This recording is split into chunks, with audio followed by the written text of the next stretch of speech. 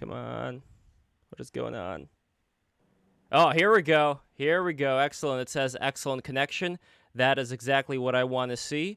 And I do believe that we are live. Welcome, everybody, to another BTR stream. We are going to be talking about various ways of governing and being governed, what the right center is, where people have enough freedom to be able to live their lives in such a way that they make the most out of this existence, while at the same time not letting everything go down the drain. So we're going to have a lot more people coming up, but right now we've got Gio Panichetti, the Great Giant Gio, Jesse Lucas back with us. We have Ali, newcomer to the show, and we've got Phil Gibson. And I want to remind everybody to please subscribe, help us grow. All of your subscriptions are of an incredible asset to what we're doing over here at Break the Rules, so thank you very much for joining. So let's start with Ali, because you are the newcomer here. Just tell us a little bit about yourself first, and then where you stand right now as your position. Yeah, so historically speaking, I started out with a family who were pretty conservative. So I was conservative for a long time. And then I started listening to Dave Smith, and that's when I made the transition Part of to the libertarian. Well, that was my initial transition. I'm away from that now. So, and just kidding. Sorry. Hey, man. JK. But, yeah.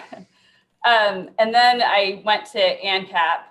Because being a minarchist, it just doesn't make sense to me. It's like you want to uphold the worst parts of the state, which makes zero sense. And then after becoming an anarchist, I was an ANCAP for a while. And then after that, I was just consider myself an anarchist. And now I consider myself a market anarchist. So Excellent. It's like a long transition. That's a perfect place where that's where I landed. So never mind. So I thought you were gonna be like, I'm a communist now, card carrying. Like, no, I'm not. And I know, like, I make excuses for socialists and communists sometimes on Twitter, but it's like I'm not either of those things. But well, I need to stop sticking up for people that I don't agree with. We are going to have someone who is a socialist, Tom Barry. Tom Barry's going to come in later on, so that should be an exciting talk. So, Gio, tell us a little bit about where you stand, and then I'm going to go to, Phil Gibson. Let's actually start with yourself, since you're more around the same area that Ali is. Would there be any differences, you'd say, between the two of you based on what she said? Well, the only thing she left out was Bitcoin.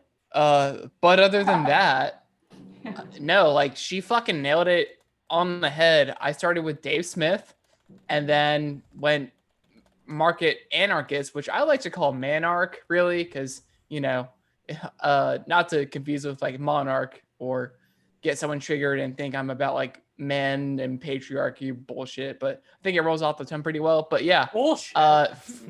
Free market, voluntarist.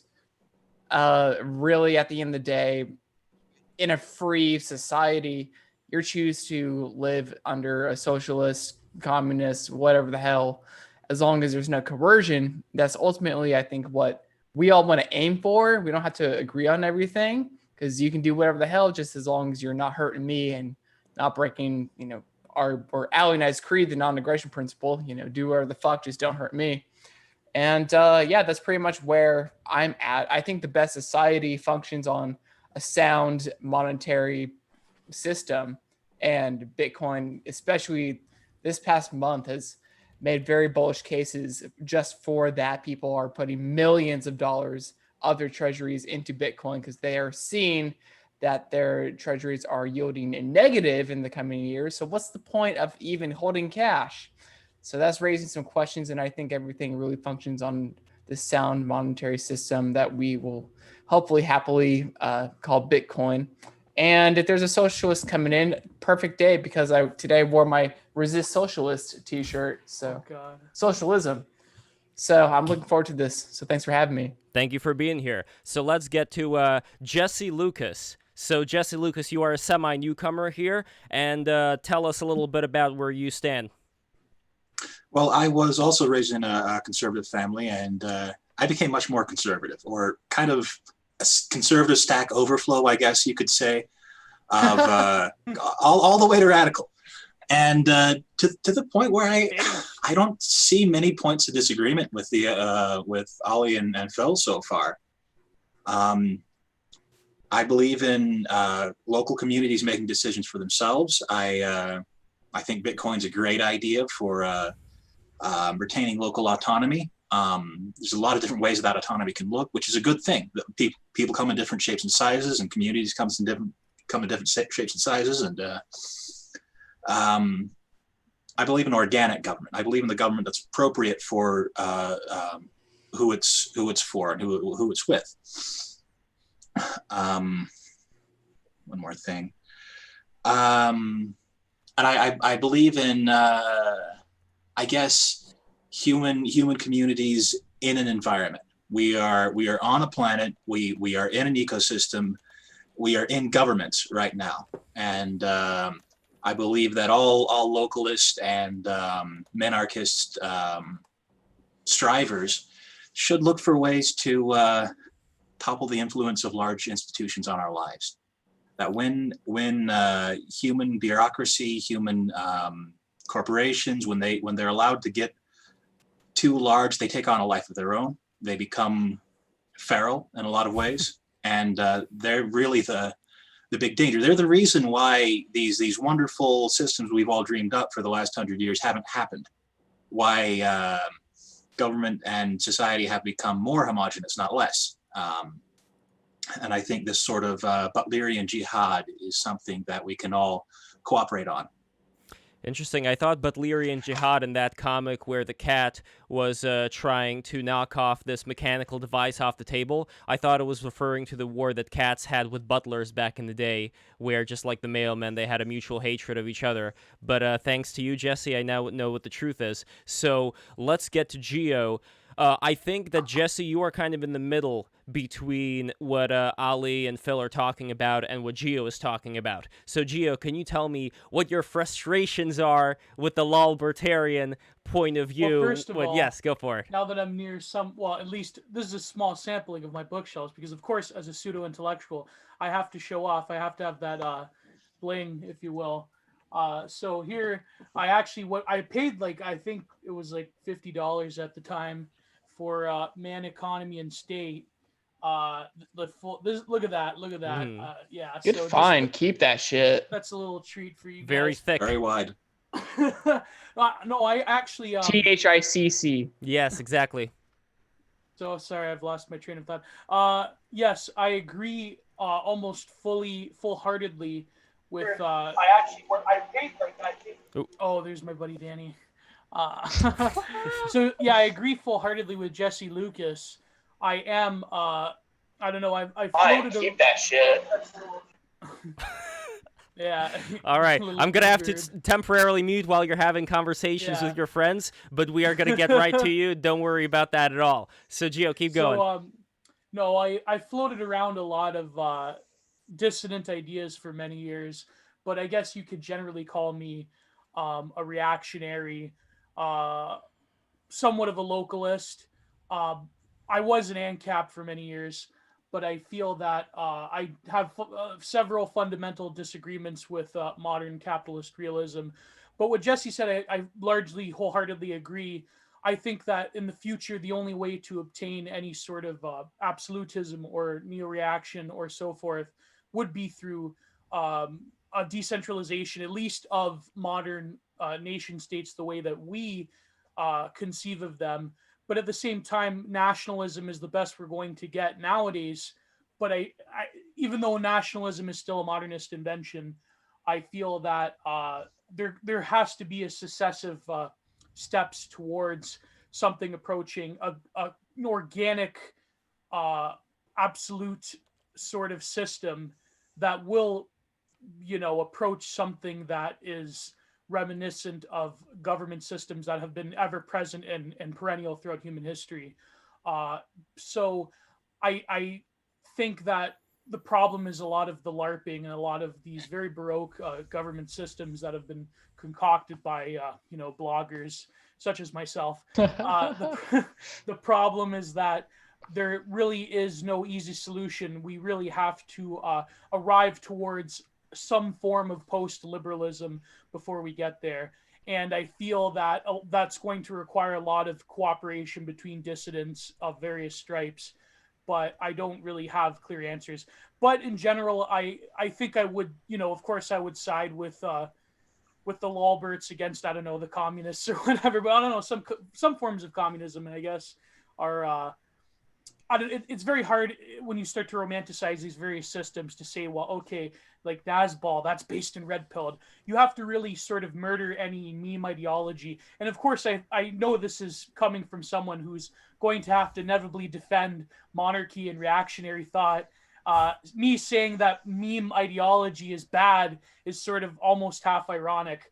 But I'll shut up now. I'm going way too far into it, so I'll shut up. I have a question on that. I'm like, any communist system that you want to try, like whatever our differences or similarities might be in the solution, I think what the main problem is that us as individuals don't have choice because we just have to put up with the coercion of the state, which ultimately might happen sooner than we think because the monetary system itself will just kind of either eat itself, or it really depends on how long they can just kind of maintain. And you have like geopolitical fights and foreign debts, and there's a lot to it. But like the problem is that we all have to succumb to the current system. So like I might not agree with a certain solution, but at the end of the day,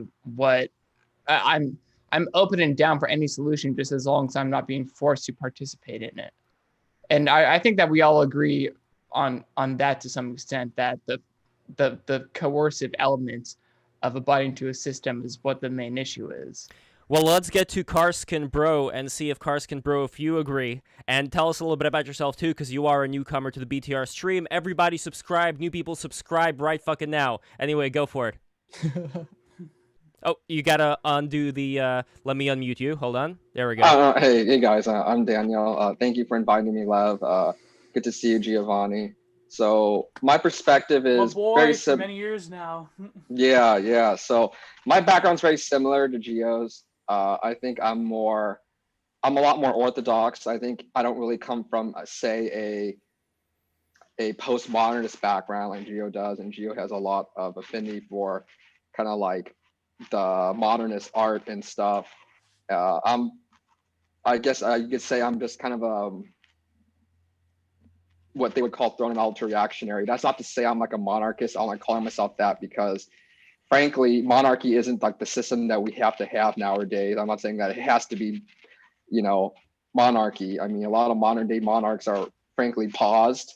And I don't know if you guys know what the word paused is, but a term that a lot of right-wing people use. Pause is basically somebody who's just like filled in like super left-wing kind of like decadence. And so it means paused. And my background, no, it's an interesting background. I was raised an atheist, come from an atheist, nominally Buddhist family. And so that's my background. And for about a few years now, I converted to the traditional Catholic Church. I don't like using the word traditional because it should just be one church, but we have to do this because there's so many different, just like all institutions, all systems, there's so many different factionalism, right? Parties and stuff. And so, unfortunately, there is a left and right divide, but I think I'm almost as orthodox as you can get. I am really big into neo-absolutism. It's an idea I've been really reading about for years now. Me and Gio talked about it. We've talked about it for a while now, and just forgive me. I'm just in I might have to move around. If I do that, I might have to cut out my video. I mean, is that okay? Yeah. If I have to do that? Okay, Yeah. okay. Okay, so I fundamentally go against the entire alignment project. And so there's categories that we take for granted that we think is kind of like a first principle, a priori.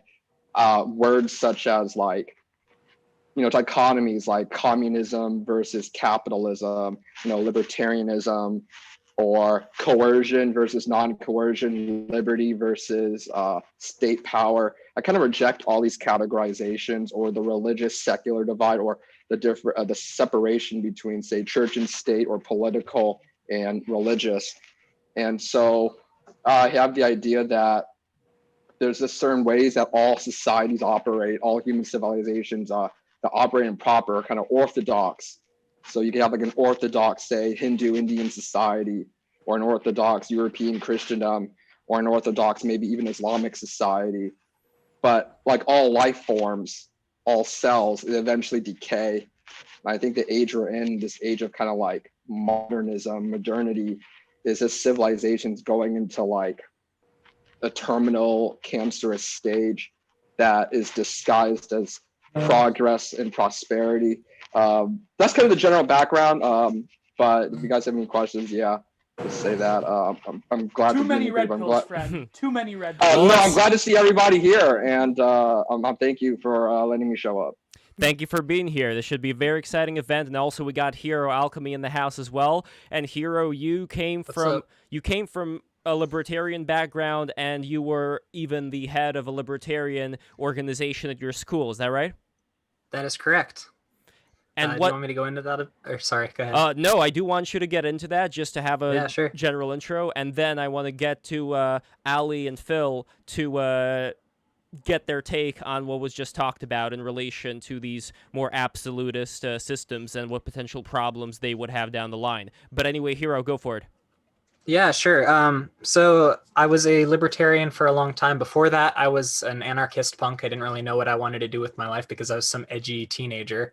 And then when I got into college, I got pissed off enough at one of my professors because he was just saying some insane things about how the Constitution was designed to oppress minorities and shit like that, just intrinsically. And I didn't know what the hell I was, where the hell I was, basically. And I saw this libertarian club outside my outside campaigning, and I was like, hey, I should join that. I'm sick of these guys. So I joined it and I got really involved. I got sent to DC, got to meet Rand Paul, I got to meet Ron Paul, I got to meet a whole bunch of people. I had the biggest chapter in the Bay Area for 3 years. And it really made me hate the system that I was supporting.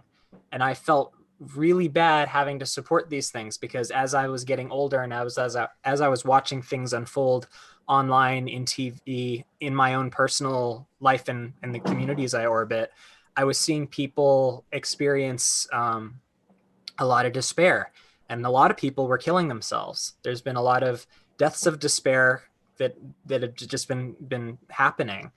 And what I sat down to think about it, and the first thing that came to mind was, okay, it's probably a lack of morality in the way that we're treating each other. Well, what can we do? And I sat down and thought about it, and I figured that I don't think libertarianism as a system, and certainly not anarchism, is a successful method of getting communities to practice more morality in the way that they're governing.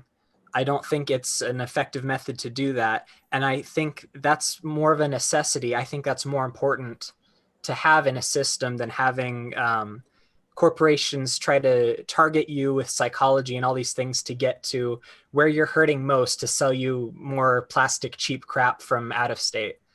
So essentially that's where my brain is. But for that reason, I wouldn't say I'm a monarchist. I'm not really into totalitarian forms of government. I do think there is a necessity for some more authority in the systems that we have.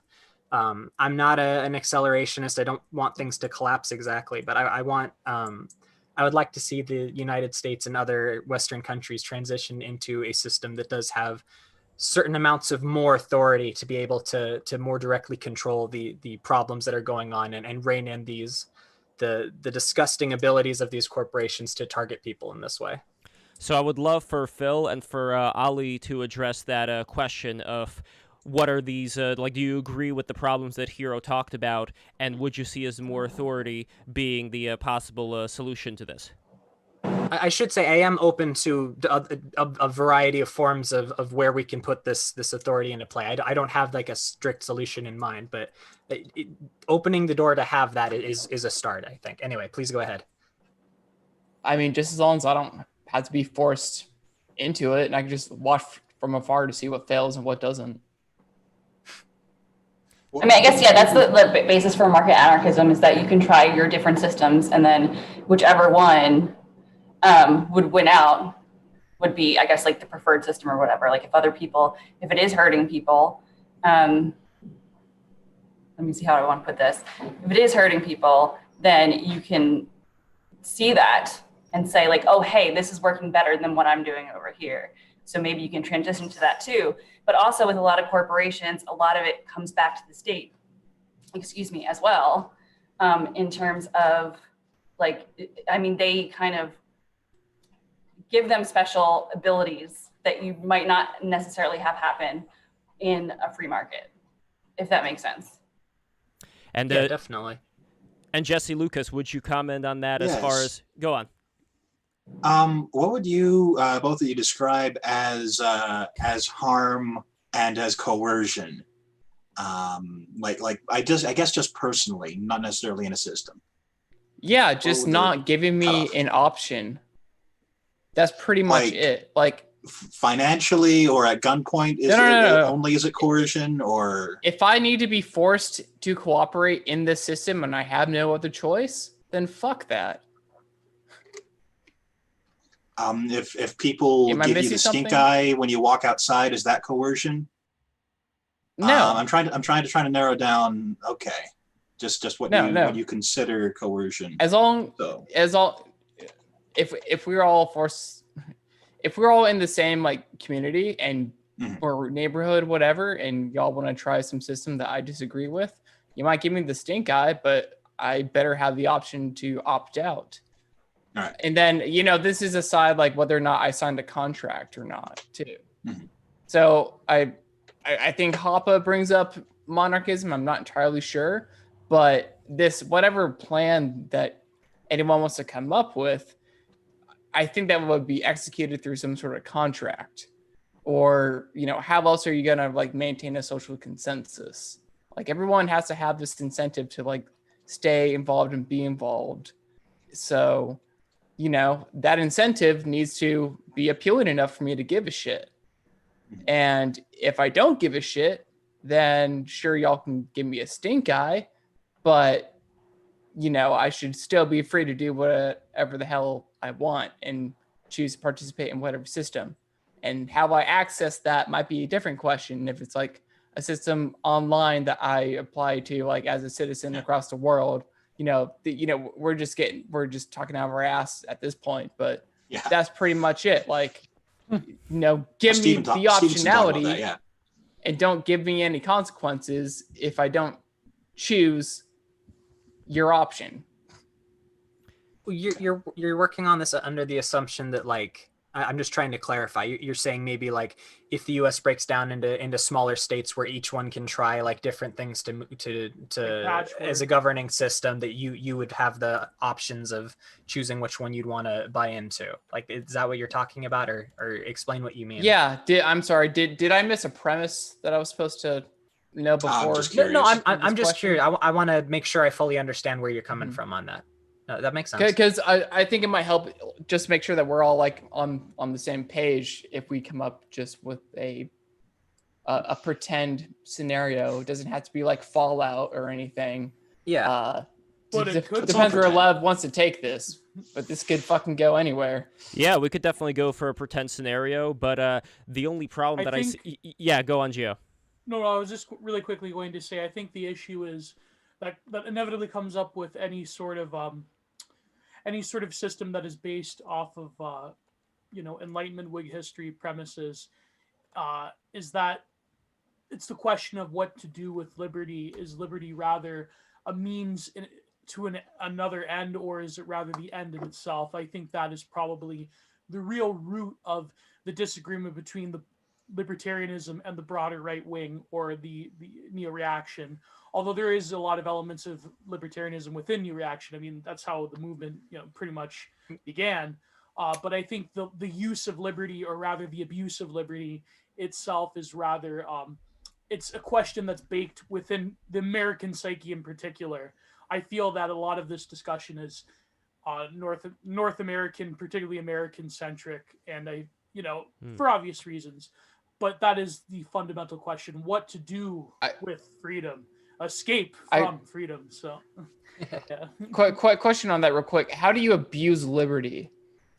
Well, that is very. How does a junkie abuse drugs? I mean, that's okay. No, I think that's a fair point. You can abuse it because if we have a lot of advertising, your abuse of liberty If like in a liberty world, like my abuse of liberty shouldn't actually affect you unless, you know, something like property rights or something. But, you know, if I can choose to do whatever the hell I want to myself, you're putting that's like a fine. wall. affects you. You're putting a wall around you. You're putting on the suit of armor, and the psychological suit of armor has not been invented yet, neither for you nor for your kids. So as far as various trends that occur in the world, like the advertising that little kids are getting from their iPads, for example, that does, I think, end up trickling into something that people would actually not really want to be a part of. But they are kind of forced to by the virtue of having all of this free expression of ideas going into the lowest common denominator for most people. Well, doesn't that start with the self first? Well, what is the self? Go on, Jesse. That's Or really, just being responsible or having the choice to turn the TV off or something? well, that's really the rift here, is the granularity at which you define a human. Phil believes a human is an individual, that your humanity stops at your skin. And Gio, I don't know him, but I think what you're saying, Gio, is that a human is a community, a human is a bloodline, more of, and that's the level of rights we should be looking at for humanity. And individual liberty, if you define that as the end all for individual rights and happiness, then of course you can't abuse liberty. It's the highest thing, but it can definitely abuse a community. But we're not in a world that respects either of those. Stops at the individual. I think individual liberty goes beyond the individual, working on yourself and choosing what path is right for you, and then, you know, choosing right whether or not that That's always the to rub of it. whoever. Like, they don't have to agree with your moral set. But then when they don't agree with your moral set, then eventually it does start creeping in to the overall society. For example, if I am a parent right now, like, sure, it may be better, and I encourage people to possibly homeschool their children. But in a general sense, they're going to be exposed, like I know a lot of younger people were exposed back in the day to Dan Schneider's horrible TV series. And this has nothing to do with Dan the Man Schneider and the things that he's allegedly done to those little girls. Allegedly? You mean he did do? Allegedly. Come on, okay, but Come what on, this love. what this does have to do with is the fact that the Amanda Show, all that, these were really bad shows. They weren't funny. That's subjective. They were psychological. That is a subjective opinion, sir. There we go. Subjective opinion, sir. Just like the Bratz dolls and just like Look all at the how other... Amanda Bynes turned out. Look at how she turned out. Well, my big problem isn't necessarily with what you do as an individual. I don't have power over you. I could put you in jail, maybe, but I wouldn't be able to control your thoughts, and that's what I really care about. I care about. So the argument boils down to tolerance. Then hold on. I mean, I just care about you accepting Jesus Christ. That's all I want you to do. Peace. But there's another level of humanity out there. We don't live in a world that respects individuals. We live in a world where the granularity of individual that is respected is the megacorp. That's who's human. That's who gets rights. And if you're an individual, or if you are a community, or if you are a bloodline, the megacorp wants resources from you. It wants obeisance, and so we're in a twisted environment because of that. And wait, are we talking about just corporations, or is megacorp a euphemism for the state? Sure. Sovereign corporation, whatever. I mean, there's a lot of weird lingo in because I don't think like totalitarian megacorp happens without the state. It's there's gonna be bad companies, but there's in a free chicken market, and egg thing. Bad companies will fail. There's companies that terraform the regulatory process. There's states that encourage companies that will be symbiotic with them in their power games. Well, we have two comments, by the way, that speak to okay. exactly this. So one over here is from one of our great patrons, Caustic. By the way, patreon.com/breaktherules. Go there, become a patron. $20 limited time deal gets you Geo's amazing prints. Anyway, Caustic says, supply-side economics is an entire social engineering system designed to create a product, manufacture demand for it, and make people addicted to the product. The creation of the iPhone was an assault of the whole of humanity, just as opiates are. Yep. Yes. Then don't buy an iPhone. Well, I think the argument that no, but I fundamentally agree with Mr. Lucas. Just don't here. breathe the coal smoke. Don't, Yeah, exactly. I'll try, man. Don't I got drink my the muzzle water on. I'm that good. turns the freaking frogs gay. And by the way, that's pretty interesting. There was recently a documentary, actually, speaking of the frogs being gay.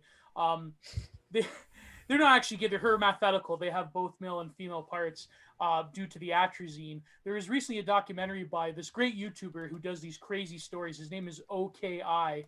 And he researched, and he actually interviewed a lot of scientists that even were part of the EPA, how the symbiotic relationship between the EPA and the corporation that manufactures atrazine, to the point where the EPA actually adopted the regulatory rules that were crafted by this corporation that basically destroyed the scientist's career, that found the link between hermaphetical frogs, hyperfeminization, and atrazine.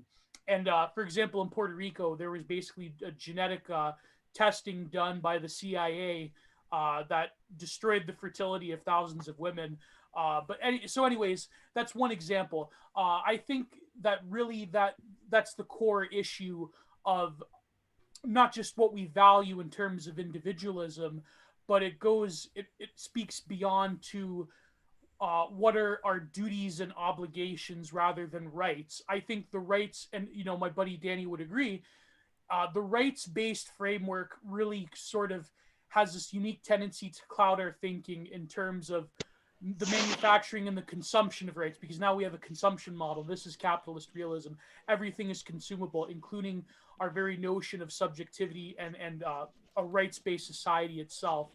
It is what we are consuming in the moment. And so therefore we have quote-unquote rights that are just totally manufactured in the public discourse through an amalgamation of governmental and corporate and judicial forces.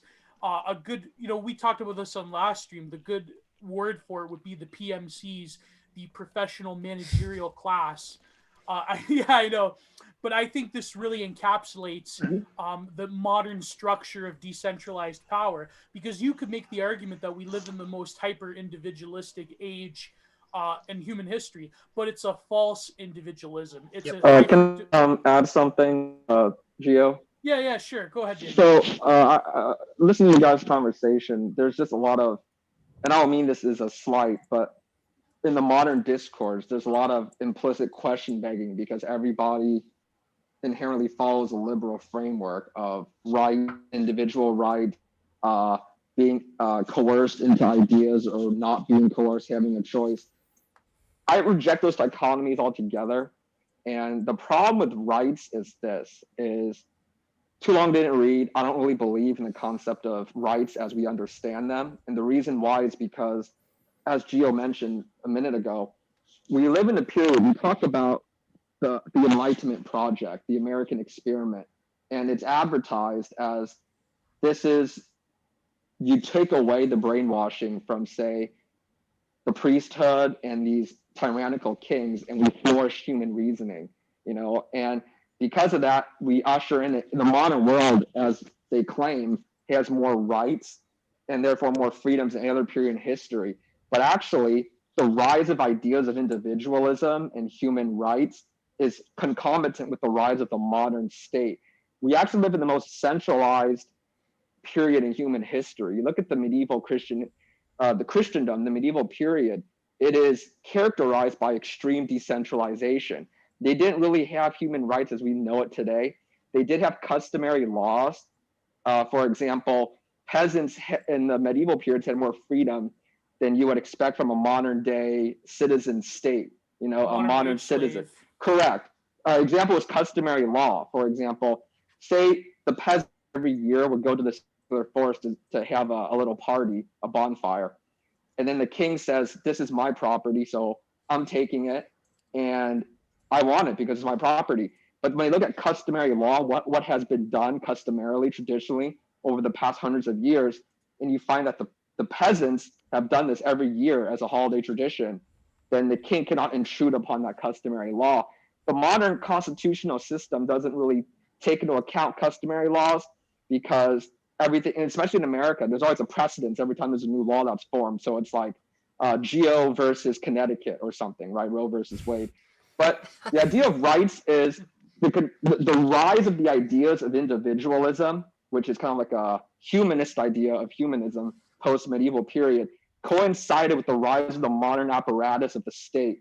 And so it's ironic, but the more rights you demand, the more centralization and bureaucracy you have in society. For example, you see this historically. Neo-absolute is summed up by a political philosopher, Bertrand de Juvenal, and he has a great concept called high-low versus the middle, okay? So the high are basically the elites, the people who seek centralizing power. The middle are the noblemen, people who oppose centralizing power and put a check and balance on the high, which seeks centralizing power. So centralizing power is usually the sovereign or a monarch. The middle are aristocrats, the people who work with the monarch but are opposed to the monarch and prevent him from further centralizing his power. So intermediaries. And the low are the people outside the ruling structure. And those are like commoners, the bourgeois, the working class.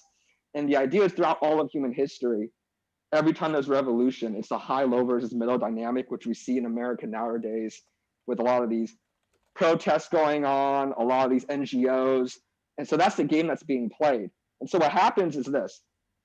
For example, historically, look at ancient Greece or Rome. They were founded by tribals. And so the king of kings of the tribe would be like the king, but the king isn't that much stronger than the nobleman. So if, say, the power level of the king is like an 8, 2 noblemen, let's say one nobleman's power is like a 4. So 2 noblemen add up to 8. So 2 noblemen combining forces would be just as powerful, if not more powerful than the king, which is kind of the story of medieval Christendom with decentralization. And so the head sovereign, say, I don't know, hypothetically, the Holy Roman Emperor, he just wasn't as powerful materially than, say, just a handful of aristocrats band together. And so what happens is the sovereign usually pushes for rights, like, say, increased prerogatives among the working class, kind of something like what Julius Caesar did. And by empowering a lower class, the low, they're used to attack the middle and replace the middle. For example, the kings in the medieval Europe, when in the Renaissance, during the period of increased secularization in Europe, the kings desired more centralized power, but they just weren't very powerful compared to the rival aristocrats. And so what the aristocrats would do is, what the king would do in order to fight the aristocrats is he would pack his courts or his ruling structure with the bourgeois or the middle class. And so the idea is the low will displace and fight the middle, and they will be empowered. A great example is hold on, we got something from Jesse, but also Kashrin, here's the thing. You are talking about something very, very interesting. The one thing that really sucks is that your audio is starting to decay. So I don't know if there is any way you can get somewhere with a better Wi-Fi signal, because this is very important stuff and very central to our discussion. But I want to make sure that people can I have hear a you well. hint, or I I have a Well, helpful hold on, tidbit. Yeah. Your mic might be too close to whatever your caller is, so just separate the mic on your headphones from your caller. Good tip. Thank you. And Jesse. Right. This high-low versus middle discourse is very important, very important for understanding the situation that we're in right now. And I think we can head off from there to the modern era, which is the overwhelm, the technological singularity of the middle class, of the bourgeois taking over, which even today we have a warm fuzzy feeling when we talk about the middle class, and it's really weird for presidents to stand on balconies, and there's a problem if there's a poor laborer somewhere. You need to replace him with a robot, and that's I guess that's just Nick Land, right? The techno-capital singularity. That's the merchant class starting to Bioleninism, Spandrel, pile power on power from the discovery of the New World and the Black Death and all that, which is, you can kind of see that as the reason why our society hasn't collapsed, or a better word would be settled, why we're still building card castles on top of card castles. That we're living on all this free energy from oil, so we don't need to find a harmony with the sun and the wind and the sea, or nuclear. It's kind of symbolic that we've rejected nuclear so much. But I think that can bring us back to the modern age. And the reason we use all these abstractions, the reason we talk about every man as a kingdom, which is what rights language is about, is from this severing between humans and their communities caused by this singularity that we're in the middle of while these robots are eating us. Yeah, that's great. That's amazing. That's you would really like the online philosopher Chad A. Haig. Oh, Gio, can you talk louder in the mic? Sorry. Is this good? I'm familiar with Haig, yeah. Yeah, Being an Oil in particular, I think that's a really great read. But the way that not just modern capital, but rather the mineral, the structure of oil itself has fundamentally transformed our existence. And when future, maybe alien reticuli historians find us as a civilization, they will find a layer of plastic garbage, like a sedimentary layer. But no, the high-low versus middle, I think there's various problems with the modern iteration, which is it Spandrel who came up, or Saylor that came up with the concept with Spandrel. Yeah, came up with bio-Leninism. I personally think there's some structural problems with bio-Leninism. I think that if you fill the ranks of the PMCs with incompetence, that eventually something's got to give. But Spandrel thinks that eventually there is a sort of equilibrium there. So bio-Leninism would be a modern, like, identitarian example of this, where people who are like basically the lower on the rungs of society, the detritus, if you will, they kind of like fill in these managerial positions because of the sort of over socialization that comes about with modern society, and they get to exist off of this techno-capital singularity that's a driving force of civilization. And therefore, this goes hand in hand with a lot of social discourse around like woke identity politics and affirmative action and so forth. So that's a modern example of the Juvenal's idea of high-low versus middle. And the problem I feel, as much as here's the thing, I think I can have more of an amicable discussion with libertarians than say, I don't know, like we've had communists on the show, we've had like really hardcore socialist DSA types. They're totally out to lunch. But I think the problem with libertarianism is more structural in that ideally, if you look at the American yeoman ideal that a lot of libertarian thought is based off of, then eventually the high, low, and middle is sort of kind of addressed. But the problem is that there's no lineage of alternative political systems, absolutist political systems that there is in Europe. And so the problem with libertarianism is that it's essentially caught in that same, what Danny was talking about, that same like, liberal dichotomy. If I could add, go ahead. Me and Gio like Alex Jones. I don't agree with a lot of things Alex Jones says, but I think he's a national treasure. Nostradamus of our time. He's just an amazing performance, right? He's a great showman. But the problem I have with practically all modern conspiracy theorists like Alex Jones is that they point out that there's a ruling elite and they're very decadent and they have all these terrible, evil agendas, which is true. But what I disagree with them is they still have that enlightenment mind bubble, that mind trap of liberalism, where yes, we have all these evil elites. So the solution is bring power to the people and overthrow the elite. When in reality, every structure of reality by default, every civilization is ruled by an elite. There's always an elite class in every society. Power to the people has never existed. And I think when you fall into the mind trap of there's power to the people, it allows those who are in the shadows, kind of the Wizard of Oz behind the curtain, to pull the strings. J.R. Tolkien has a really good quote where one of the curious things about the modern world is that evil isn't up front. Like, you don't see a guy wearing a crown and you know he's in charge. Therefore, if you want to destroy evil, you take out the guy in the crown. There's not this explicit enemy, this Adolf Hitler, right? This Joseph Stalin. Although they do want to make it out of Trump, he's not really this, like, say, absolutist dictator that has absolute power. You see struggles, you see power plays against him all the time. But my point I'm making is, the thing about the modern world is that because they believe in the idea that there's power to the people, the elites exist, but now they have to go into hiding because explicitly the constitutional legal governmental structure says you cannot have elites in society. For example, primogeniture in America is banned, which is generally a traditional practice.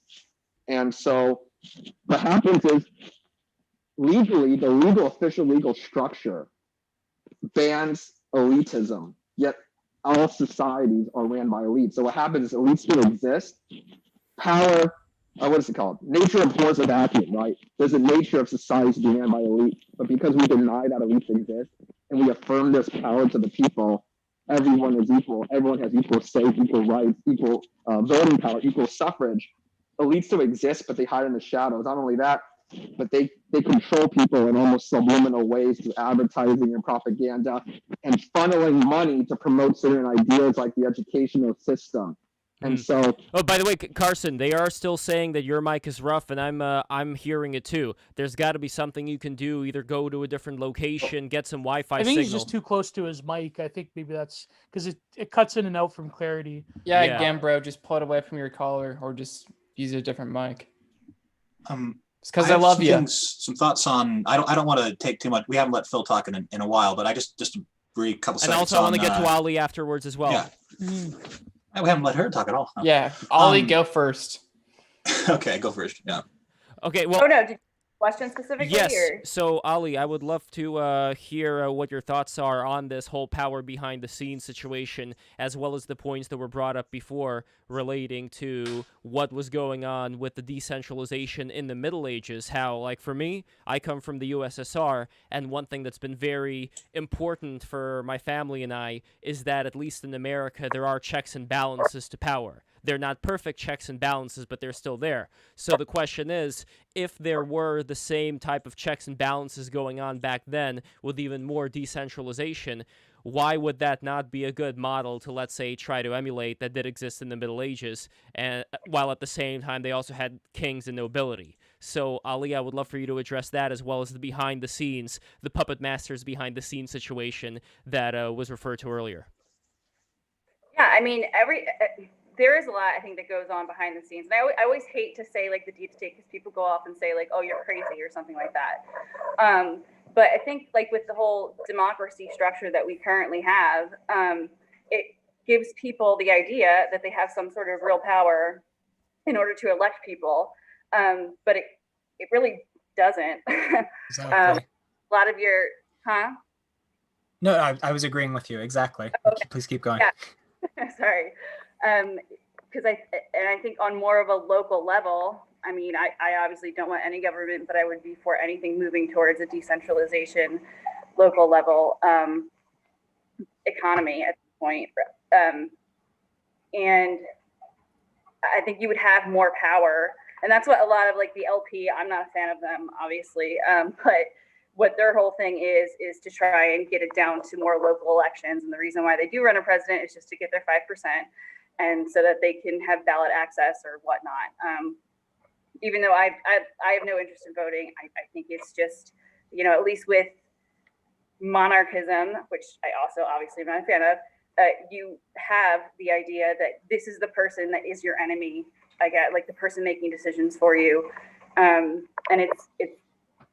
it's more obvious than, say, in a democratic society, in my opinion.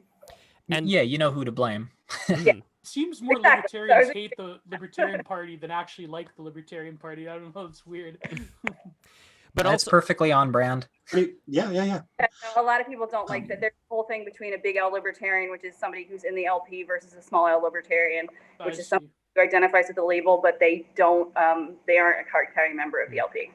Well, what do you think would be missing in that aforementioned medieval system where there would be kings and nobility, and those would be the checks to power? Well, I mean, I really don't think the kings and nobility would be a checks and balances. Really, I mean, how? There would be in certain ways. Sorry, go ahead, Liv. I keep interrupting. Oh, I'm sorry. I don't want to interrupt. So. No, sorry. if I think your mic maybe, I'm going to cross my fingers for your mic working better now, but can you say why you don't think it would be a problem, why they would be able to have checks and balances with this medieval system, Casrin Okay, I'm sorry.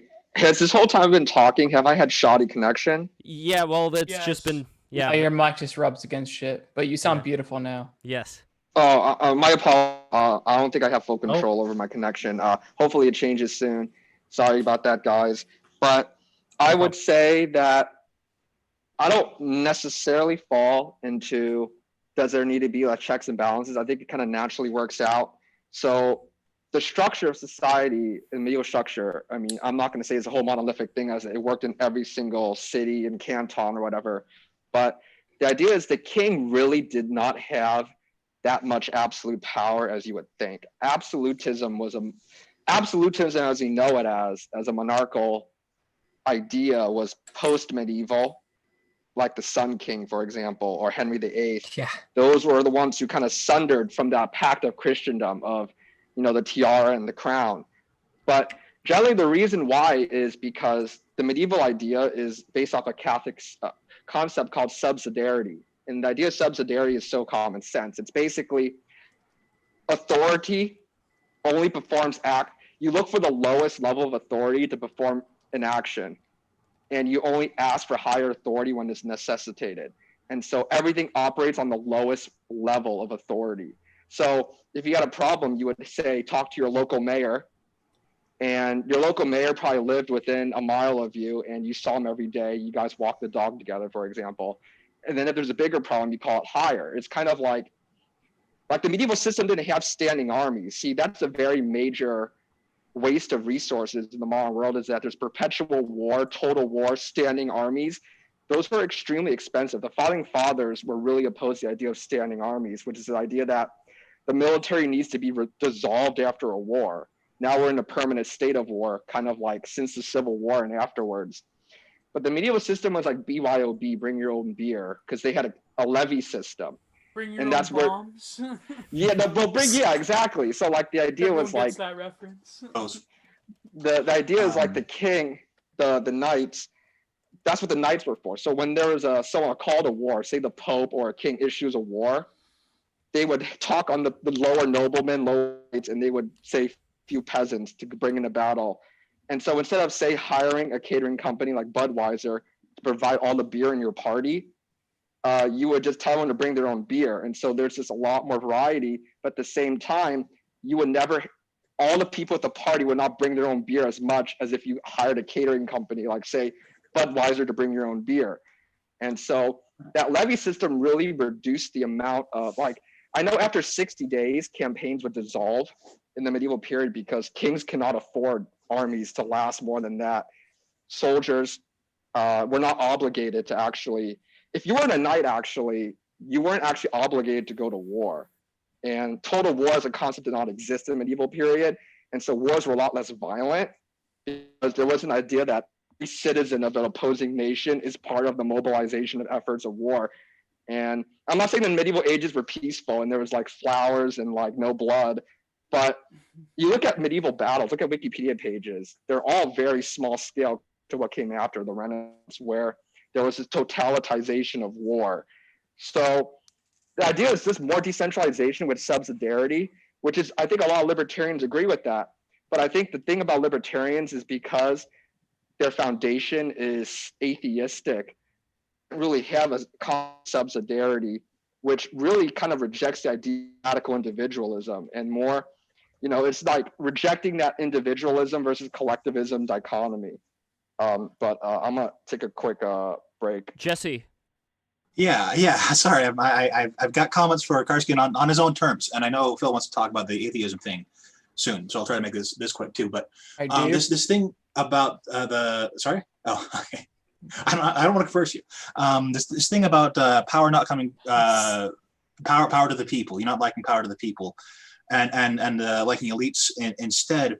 I think that's kind of a backwards way to look at it. I think the elites had power in the medieval ages. It was from the people, but power wasn't liquid. Power wasn't something that was equivalent. It wasn't a floating point integer. Power had a lot of different forms. And the nobility and the kings were rooted. The feudal system was a bond, ideally of love, between every level of society. Everyone had someone responsible for them, and someone who they were responsible for, even if it was a little girl and her doll. It was a feudal relationship. And I believe there was kind of a metaphysical connection there, a spiritual tap root going from the elites to the people. And that's one reason our elites today suck, is they don't have that connection. And Exactly.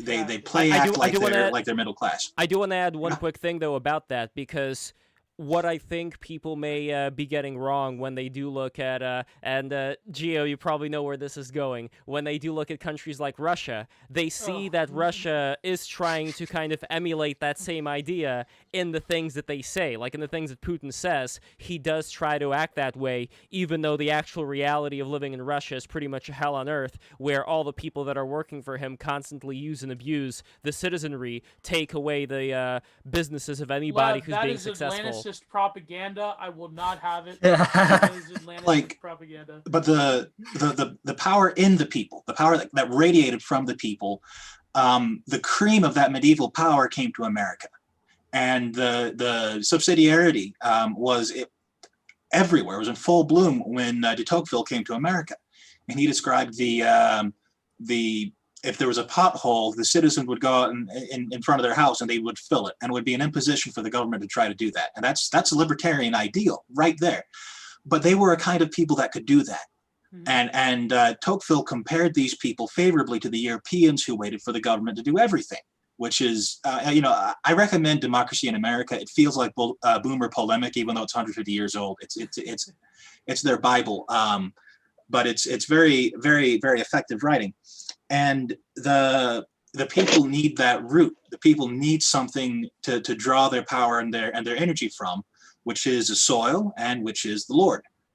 And without that, you get people that may be very, very energetic, but kind of wandering and drifting and very vulnerable to propaganda and to marketing and to predatory corporations, predatory monarchies, and that's really the issue I've got with libertarian systems, is how defenseless it leaves the individual. If you don't like it, don't buy it.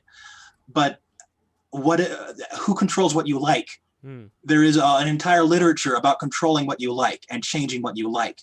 And you might feel like you have a lot of free will, but as an individual, that's kind of a blind spot. That's kind of an optical illusion.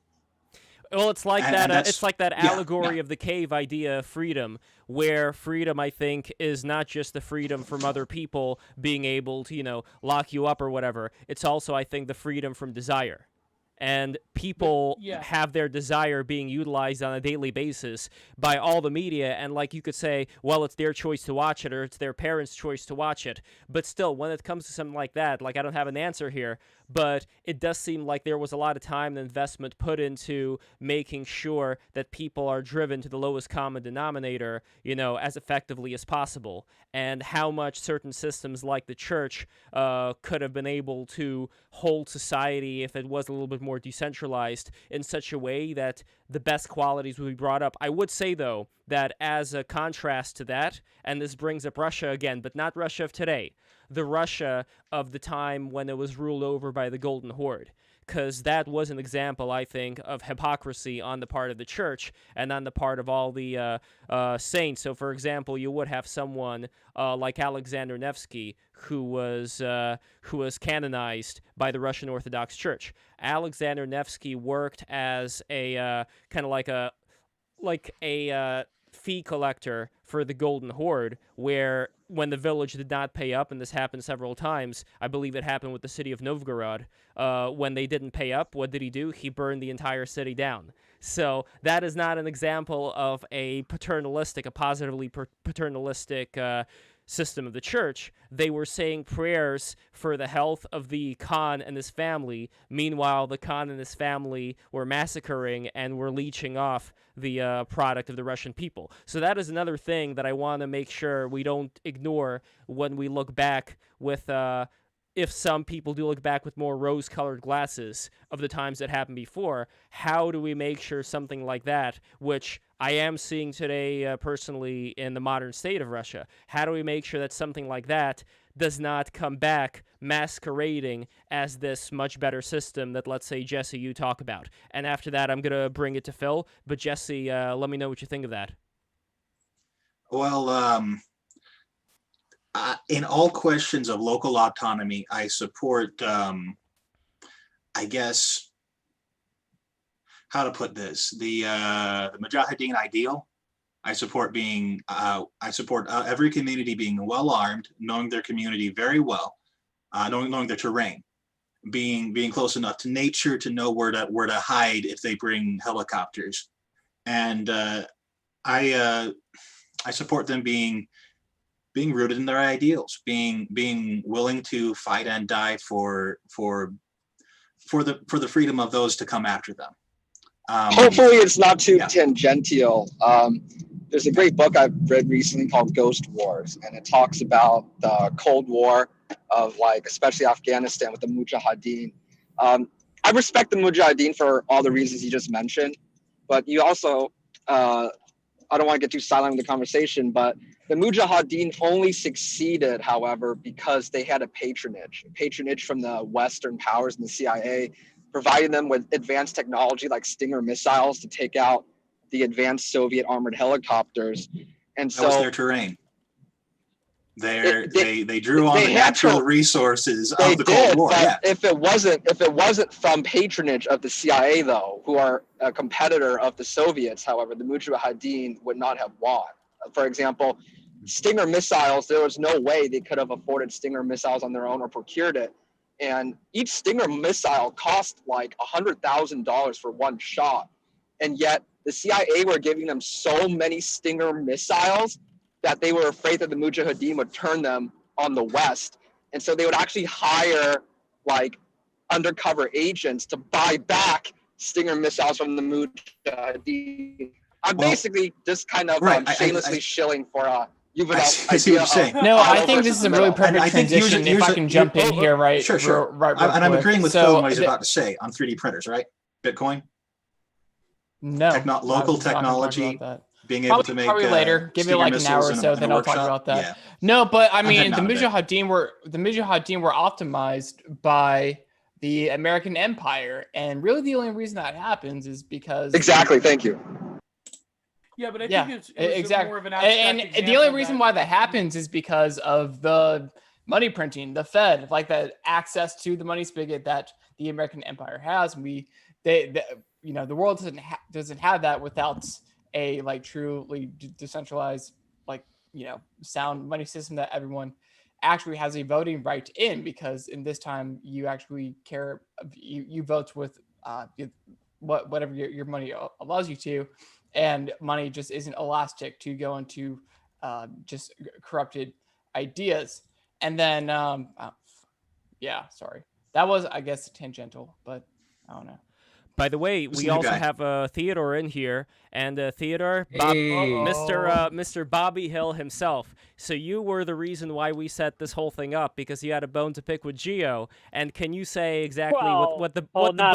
Not a bone, Lev. I just want to learn what Geo thinks. I genuinely fall. You guys will be surprised how I fall on this topic, and Geo seems to be very well researched. So I would love to hear what you think. Oh, thank you. I believe the term was Geo versus people that understand government, according to you. That was just him cutting a promo. That was all. Yeah, I was having fun.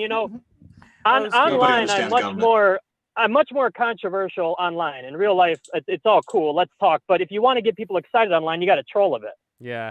If only the elites were like that. If only they were just like, oh, we're so menacing, on the news, but actually we're nice. We're nice people. Did you see the Trump's close Zuckerberg to party that he threw? Like that came out when he had his kid, the designer kid that's probably grown in the lab. God. It's almost insane. I think this is an argument for absolutism in general. Absolutism would be that the elites they had much regalia. There was this recent journalist that was trying to attack Trump because of Trump's apartment and Trump Towers being like a neo-monarchical aesthetic. And even though it's gaudy, but it has a firm place within America. The nouveau riche would take granite and marble, and they would take Titian art students' paintings that all of the degenerated elites in Europe were selling off like for pennies on the dollar. And they would buy them up, and they would create these like eclectic nightmare mansions. But compared to the aesthetics of the elite, the bugmen, the verminoid hive nowadays, I mean, it's no question that Trump. I think this is why Trump should transition into an absolute monarchist, because his aesthetic sensibility is way above that of Mark Zuckerface and Very strong. So it's interesting is the modern elite. I'm sorry. Can you guys hear me? Or yes, there's still a little bit of I'm in an automobile. That's why. All right, no problem. I'll say that there is a virtue that modern elites explicitly reject, and they get in your face about it, is they reject magnanimity. They're not magnanimous, and they don't want to be. And so you have like the bug men attire, like Bill Gates in his sweater that you can get from a Goodwill, right? And people will say, wow, that's how humble he is. He dresses like a 40-year-old guy who lives in his mom's basement. Yeah, Warren Buffett likes creamsicles. He's got pictures. Exactly. Or Elizabeth Warren is just like us. She actually cooks food in her kitchen, right? She drinks beer in the bottle. Exactly. But the idea is they reject. It's almost like they reject that they're elites while they're explicitly elites with their billions, right? And that is not virtue. That's almost like spitting in the face of virtue. Trump's not better, but he's a little tier above it. When Trump had coronavirus, what did his supporters do? They bought the most Americana burger things like McDonald's and Wendy's and Burger King, and they would give it in front of the White House as almost like a sign of respect, because Trump is the guy. I've seen the viral picture, him eating a KFC on Trump Force One. So Trump is not that much different than what I was saying, but with that regalia in the room, the gilded room that Gio's talking about, it makes him a little step above. But I think Trump is a bourgeois king, so to speak. I do think Trump is like that too, but he does it while speaking to the working class man. While someone like Zuckerberg or Bill Gates, they dress like that, but they speak to the wannabe elite managerial class, wannabe elites, or they do it as a signal that they're part of this new elite that Trump isn't. Trump is more like old money elite, the old rich versus the new rich, right? But when the managerial striver class, urbanites. But when it comes to that managerial class, like looking back at the 20th century, we did have examples of people, like Hitler, like Mussolini, whatever, who did reach out beyond this managerial class directly to the people. And the problem here is that maybe it'll go good, maybe it's not going to go so good, because when you do have this absolute power with no checks, then you also empower another bureaucratic class to take control and slowly but surely start deteriorating the rights of certain people, like what was done in Nazi Germany. What would a check be in that case, though? The proverbial 35-cent bullet. There's always a check. Their power comes from the people. There were assassination attempts on Hitler and Mussolini, and there was exercise of power in the people that tried to protect him and the people that tried to kill him. And Mussolini's completely failed, and he was lynched. And we always have the power to change our world. We always have the power to take direct action, if only as suicide bombers. And that's something that I want everyone to internalize, is the immense amount of effect any individual can make in the world. Mostly for ill. I understand. We're not elites. We can't do a whole lot of good, but we've been raised and gone through the American culture and the American school system that you change things by voting every few years, and that's completely false. Well, I would say I get your say something on point. the whole rights thing? Oh, yeah. So, like, when it comes to rights, I think the issue is the state, or whatever you want to call it, proposing what we are allowed to do, when rights in the first place, if you look at the Constitution, I think is a bastardization. The article goes for much better. I'm sure Theo has a similar argument, but when you look at the Constitution, if anything, it was proposing what it should propose, and what any government institution should propose, are negative rights. What you cannot do, and those negative rights are protecting the whatever property, human rights that you already have. And what the problem is that you have a Bill of Rights of, like, what you are allowed to do. Maybe I got some of that wrong, but like when it comes to rights, we should be proponents of negative rights instead of positive rights. A government is supposed to protect. Yeah. The government is supposed to be protecting, what we inalienably already have. They're not like, who the fuck are you to tell me, oh, well, you can do this? It's like, well, no, I was doing that in the first place, so nothing new here. And then why am I in your life at all? That's crazy. Consequences. I think you should have a lot of people influencing your life in a lot of ways. Your parents and your children and your extended family. Well, yeah, I don't need a government telling me how to be influenced. Right. That's my point. We've got this distributed system that makes us form these little study groups across the entire planet. And we talked, something I was interested in when we were giving the introductions was people giving their ideological history, this churn. Oh, I was an ANCAP, I was a socialist, and just kind of flitting across the surface of ideology to try to find something that worked when we were really powerless. And that's something that concerns me, is how, and a lot of people are kind of doing this in fast forward, finding new things to believe. And I'm sure there are people that have completely switched their worldview twice watching this podcast. And I believe that is a consequence of us not having any control over anything, which is something that needs to be addressed. Well, that's changed. Well, especially in the internet age. I mean, we have Zoomers who are Bitcoin, or who are sort of blending ideologies into this gray soup of nonsense. I hate to say it, but when you have in your account handle several different conflicting ideologies, it is really a product of it's based. Yeah, yeah. It's really a problem to understand, because we don't really even know nowadays, and this really is a product of the modern epoch that we live in.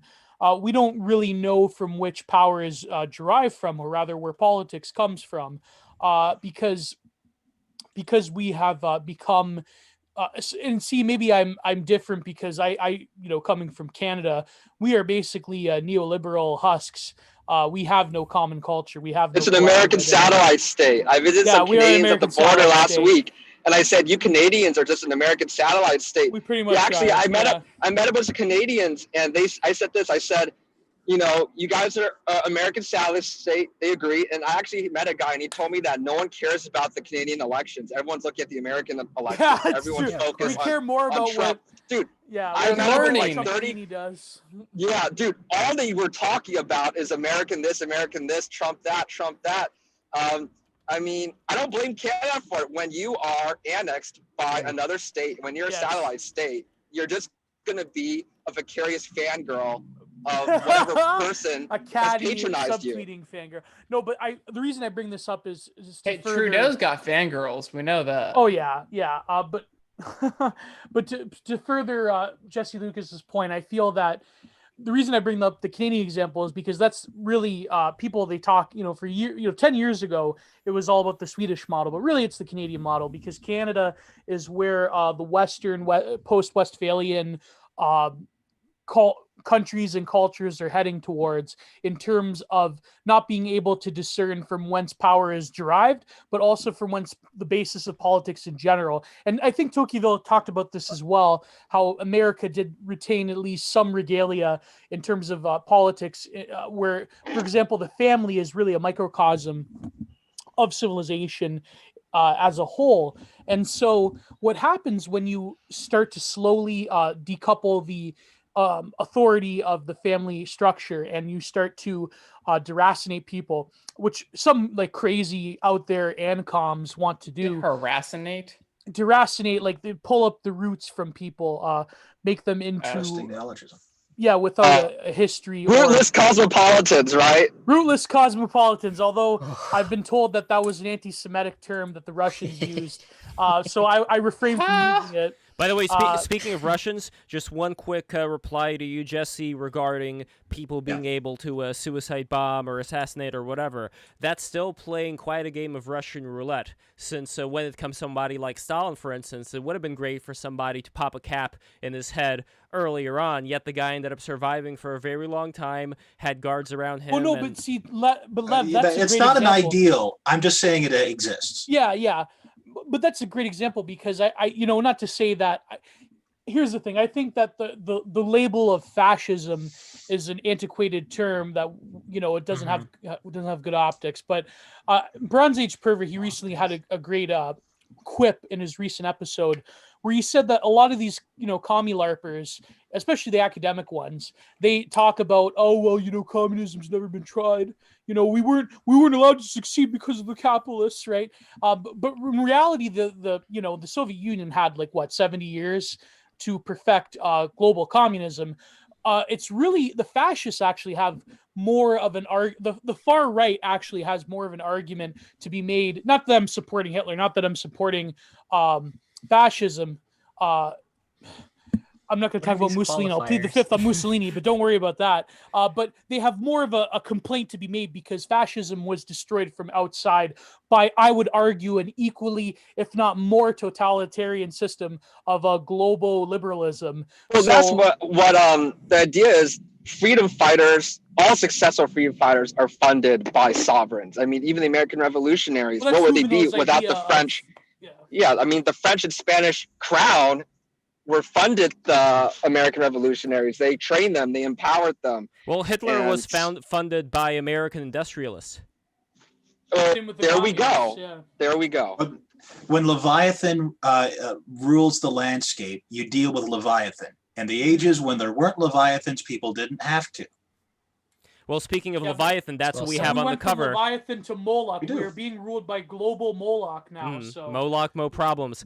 But when it comes to Hobbes' Leviathan, the idea behind that, the idea behind the social contract, I'm not sure if we'd be able to get back right now. I mean, maybe with Bitcoin, who knows? But at least right now, we're still dealing with our present problem of there being these various competing entities in the world for power. So bringing it to the subject of war, for instance, we were talking before about how in a decentralized environment that the founding fathers, let's say, they intended, then that is good in a vacuum, but you're still going to have other would-be empires who would not choose that route and would choose the route of expansion. So I'm curious what everybody thinks would be done in that situation, especially people who are, let's say, more of the, and this I'm going to bring to Ali, more of the Dave Smith persuasion. At least I assume that you're more of his persuasion when it comes to the ideas of war, or rather here in this case, anti-war. And also we have a comment before from Childerberg over here from Jacob Lindsay. Is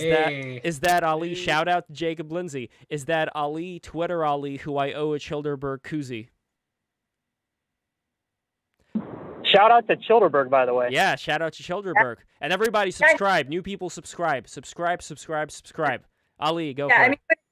Sorry. When it comes to war for me, I'm anti-war. I'm not necessarily 100%, I guess, a pacifist. If there is somebody invading, I am for a militia in order to fight that threat, coming together, a voluntary one, obviously.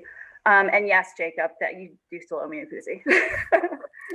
I guess at this point, what I still don't know is, let's say, for example, fighting a war means that as America, you're the fastest one to run away from the bear. Actually, a bear is a good example in this case for, why. Anyway, then you have other countries that are weaker than you who are also running away from the bear. And it's like, I am armed with some Final Fantasy style sword. I could probably chop the bear's head in half, but I'm still going to be further away from this bear in the hope that this bear is not going to come and get me. When this bear is going to come and get me, then I'm going to defend myself. But what about all the other people that are in the world that are running away? Well, actually, Abby, do you have an answer to this? If not, I want to take this. Oh, go ahead. Go ahead. Okay, can you repeat the question? There's a lot there. Sure. So if you just break that down a little bit for me. Yes, so I am equating America being the fastest runner away from the bear, like the most well-defended, let's say, and the bear I would equate with being Russia or China. Are you saying that we are currently running away from the bear? No. Running away is an example. What I'm saying here is that we are the fastest that are running away, and all the other people are these other countries that the bear wants to eat. So like Latvia, like Lithuania, like Ukraine. And the question is, They're all Eurasian, Lev. They are all Eurasian. They belong in Mother Russia again. Where do we come in as far as, do we let the bear eat up all these other countries, even though we do have, through these various alliances, like with Poland, we have alliances there. Like, what is our responsibility here? But really quick, before we get into that, I'm going to step out in a couple minutes. Does anyone have any final questions or thoughts for me? Theodore, anything? I like for your Tribal painting. Theocrat? Oh, thanks. That's a beautiful painting. I think people should have something pretty to look at when I got a pig here to balance it. And buy something pretty to look at from me, for example. I got a pig jumping into a pond. It's pretty dope. Oh, that's nice. That's Sad sick. glare. No, sorry. But let me. Oh, I have a question. Yeah. What is your thoughts on? You mentioned Nick Land. What is your thoughts on RAX, right acceleration versus like what accelerationism in general? What do you find to be convincing or unconvincing of the axe sort of sphere of thinking? Like as someone who is more traditionally minded as myself, Like it falls into this modern fallacy of believing we've got control over this stuff. We might have we haven't really figured out how to kill giants. The novel Adam Roberts' New Model Army, very fascinating thing on the subject of Leviathan, but I believe in the future we'll know how to prevent these giant systems from taking over things, but we don't know that. We don't know that yet. But New Model Army, you must have been a Cromwell fan. I'm just going to add that. It was a fascinating novel. I recommend that. But I hate Oliver Cromwell. I think Roberts is a socialist, but it was a novel that first really hit it home for me. Oh, democracy is a double-edged sword. Just really interesting stuff. But anyway, the acceleration and the idea of where is this ride going to take us?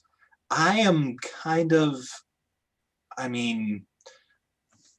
guess I've got two prongs on my excuse for having hope there. One is that whenever societies reach a certain level of relative wickedness, God nukes them from orbit. The scriptures show us that, and so I'm confident in that. And also, they collapse under their own weight. They run out of renewable resources. Oil is a big time renewable resource, but morality is much bigger. And I think a lot of society has been just coasting on the morality inculcated by better systems for a very long time. I agree. I think the alignment system is standing on the shoulders of Christendom. And so, which was its own Leviathan. Well, my idea is, but nicer. Everything, there's the idea that but a good point. Yeah. But there's an idea called the in-principle exception. There's a blog I used to read from called the Orthosphere. I haven't read from them in a while, but there's a guy who was really big into my journey. His name was Zippy Catholic. He died about 2 years ago in a car accident. Zippy Catholic. Yes, he died 2 years ago. About 2 years ago, God bless. But he there's a concept he talks about called unprincipled exception. And the idea is pure liberalism in its pure form is almost like mercury. You take it and then you die, right? And so no society could survive for even a short amount of time with pure liberalism, which is basically the extreme version of what Satan said, do what thou wilt. And so the whole of the liberalism survives because it uses non-liberal concepts to keep it afloat. Here's a great example.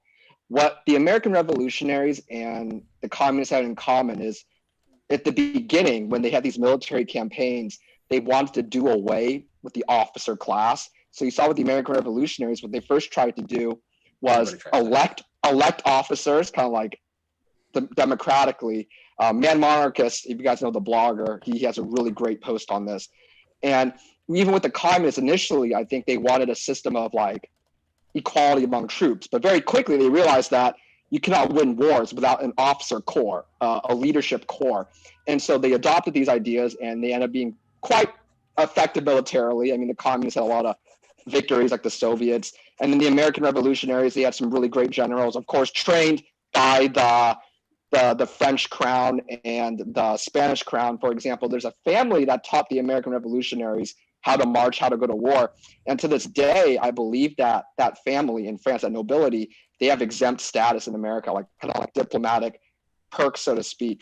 But liberalism, people will say liberalism is good because of how powerful it is. Look at everything it's conquered, right? The modern world of the pause liberalism that Geo likes. Geo has a million different terms for it, but I argue that it's strong because it uses non-liberal ideas to keep liberalism afloat. Kind of like,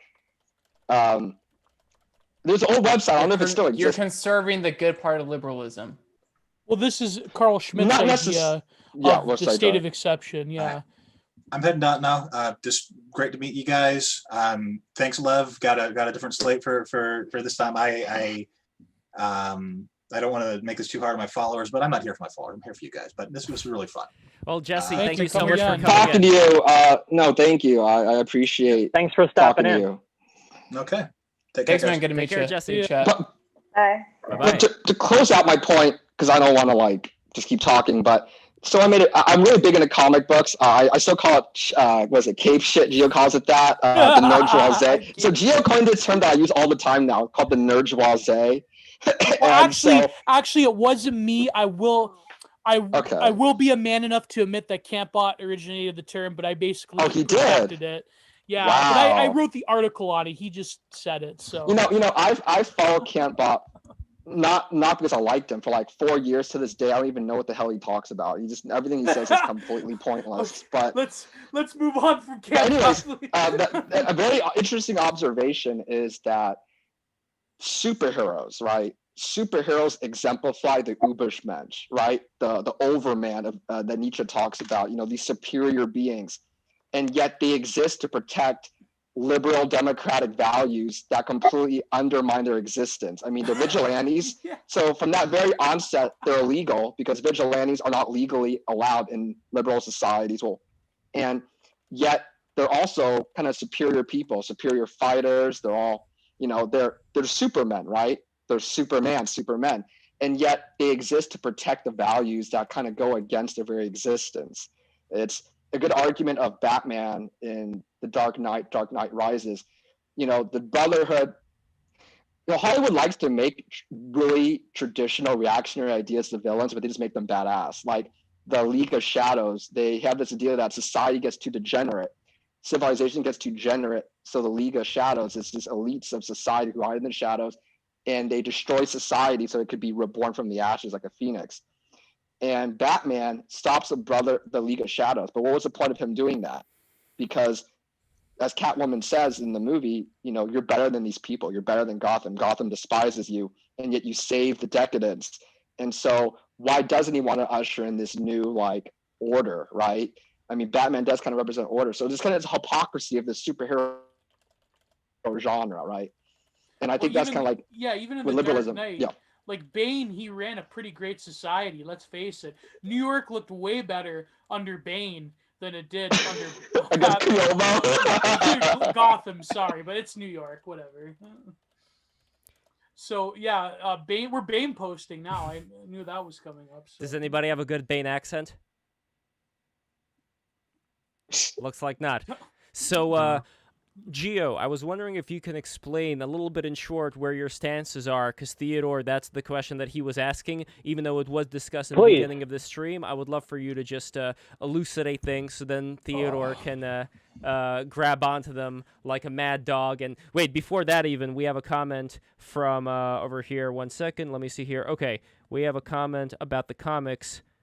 Where? Oh, here we go. From Jacob Lindsay. Last 10 years for me have been great, but not. Oh, hold on. He was talking about. Here we go. Comics took such a big turn for the worst over the last 10-ish years. I would definitely agree with that. So, Gio, go for it. Well, what is there? Is there anything specific? Yeah, I'm pretty hazy just about... in general, where's the philosophy come from, or what are your standards of governance, and what do you think about this hereditary right to rule? Yeah, okay, that's a good jumping off point. I feel that there are certainly positives to hereditary monarchy because it's sort of quite an ancient ideal where you have a society ruled by people who, from their very birth, were trained into almost like a Platonic philosopher class, king class. They were trained to rule, and they had a sort of a sense of divinely guided stewardship towards their population. The problem with modernity is that we've sort of exploded a lot of these legitimate claims to rule on something that is fundamentally on the outside of human political concerns as such. And also, temporality is another big problem in that we have systems that are basically crafted to create momentary in the moment solutions to like problems that are like so incredibly mind-boggling. To quote the famous quote from Trash World Citizen AJD Henry on Twitter, the famous poet of the Black Pill, he said, "We are fucking shit up that is not easy to unfuck." So, and this goes for everything. But I think legitimacy in the modern world is a sort of a tough question because at the end of the day, I do side with thinkers like postmodern thinkers like Michel Foucault, who explain that power has become the very generative and it's almost like the will to power. It's something that has become exploded and decentralized throughout society. It is the language from which politics and everything else is generated from. It's no longer the case that after, before the 18th and 19th century, power was very much the power of the sovereign, the power of life and death over the citizenry, over the subject class. But nowadays, power is something that is biopower. It's meant to preserve whole populations. It is something that is more intangible and more diffused throughout civilization. And so we have this situation where we can't even get a fundamental grasp upon what power is nowadays. And so I feel that the problem with a lot of reactionary thought is that it entirely rejects this sort of postmodern analysis of power, which I think is a huge mistake. And a lot of people on the right are starting to realize that we need to sort of look at and examine what the new left and the postmodernists, what they're saying about power in the modern world, because they're closer to the truth than the Jordan Petersons of the world. I hate to say it, but that's just the reality of it. And I very much agree with Danny that we have to reject a lot of the dichotomy that has sprung about from like American modern liberalism, where it's left versus right, and what is constituted as right wing is like, I don't know, capitalism or like tax cuts, Fox News, and what is left is like the welfare state. I think that politics needs to expand. We need to have and whether we can do this through patchwork or not, that's a question. So I'm kind of hazy with where I stand, but I do believe that in the future, these questions, I think political experimentation is almost inevitable with the end of every great epoch. And we are approaching an end. We are in a Kali Yuga type situation. And what happens now, I don't believe that there's going to be this like epic collapse event. Maybe if like a solar flare comes, then all bets are off. but and the power grid goes down. But I think collapse is something that's much more fundamentally a multi-generational process than like this sort of like LARP power fantasy where it's like the American government collapses and we get to like have Caesar Augustus come about. Boogaloo, Yeah, boogaloo. the boogaloo. That's something that's just a LARP fantasy. I think we have to come to terms with the brilliant sort of reflexivity of the liberal system being able, like modern power is capable of absorbing criticism and absorbing resistances. And this is what Foucault talks about. Modern power is capable of absorbing resistances to its challenges and resistances to its very structures, and is able to sort of smooth them over and incorporate certain aspects of resistance to its structure. So liberalism is very good at that. It's very So it's kind of like it's like you see on social media that we're part of the kind of the trad wife meme, right? You're almost making a consumer product, right? It becomes a consumable aesthetic. So the trad wife, so women having more children and rejecting being wage slaves and promoting the traditional family structure is a fundamental, in my opinion, as reactionary, is a fundamental challenge to modern power.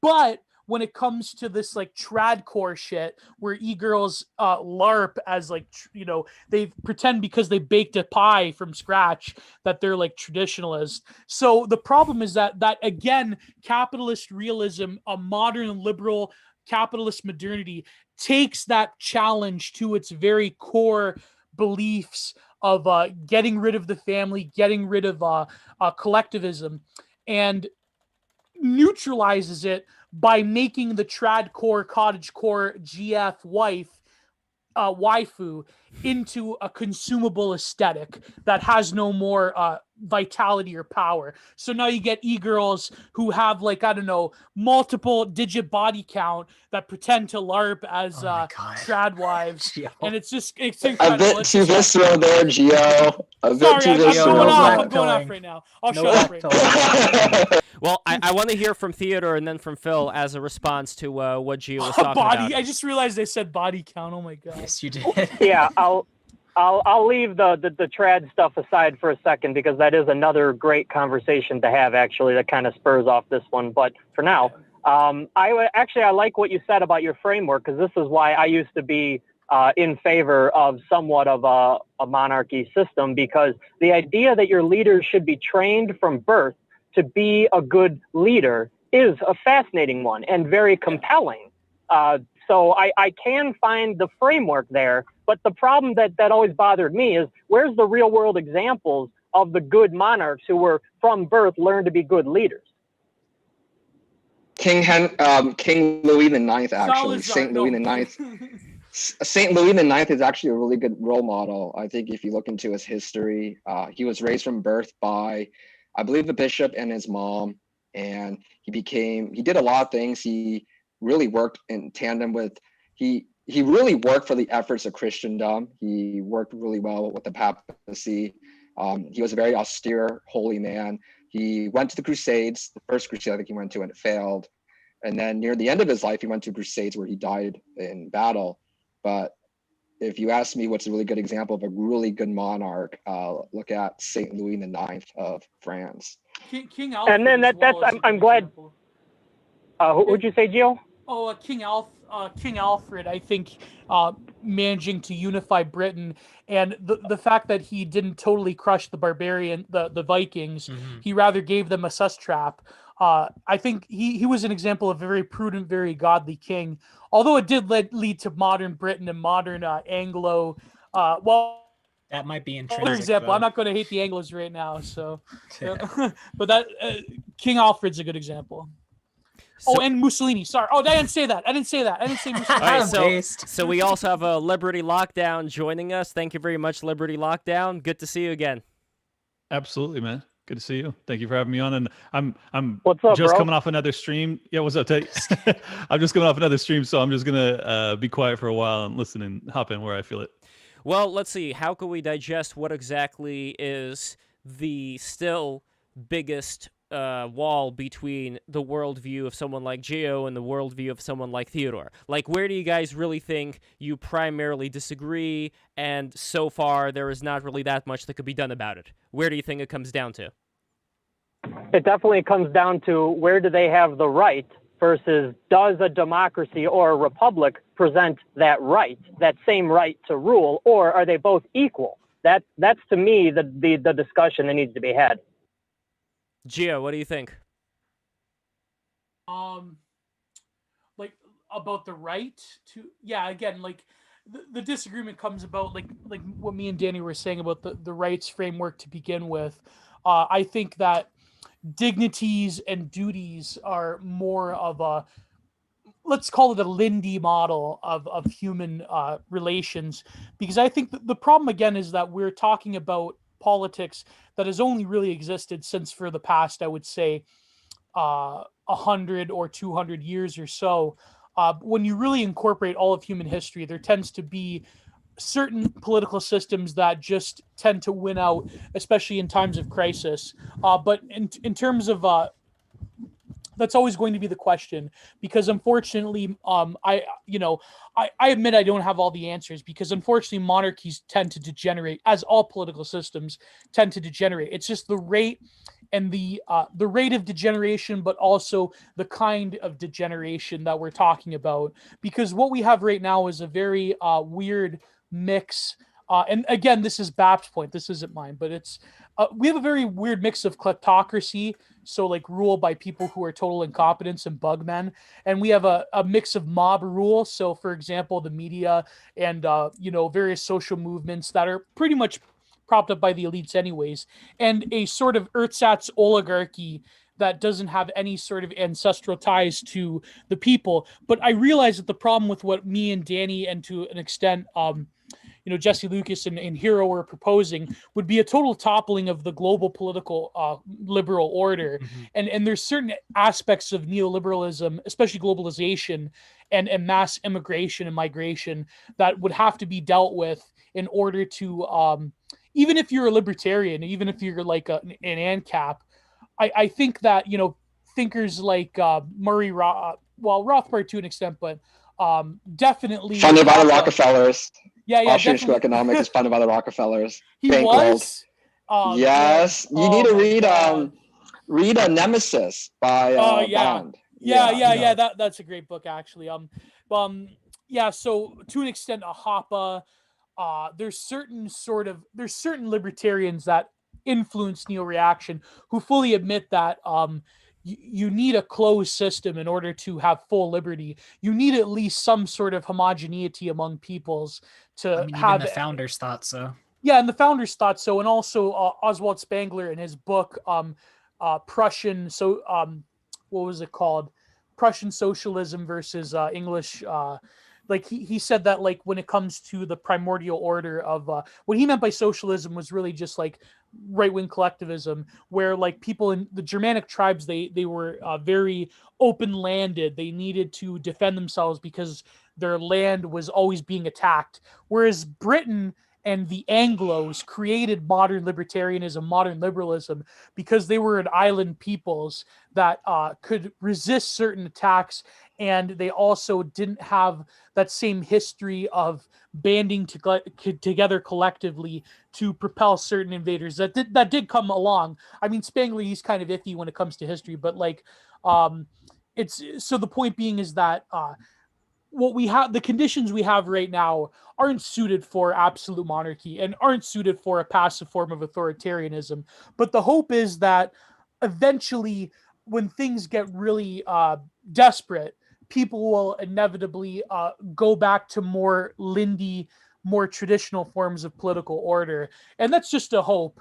And it's sort of a white pill, but it's the best white pill we have. Because the other option is that the modern system, the modern Leviathan, Moloch, will just find a way to exist forever. And we're all going to live in a global favela, and we're all going to live in a pod and eat the bugs. And I don't know what to say about that. So it's like Neo Brazil, basically. Fast forward. No, but here's the thing. This whole Brazil meme that comes from 4chan. Half of my family comes from Brazil, even though we're Italian. My mother's side has lived in Brazil since the original European, specifically Italian immigrants, came there after World War One.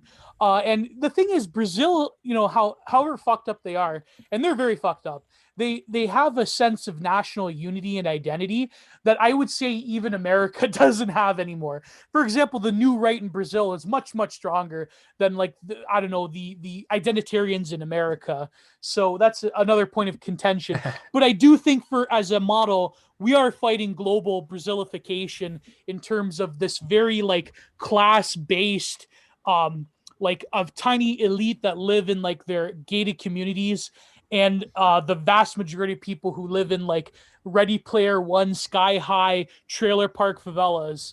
And or now it's going to be pods. It's going to be the sky coffin cities like in the Holy Mountain, where you get to eat in the factory, you get to work and live in the factory, but you just get to go home and you live in your sky coffin. And yeah, that's. And, Hey, can and I jump then, in on the whole elitist thing whenever you're done there? We can get into the elitist thing. So, Phil, go for it. Yeah, I'm just going to harp on this. The only reason why the elitists are elite is because of the money, because they are, whether it's through family or, whatever circumstance, they got close to the money spigot, whether it be through Wall Street or political connection. But, that's really hard to break apart because they're one and the same, basically, because we live pretty much under a fucking nationalized banking, healthcare, everything system. But it's the money. Like, short answer to everything from me is like, it's the money, stupid. Like, we actually have a solution to all of this, really. And it's Bitcoin because, one, we're seeing corporations put their treasuries into Bitcoin.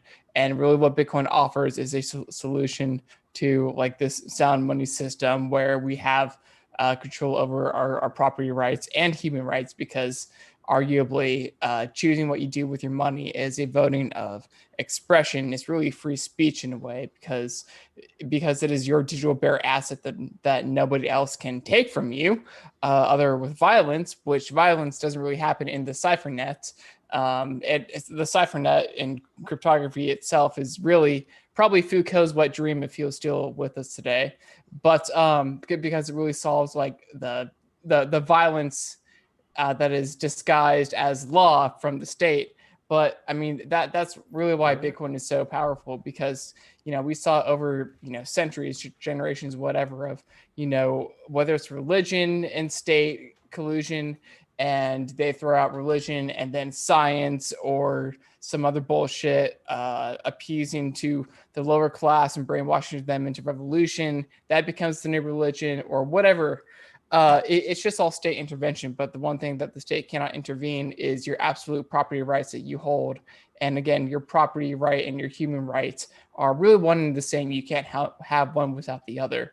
And so that is personally why I think truly sound money that is found in Bitcoin is the solution to all of this. And now I understand it's not going to happen like today or tomorrow, but I feel like it's going to happen soon if, Bitcoin, the price goes to where I believe and my friends believe that it's going to go to. And the more corporations that do feel like they get FOMO and fear of missing out, then that's really going to change the whole game, because really it's just a circle jerk of how far can we extend our empire, how much further can we brainwash people into building back better or whatever the fuck it's going to be. None of that is possible without just the elasticity of money. But now we actually have this freedom of choice. Our votes actually do matter. And it's not going to be like an easy flippening of, going from Bretton Woods 2.0 and having a Bitcoin standard, but it's certainly in the right direction. And that's just why I think, Bitcoin aside, just cryptography in general provides this like safe solution to where if y'all haven't read The Sovereign Individual, I'm sure you guys are smart. I'm sure y'all have like at least skimmed it or heard of it. But the main premise is that as technology advances, it's really going to provide solutions that empower the individual and protect one from state intervention, because the return on violence will just not be worth it. So, if I could, sorry, I think we've seen technology. Go ahead. No, I'm pretty much done. I can't really say anything to refute Phil, or I don't even know if I want to refute Phil or not, because I know very little about Bitcoin. So that's something I have to get more into. I can send you some literature. Yeah. If I'm wrong, I assume Bitcoin is monetarily somewhat analogous to 3D printing. If I'm wrong about that or no. Well, I was going to ask if Phil is a fan of Cody Weber, but that's So, in his because ideas. I'm not a fan of Cody Webb because I don't believe his I don't know philosophy. what the fuck that is. Oh, he is a guy who's really big behind 3D printing. He's a very big 2A Second Amendment like libertarian. Is that right, Gio? That's I love the same it. guy, Yeah, right? We're talking about. and he's also strangely enough, he's also a Foucauldian. He Okay. Yeah, so he believes that the main resistances to power in terms of not a total overthrowing of power, because that's really a ridiculous statement when it comes to this is why I disagree with Charles Taylor's interpretation of Foucault, but that's another issue, that's academic. But he believes that like 3D printing, especially the 3D printing of guns, will effectively create a total leveling of all power structures, because now the ordinary citizen can have like a thank you. I'll definitely check mujahideen. that out. Yeah, like can have a mujahideen. Oh no, this is really model. for Geo. Okay. Sorry, I thought. No. Gio I mean, was- if you want to give me some information about Bitcoin, I'd love to hear about it. But so where I disagree with Cody, and this is where I hope none of you guys like kill me for this, because I know some 2A conservatives are going to get really angry at me for this opinion, but I just don't buy into that Cody's idea of 3D printing. I don't think it's the game changer they want to make it out to be. I disagree with the standard historical narrative that the invention of the firearm, the invention of the gun was the game changer, where it leveled the commoner against the knightly caste. The knightly heavy cavalry was countered by, say, the game changer that was the gun. I would actually argue that guns didn't work in decentralization. It actually made things more centralized, such as line warfare, which in shot and pike and the testudo. I think the formation of the creation of the firearm allowed for strategies that allowed for more massification of standing armies and allowed for more command and control of a centralized officer class, which you could argue is a knightly class.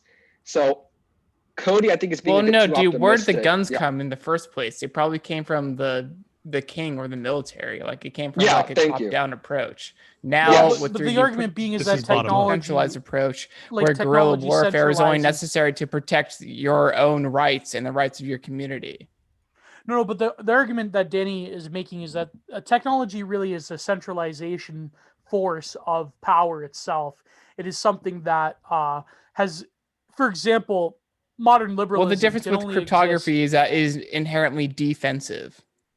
Yeah, but I think the argument goes is that there's an assumption that a lot of techno, especially the Silicon Valley original people in the 90s, the techno utopian libertarians. Cypherpunks.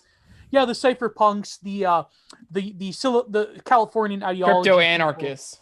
Yeah, the Californian ideology people. They assumed that technology would lead to a greater, liberty.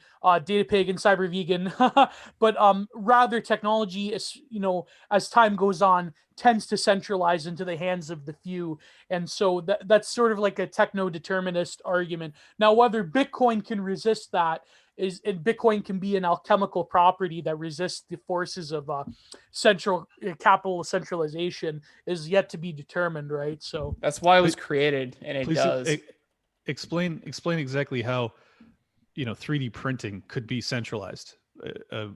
It's just a file sent over the internet, and anyone that goes out and buys that equipment. Are you implying that the 3D printer would be monopolized by some massive corporation and patented so that we wouldn't have access? I'm not following. Yeah, Danny, maybe you want to. Well, that's not necessarily what I'm saying. I'm sorry, did someone just leave? No, somebody. Anyways. Oh, sorry. I just reconnected to the home connection. Okay. Go ahead.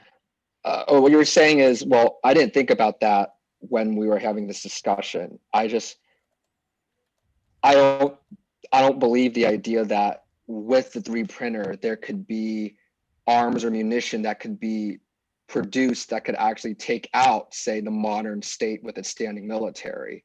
Not necessarily that there's going to be a forced governmental takeover of, say, the intellectual property or property of the 3D printer. I wasn't thinking about that. Maybe that's the thing, but that hasn't really crossed my mind. Let's face it. But that hasn't crossed my mind. I'm just talking about creating weapons or parts that could be used to, say, level the playing field with the concept of the private citizen fighting against, say, a standing military Air Force, the Marine Corps, the Army. That is something I don't buy into. That's really my point. Okay, well, I mean, just our terrible experience in Afghanistan would be fairly good evidence that, in fact, a well-armed populace committed to freedom could actually maintain it. But yeah, if you don't believe that revolutions, if you don't believe that revolutions are potentially successful, then I agree with you. The 3D printer is fruitless. However, I don't agree. You know, I think that a revolution is absolutely fightable and winnable if you're committed. I think revolutions are winnable if certain elites throw their hats into the race and provide certain fundings. Then yes, revolutions are winnable.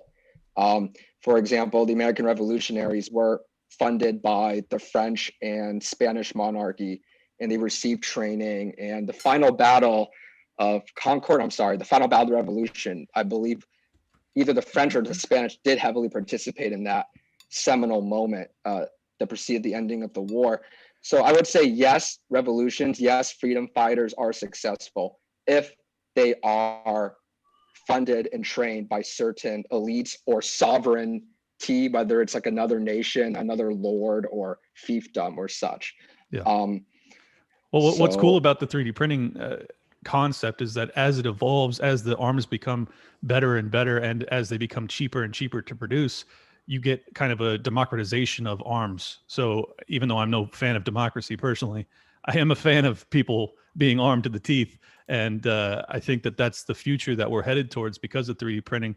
I mean, we're not there yet. That's admitted, but it is improving exponentially year after year. It's really mind blowing. So I would recommend anybody listening check it out and just see the evolution of this stuff. It's really crazy.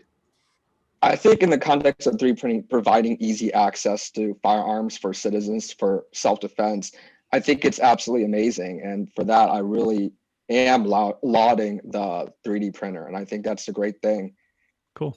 Well, then we don't disagree there. I just think the likelihood of a necessity for a revolution and the beneficial nature of 3D printing access is going to be something that actually, this brings me back to another point I wanted to put to the audience or to the panel, is that it seems to me that as technology circumvents the power of the state, which I know you guys have been talking about a lot, the state is essentially lashing out and potentially having death throes. That's the feeling I get from it.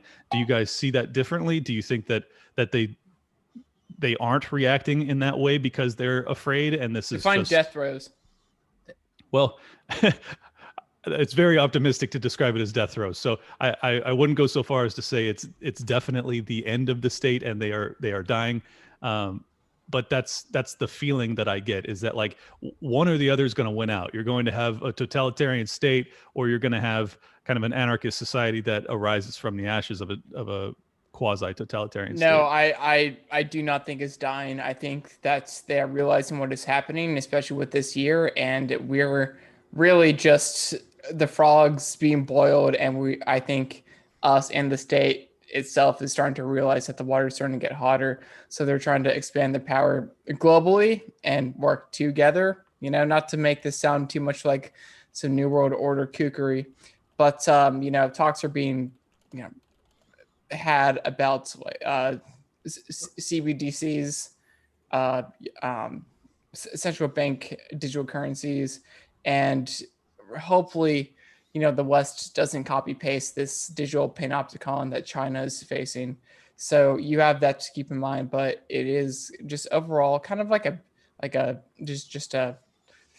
race to the bottom in a way, or they just want to push and see how much more power and control that they can have over us.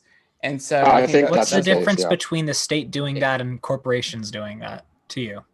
I mean, nothing. They're one and the same.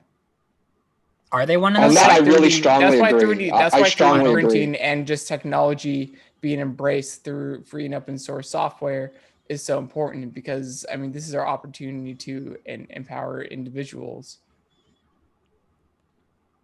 Gio, I think you're muted. Gio, can you talk? Yeah, I don't know why you're muted though, because you there doesn't seem to be a mute icon on you. Yeah. So yeah, Yeah, I don't Use care about the state out a corporate battery or distinction. something. So in that sense, I don't either. everything I was just asking. Gibson. No, I'm saying everything Gibson said in the past minute. I have to agree. I think that it's not necessarily dying, but it sees the game that's going on, and now it's like scrambling to even take more power. I think that's what the COVID situation is. Yeah, And I think I think that's what I at this meant by point the death agrees. throes. Mm. Do you also think that that's what's happening with the quote-unquote woke capital, where while I'm not sure if it was all done on purpose, there does seem to be much more of a infantilization that's been going on amongst people and the kind of arguments that they're bringing out.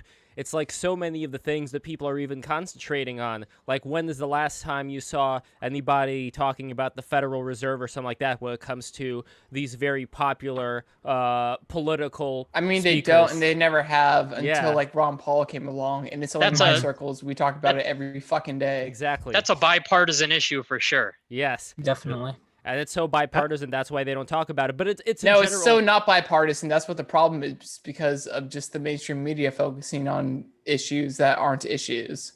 Well, Mm. it's It's a bipartisan issue in the sense both the left and the right politicians, it's their issue and they talk about it, but they don't tell us shit. I mean, also, that is what what the I'm main saying is issue they is. ultimately agreed to it. It's bipartisan. The Fed is a bipartisan idea. Just like during the debate when both candidates were telling us how big of fans they were of masks, it's like the same thing every day. It's like, even though there's plenty of problems to discuss with the Federal Reserve, and supposedly occasionally they do those Senate hearings, I mean, how often do the people really have any control, input, etc.? And is that good or bad, right? Because the whole idea is to have an independent currency, but we know it's nothing but. Well, there was a comment from that one guy which I missed reading. So here it is: coercion is when the government uses the military to enforce desegregation at gunpoint because freedom of association doesn't matter to the state and because American lives aren't valued. So one thing that I wanted to quickly throw in about that comment is I was reading and still am reading the book The Age of Entitlement, which I highly recommend everybody to check out, and that was talking about how the First Amendment is incorrectly interpreted today, where we don't really have this freedom of association. And while I could see the, let's say, more kind-hearted reasons why people wanted it to be that way, the end result seems to be that government and the businesses that are aligned with the government, most of whom don't really have a choice in this matter now because of all the civil rights laws, that it's not really going to end. You're always going to have some other thing that you can introduce into this, like what's being done already, like with transgender and any other kind of a victim group that you can label yourself as, that would, for example, give companies who, let's say, must have person A, B, and C employed in top positions. It works out for the big companies. It's not going to work out so much for the small businesses. So already you're seeing these civil rights laws being used, unfortunately, to empower the people who are already in charge and to disempower people who could come in and compete with them. So that's just one example. But and again, those are positive rights. Absolutely. That's kind of like textbook high-low versus the middle. I mean, people talk about how great all these things are, like, say, you have to hire, say, an Asian person in your company, and you can't refuse that. It's the idea of high-low versus the middle, where you empower a certain group.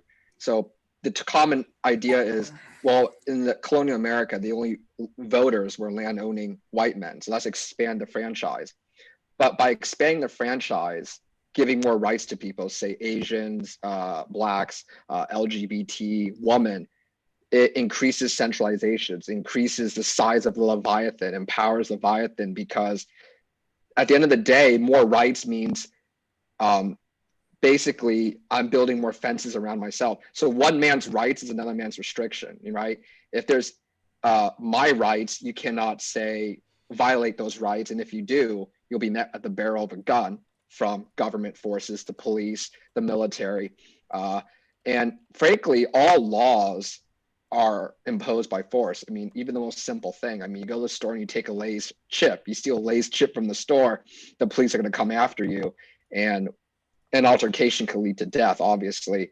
And that's just the nature of force, which is kind of like, well, not kind of, but it is reality of this world. And so, yeah, when the constant increasing of the franchise is the game that's been played by central power for a very long time, especially the American context, to increase centralizing government. I mean, and if you do believe in the free market, I don't believe in the free market, but if you're a libertarian, you got to ask yourself, why do libertarians have this idea where you cannot say discriminate in your business? Like, what if I had an Asian No, store and you I said, can. what Oh, do you wait. mean? Exactly. You can't That's what I'm discriminate. saying. But the free. Oh wait, sorry. By the way, we have a comment from Jules P. Hamilton. Jules, right now, he is working, so he's not able to join. But Man, I haven't seen Jules like the past 4 times we tried to record. Man, Well, he's always busy on my nights. Yeah, but no, don't worry. Jules is going to be back Shout soon. out to Jules. Shout out Listen, to Jules. shout out. Hell yeah. Subscribe for Jules. Subscribe for Jules right now. Anyway, Jules is saying here, here we go. How does increasing rights increase centralization unless you do it by bypassing state rights via federalization or reinterpreting the Constitution? Anybody wants to Yeah, get a just go fuck at all that. just fuck all that. You don't need it. All right. Give me a second. Sorry, guys. I wanted to Who's the push back states to give you more rights? They won't give you freedom unless if there's like a quid pro quo in their favor. The rights are already given. The only thing that they pass are the negative ones, which say, "This is what you cannot do to protect your rights." I think the they fundamental should not give you anything more. The fundamental con of liberalism. Now, first off, I keep throwing around the word liberalism. So someone says, okay, how do you define liberalism? So this is my definition of liberalism: is the purpose of government, society, is to protect the rights of individuals. So if you believe in that definition, you're a liberal. So I don't. I'm gonna do a little Googling real quick. And also, okay. And after that, So- we're going to go to Classical Liberty liberalism. Lockdown, because Liberty Lockdown, you had a question as well. But Carson, bro, do you want to first finish your statement? Yeah, I mean, it's pretty simple. Increasing rights increases more, how could you say it, prerogative of the government to step in to defend people's rights. For example, if there's rights, if there's LGBT rights, there's no neutrality of it. The biggest con of liberalism is the idea that it is an inherent feature in man because it's neutral. Because it's neutral, it's not bad. But there is no neutrality. I don't believe in neutrality. Everything has a side, so to speak, good or bad. I don't believe in this liberal idea that there's this neutrality that must be upheld. And so, for example, if someone says a question, for example, oh, do you believe in, let's say, gay marriage? And the libertarian answer would usually be, well, I think the government should stay out of a marriage. But by the government choosing whether to answer that question or not, that decision isn't neutrality. They're choosing whether to step in or not, right? Choosing to join the fight or stay out of the fight. It's still the choice made. It's not really neutrality. But also, when you create these rights, and the private citizen, so to speak, cannot go against these rights. Like if I had a convenience store, and I said something like, no Asians allowed, right? If I post on this sign and someone gets outraged at that, my store is going to very quickly shut down. And if I refuse to shut down my store, the police are going to come, SWAT team's going to come, they're going to kick down the door, and I'm going to get hurt really badly. And right? the interesting thing is that in this scenario, you are Asian yourself. So you would be an Asian who says no Asians allowed. Well, I just said that because, okay, let's just change this. Okay, I say no, I understand. That was just... No Afghanis allowed. No Afghanis allowed in my store, for example, hypothetically. I thought you were an Uncle I'm Ruckus sorry. there for a second. No, I'm sorry.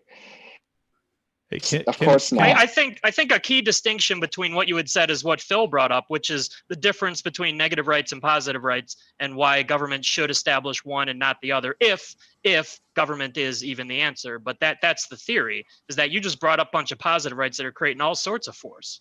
Yeah. And how is it that the government not having any say in marriage is in fact damaging someone? I mean, would that not just allow people to do what they wanted in that regard? I mean, the government only gets involved to lay laws out when they're saying something isn't allowed.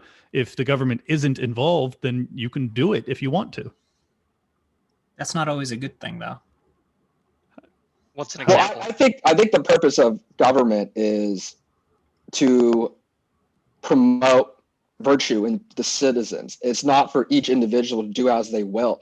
And that's the fundamental idea of individualism. go. Once we get into humanism, You see, with humanism, you see, the monolithic Leviathan we Hey, live in today. before we throw around words and terms, can we define this Yep. shit first? I'm a little Okay, stupid, so you know, what was the just as a word I general just said? principle. No, I'll define it. What word are we looking for?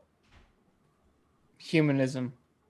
Okay, so humanism is another term, secular humanism. Humanism, as you saw like the Renaissance with the art, is that you find humanity in just man as he is and not man as in like the image of God, kind of like the Christian ideal. And so the idea is man finds meaning in himself or himself. It's basically a form of nominalism. You think of Sartre, I believe he said that. He says that, I believe, existence precedes essence, and that's what I disagree with. I think essence is there, but so the kind of like the postmodern idea that man is this atomized individual in this world, a non-place, and they find their own meaning, right? It's up to each individual to find their own meaning, who they are in themselves, and it is a existentialist problem, I think, that the Enlightenment has created for man, where with humanism, it basically thinks that there is more freedom and a greater identity in man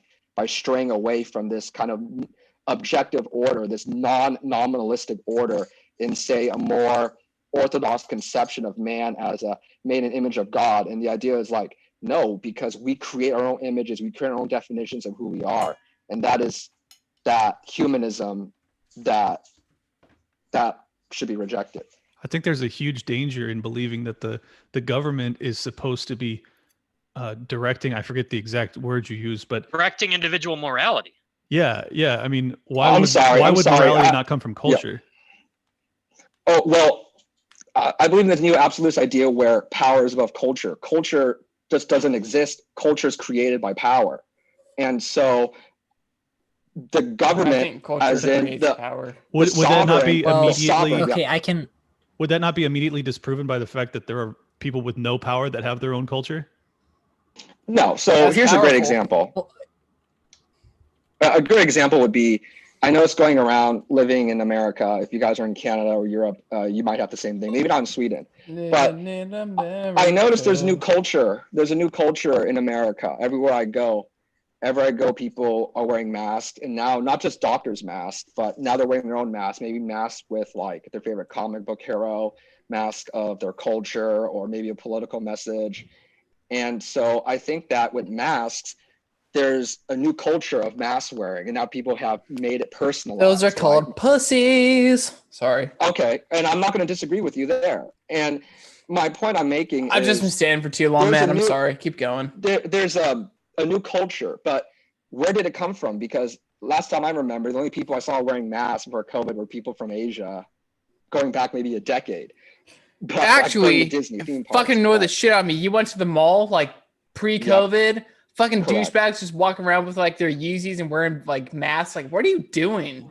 Fucking Absolutely. moron. But That was the the idea is thing. That pissed me off. the- Like, you're in CVS, sir. You are fine. Sorry, go ahead. But you know, what I'm scared of is this the new TSA?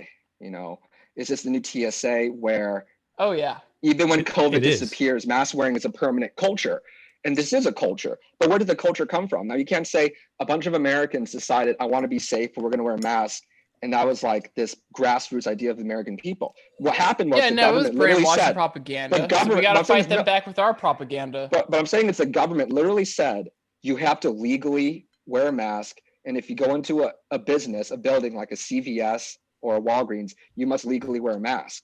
And because it was legally imposed by the government from the top down, even if COVID disappears, the measures are still there, and that's the new culture. You see, There's no doubt you're right that culture is impacted by power, but I don't believe that it is always paired with it. I mean, there's obvious Well, I examples think- of culture that arise from poor, powerless people, and then it gets co-opted by the powerful, but it has its own origin. People are creating culture at all levels of power structure. So We're I'm doing not it sure right that now, it's- son. but the dominant culture is created by Okay, sovereigns. that's fair. Dominant culture, I would agree, is largely dictated by the powerful. That's probably true. And I I would say would the want. dominant. Or go ahead. Yeah, no, you could keep going. Yeah, but hold on. I thought it was Jazz more. I thought it was musicians more. were a psyop. I thought it was more morality and not just culture. You were going a bit more extreme earlier. Okay, so my definition was the definition of government. The government exists to promote virtue in the populace. That was my simple definition. Is that what I you think want virtue is a government little to be too doing? generous. Well, it's not that I want government to do. I think that's just the inherent nature of government, whether it denies it or not. Okay. That's I mean, inherent... the type of virtues that it promotes are like patriotism and Correct. And submission And xenophobia. Absolutely. So this is what I mean. What I mean is government, whether it affirms it or denies it, promotes these values, as Theo just said. I think that's government supports patriotism and xenophobia, and a lot of Americans think that. But here's the thing: would they have thought that if it wasn't for the government making that happen? I say it does.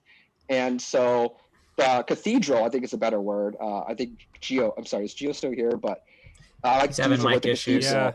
Okay, well, founded by Moldbug. Mencius Moldbug, he did call it the cathedral. And so it's kind of like the government plus corporations plus the mass media. Basically, the entire Bugman order is the cathedral. And so the cathedrals move in a certain way. For example, the cathedral all hate, say, Donald Trump, and they all hate the American working class, for example. And so the cathedral promote culture that Americans will follow. And so the typical American you see in the street, not even the American, because there's so many satellite states in the world today that are basically under the influence of America, such as Canada. It's like the #1 country I could think of. And so, yeah, the government imposes it upon people, such as color revolutions. I mean, that's kind of the story of America, Cold War to the present day, right? Okay, I want to reframe this in a different way. I don't know. By the way, can you hear me, guys? Yeah, we can hear Hey, you. welcome back. Gio, No, welcome back, bud. I just had to sign it. I had to fucking reboot my computer. I don't know. Fuck. Oh, lovely. Well, at least your mic's working now. I want to reframe this in a way. I don't know how much. I'm not entirely sure how much I agree with the idea that culture comes from the government necessarily. I would rather frame this in the sense that I think government, a legitimate authority, has an obligation to represent and uphold the morality and culture of the people it resides over. I think that's a good one. I think that's a good phrasing. Yeah. I think you just run into danger when you entrust the government with that responsibility. It's such a that's what it's there for, I think. Well, I'm not disagreeing that's the general concept behind government. I'm just saying that there is a real danger in having government, which is created of other people with other ideas, being responsible for the morality of all of the rest of us. But that's how it always works, though. It's circular, but it's circular logic. How can these people have better morality than the individuals that they govern, or why? They're supposed to represent it in the way that they govern. I'm not saying they necessarily have better. The idea, at least we were talking about this earlier with more, we were talking about monarchy, but let's just say authoritarian regimes in general. The idea is that they have power because of the people residing underneath them kind of allow them in a certain sense. Monarchs and authoritarians in general, they can easily be deposed if they're acting outside of the morality and culture that they're supposed to be representing. Whereas under democracies and representative forms of government, the power is more distributed and it's harder to find where these problems are arising when they're getting corrupted and kind of acting outside of the realms that they're supposed to be protecting. I would say easier. I would say easier to deal with. We cave in and we kneel and we give them the right to protect our rights, but that is a submissive thing that happens, and we are also basically it's like their power. Like it is sticky to us in the sense that we're attracted to the welfare state, like Social Security and just all these like benefits, and so that is also a way that they have the stranglehold over us, is essentially the welfare state, and the people at the top of the political class benefit from it really most. And again, this all just circles back of just like the ease of money, because the ones that are, the most politically connected are, I mean, like that is the only way that the welfare state thrives, is because the easy access to money and the nonstop money printing, and having the lender of last resort, and benefiting the rich corporations or their favorites. You said lender of last resort. That's a funny term. But even the lender of last resort, yeah. But even in the case that the money problem will be solved, the concern is still that, I'm still a believer in the phrase, people don't have ideas, ideas have people. And I think that most of the ideas that people have, like if you look at any election map, you're going to have blue areas, you're going to have red areas. And it's very rare to find areas that are going to be very mixed. And I think most people are going to be drawn to particular ideas based on how they grew up, based on the circle of people they've been around. And that's why I think that they're always going to be influenced by something. And when we do have this technological situation today with iPads, with any device that kind of indoctrinates people into the lowest common denominator, most people into the lowest common denominator, then how would we overcome this impending idiocracy that I think may be coming our way? That's when you walk away from the idiocracy.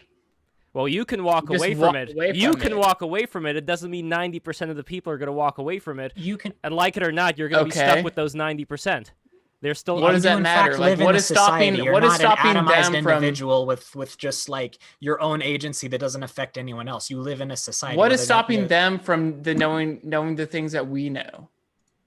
A lot of different factors. How they ended up growing up, how they grew up, and like a lot of, for example, Russian people, the reason why they are as they are had to do with them being enslaved for centuries by the Golden Horde, very different from the Ukrainian people. I am not a believer that you're a clean slate when you're born. I think it's a mix of nature and nurture, and I think for the majority of the people that have ever existed on the earth, they're of course going to be influenced by various factors, and the easier it's going to be to get to the lowest common denominator, like the closer you'd have access to technology that'll fulfill any desire you happen to have, the more inclined I think people are going to be. I mean, I don't think this is a controversial thing. The more inclined people are going to be to sit around and to do drugs and to do mind drugs, which I think the internet, Instagram, and all this stuff is, and the less they're going to be able to get to the point of having something to challenge them and get to a higher level of existence. Because I think mostly it has been us fighting against nature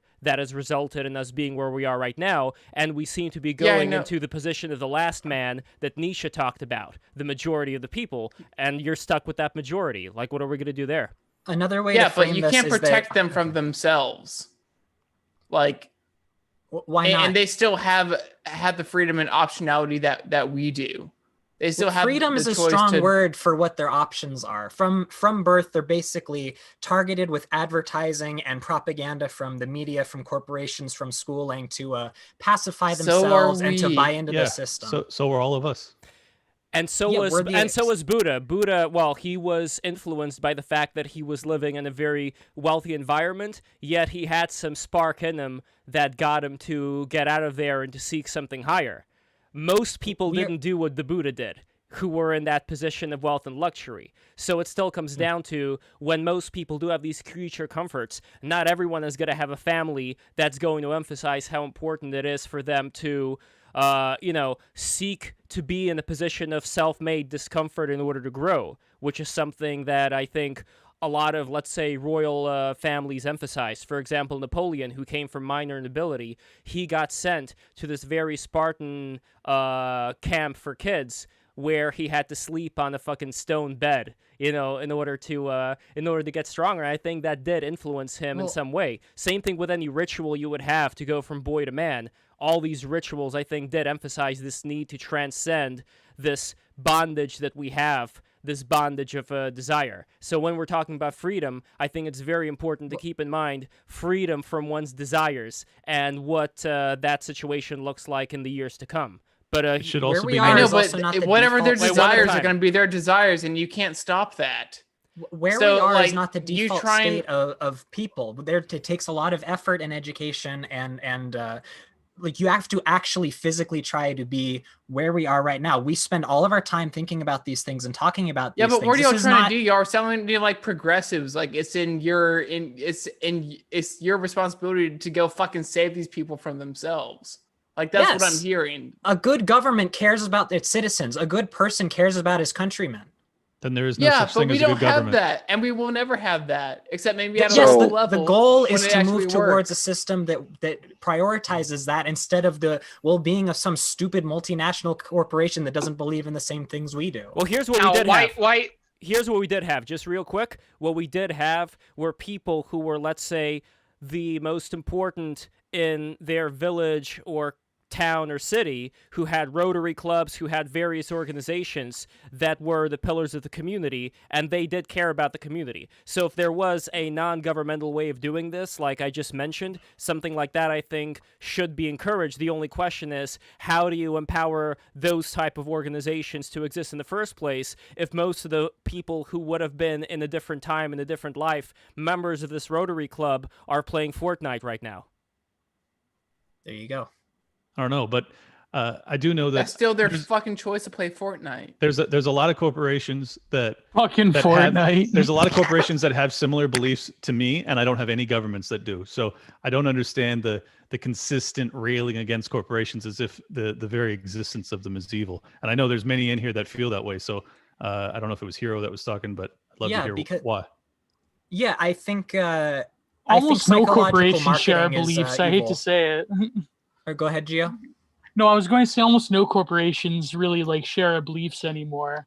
Like, I mean, let's face it, the belief vast that they majority share of them. is that they all have incentives, and their incentives are corrupted because when you're a corporation and you get to a large enough size, regulations and regulators like give you the eye of Sauron. So the decisions that you make are economic in the sense that you have to do this or suffer the consequences. But- of but the state. every- You're framing That is this what in they the all sense share. that They may you're not all framing this in the start sense that it's way. you're framing this in the sense that it's purely the fault of the state that they're like this. I think it lies Yes. much more heavily on their desire to strip people of their own morality so that they can buy into their own products. I don't follow. How are they stripping people of their morality? By offering a product. They Have the incentives to make products, and maybe they strip people out of their morality as like a second effect. But I don't think that really happens until they actually become like a corporatocracy and are being watched by the eye of Sauron of the state, or they just have to abide by these new rules because they've gotten so large or whatever. But I don't think actual corporations succeed when they have the first intention to purposefully try to strip people from their humanities or whatever the fuck you said. Their goal is to sell you the product by any means necessary, and when the state steps in, they hate it. That's totally not true. They love it when the state steps in. In certain Yeah. circumstances, but in terms of being able to sell you their product by any means necessary, the Well, only what is way to this come by back- any Any means means necessary necessary? isn't an option until the state comes in. That's not What do true. you do you mean by any means necessary? I don't follow. They, they wanna sell their Data product. aggregation and shit. No, their constant use of propaganda through psychological advertisements and marketing. I think it's absolutely abhorrent. Well, take something like Yeah, that Roundup, power for and example. reach doesn't come easy. It comes when the state comes in. No, it doesn't. Okay, to be How does this- fair, think Then mom they're and pop not shop that is- successful or threatening of a company. Okay, to be fair here, in the progressive era, that was the time when you did have a lot of these monopolies that were conjoined together with the government, which allowed them to stay in power for as long as they did. And when we're talking about Thank you. various farm subsidies today, like corn subsidies, a lot of that factors in to the shitty diet that the Americans have because Americans pay their taxes, which then go into these companies that create all this genetically modified crap that the Americans end up eating. Now, that being Funded said... by fiat money, I may add. Yes, well, that being said, let's say all of that goes away, you're still going to have the problem that I mentioned before, which I think goes beyond talk of, certain political systems but it All that basically goes talks away about, if there's a sound money system that doesn't fuck with people's incentives. sure, but beyond And the that- only reason why this progresses is because money is so cheap and easy. yes, but beyond the sound money system, we're still going to have, I know, bless me, we're still going to have technology making it a lot easier for people to not do anything all day. And that's the real issue, I think, when it comes to one of the biggest challenges we're going to have in the 21st century. But Lev, is there anything other than a Then let them cultural do fix to nothing that? all day. Okay, let me ask you this. Okay, let me reframe this question so we're on the same page when I'm talking about what the problem with these corporations are. Do you think it's the fault of the state that OnlyFans targets their advertising to 16-year-old girls? No. That's what I'm referring to when I'm saying they're what I'm talking about. Yeah, they have a demographic. Yeah, I Yeah, don't that's understand. fucked. That's evil. Okay. No, it's not. You have an audience. Your audience is a demographic. Yeah, the state Therefore, is you market to your demographic. Gio, jump in the ring and knock everyone out. Take over the unchecked. conversation, Gio. Jump into the ring. Guys, can you hear me? Yeah, I can Hey, hear you. Gio. Oh fuck! I It's back. finally Hey, Gio. the computer, the Welcome MacBook back. fucking gods finally did it for me. So I think the problem is that it's rather what Hero is trying to say, from what I gather, and my lines are being crossed here. From what Hero is saying, it's not so much. Let's see. It's not so much corporations trying to sell you something. It's rather the nature of commodification itself is the problem, because commodification bleeds into every single social interaction. And the reason corporations have more power is partly because of the money system, but it's more intangible than that. Techno capital works in such a way where the centralization of all life into the hands of corporate elites are precisely due to the commodification model of capital itself, because capital always has to expand infinitely into Define the commodification model. No, but yeah, exactly, into the virtual space as well. So No. corporations Define commodification model. What the fuck does that mean? Well, everything is a consumable good to be bought and sold at the right price. There's also not everything is a that's just the root consumable of good. capitalism. What's that's the inherently problem, evil though. about that? That's the problem with modern capital to begin with, because now our very subjectivity itself is bought and sold. Why do you think corporations, people talk about woke capital? The final marriage of capital and leftist politics were inevitable because that sort of old school anti-capitalist Soviet model was obsolete. Power works now through the commodification of subjectivity. And so now, why do you think every always corporation worked is that in way. lockstep supporting a lot of these causes that we find abhorrent? Is because it's not just the fact that they're incentivized. A lot of times they're de-incentivized, but why do they still do it? It's because the system that they want to create, the human subject that the corporatocracy wants to invent, is amicable to their final end of creating a whole subsidiary race of consumers. And the problem is, unfortunately, libertarianism is not very well equipped to address the very intangible problem of corporate power actually crafting not just politics, but practically a mechanism identity of its itself. ideology. And so I think that's what Hero. No, corporate power is nothing without the state. The implication Well, is yeah, that of course, the is not state about the given. state. Yeah, they've given corporations. Gio. Like, corporations are not just like a standalone thing. The state is obviously involved, but it's rather a transnational conglomeration that is more important than any one particular state. Yeah, I'm not saying the state isn't involved with them and doesn't give them, carte blanche to do this. I'm saying that my biggest problem with this, and I think where your ideology fails to address it, is the idea that, these corporations have so much power. Because they have so much power, they're able to influence media and education and all of these things to remove the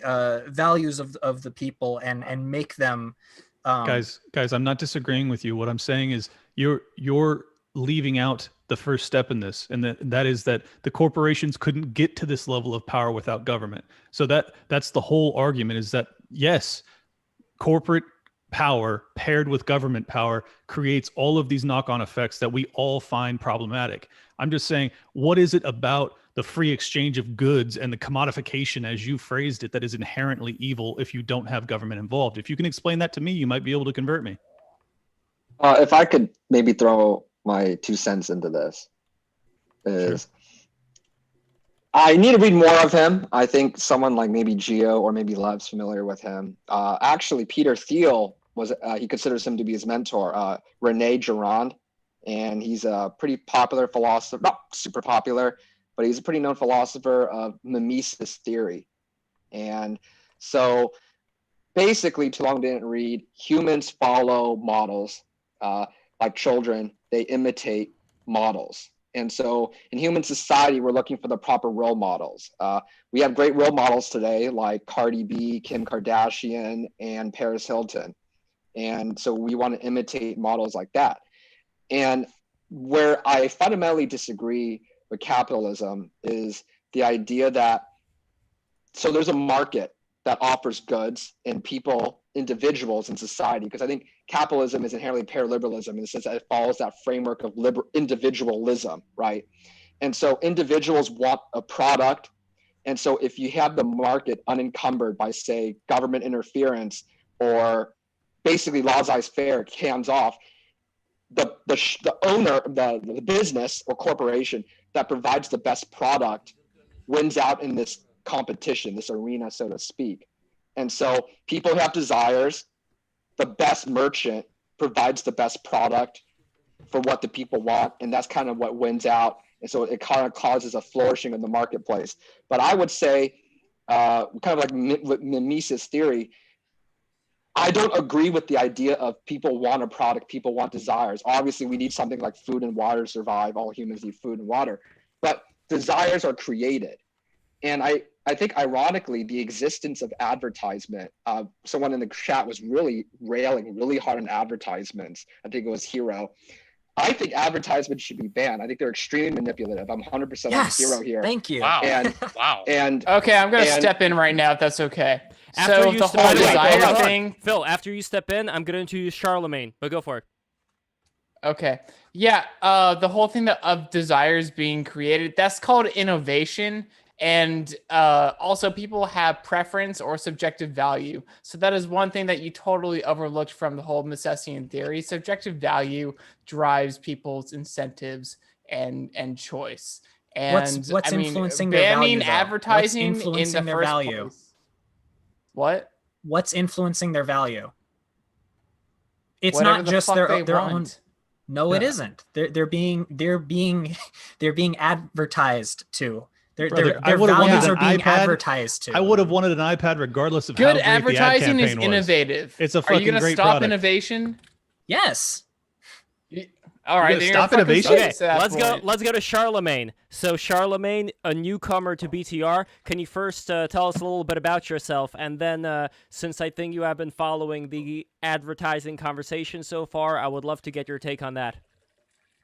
Yeah, hello. So, yeah, I saw your tweet on Twitter, and I just decided to pop in. So, I'm a YouTuber, neo-reactionary YouTuber. People might know my videos on Mencius Moldbug and other ideas sort of adjacent to that mode of thought. I hang out on Academic Agents streams a lot lately. I actually just came from one while you guys were going by the looks of it. So yeah, if you want to check out my content, feel free to do that on YouTube. It seems like neo-reactionary thought is kind of penetrating into the right wing a bit more lately in our online circles. I don't know exactly what I just walked into, but sounds like you guys are discussing things related to the nature of control. You were talking about advertisements. Someone mentioned actually banning them. Let's see, you asked me about advertisements just now. And in my opinion, advertisements are pretty terrible. I mean, I think outright banning them would be totally infeasible. But advertisement has always really rubbed me the wrong way. It seems quite satanic, to be honest, in the way it manipulates people into... Ding, ding, ding, ding. It manipulates people to have desires in in very insidious ways. And I think that's what really bothers most people about advertisements is not just the sort of shilling. I don't think people really mind blatant shilling that much if you're just trying to get someone to buy a product in a very honest way. But it's really the insidious nature about how these things work, especially when paired to technology. Advertisements are amplified by computing technology and online advertisement in these ways that sort of go beyond actual human control. I actually kind of view advertising as a sort of a demon, honestly, that exists within cyberspace. I'm not a huge fan of advertising. I'm just trying to understand what about it. I mean, what is the counter proposal here? I mean, you've already admitted that banning it would be unfeasible. So what are you advocating for? I'm not sure what you guys are discussing in terms of. There's a problem. What's the solution? Yeah. What is the solution here? I agree. There are some nefarious aspects to advertising. Absolutely. I'm not a huge fan. I fast forward as much as I possibly can. But Same. there's an entire business model. Television, live sports, movies, all sorts of shit is all funded based off of advertising. Podcasts, for instance, that we all benefit from. So I'm just curious. There's a lot of benefit that is not being discussed, like podcasts that we get unbelievable information now basically for free, and we just have to fast forward through a couple advertisements here and there. I mean, there are benefits to this business model, and you guys have pointed out some of the negatives. I'm asking, what's the alternative?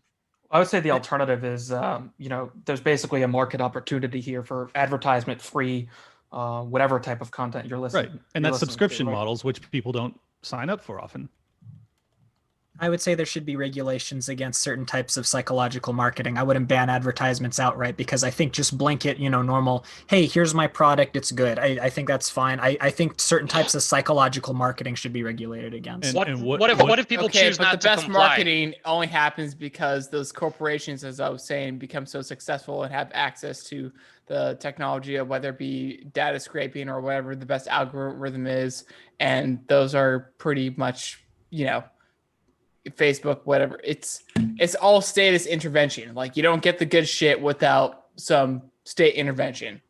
So you're not going to stop that. And if you want to pass some regulation to say what you can and cannot do when it comes to starting your own business, you're really crushing innovation, and you're also crushing the things that could actually come. I care much more about morality than I do about innovation. Well, I think on the regulation point creates morality. I want to hear from Ali. You don't create morality. Morality is a thing that exists pre that. Hold on, Ali. You've been very patient with us, so let us know what you think. Yeah, I mean, I agree with Phil on this. Like, I think a lot of it comes back to the state, and the whole other thing is your problem with corporations about morality, but we have public schools that are basically shaping it for the government. Like, so for me, like, I have a problem with that too. I don't think. I think corporations likely you would not see them in the way that you do now without the state involvement. And corporatism is very different from free markets, which is what we currently have. Is corporatism.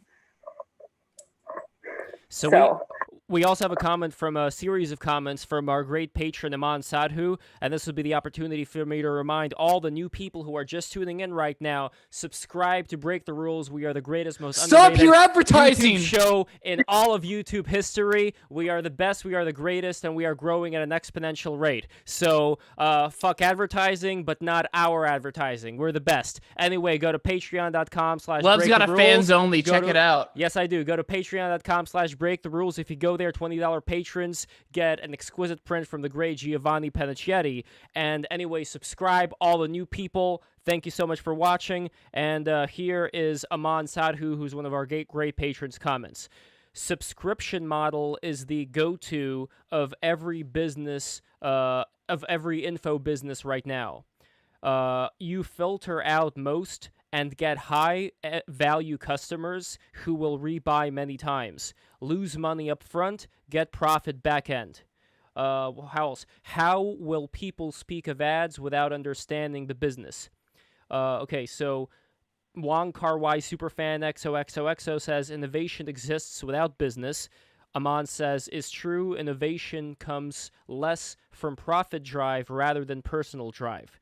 Profit drive usually leads to what people call here grifters. So there we go. That's what Amon has to say. Wait, say that last part. Was he basically arguing that personal drive leads to profit drive? Innovation comes less from profit drive rather than personal drive. Wow. Okay, yeah. It's just not true. No, I like that because innovation occurs when you have a problem. So you create something that solves that problem and you sell it. Yeah, but if it requires a ton of capital to create that fix, you're not going to get it if there isn't a profit at the end of the road, because people aren't going to just do that out of their passion. So I'm sorry, it's just not true. We absolutely have to have profit at the end of the rainbow. Otherwise, the pursuit won't be there to get to the biggest fixes, not easy shit where you can just be like, oh, I want to do a podcast about this. I'm talking about like real big solutions and fixes Now, and innovation. Hero was saying that the innovation should be stifled in times where the government decides that innovation is not good. Was I hearing you correctly, Hero? That's a way to put it if you want to phrase it that way. Oh, well, we also have another comment here. So Amon says, nah, personal drive causes innovation. Innovation is much harder to make profit from. Easy to make profit from other people's innovations. I fucking like this guy. He's great. He's one of our patrons. What's not to like? Based Good. Amon. Yes. I'm not gonna attack based your patron. on best advertising. I'm not gonna attack your patron, but I totally disagree. I mean, we all see problems and we all try to innovate and fix things. Not all, but many of us. But the truth is, if it's a big enough problem, it's going to require capital investment in order to see it to its fruition. So, sorry. Unless if you can like just find a cheap solution and undercut the competition somehow. Of course, if it's a cheap solution, that's different. No, overall, I do agree with Liberty Lockdown. I do think that, but I overall agree with Liberty Lockdown where there needs to be a pot of gold at the end of the tunnel, at the end of the rainbow. And so what is selected? Magically delicious. So what I'll say is what power selects to be relevant, they will then fund money towards that. For example, say you're a natural athlete. Wait, who's they? The power as in like the sovereign. So, but the state, besides that point, correct. But besides that point, I will say, like, for example, say you're a talented athlete, and if you're good enough to be in the NFL with your natural athleticism, there's just so much money in the NFL. These guys are millionaire athletes. And so what I'm saying is, say if a guy could use his talents and he's good enough to be in the NFL, he wouldn't be in, say, the Army, right? I mean, there's a PT requirement to be in the Army, but if you're that talented to be in NFL, I would say 99% of the time someone would rather be in NFL than the Army. A great example is Pat Tillman. And I think it's an inversion, but it's a whole other topic. Example is, if you guys know who Pat Tillman is, he was a very talented athlete, I think from Arizona. And he got into the NFL because he was good enough to be in the NFL. And then he left the NFL to join the Army. And people thought this was very patriotic and very commendable of him. Unfortunately, Pat Tillman died in a friendly fire incident. But my point I'm making is this interesting because Pat Tillman was talented enough as an athlete to be in the NFL, which is like 0.1% of people in the world are that talented. And yet he decided to go to the Army, where obviously he has a huge pay decrease. But I would say overall, there's a mechanism that selects for talent, and talent is pulled into different fields. So whether you're an e-gamer, professional athlete, talented businessman, where the money is, it funnels talents to specific areas of society.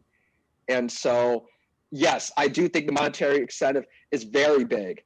And people say, well, we could, like, for example, look at how much talent is in the NBA versus slam ball, right? How much revenue comes from slam ball? Maybe hundreds of thousands of dollars.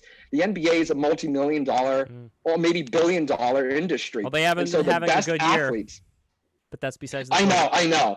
Absolutely. But for example, if you're good enough an athlete to be in the NBA, why would you develop all your skills in the sport slam ball? Can someone really say, well, I love slam ball more than basketball, and let's say you're good enough to be in the NBA? I highly doubt anyone's going to be in slam ball, which is more for like second tier athletes, right? And I think that simple athletic model kind of goes to Liberty Lockdown. That's why I do think that money incentive is very important, and it's more than just say passion. Even the great inventors, I think, needed sponsorship, right? Like Tesla. Tesla had JP Morgan as one of his later sponsors.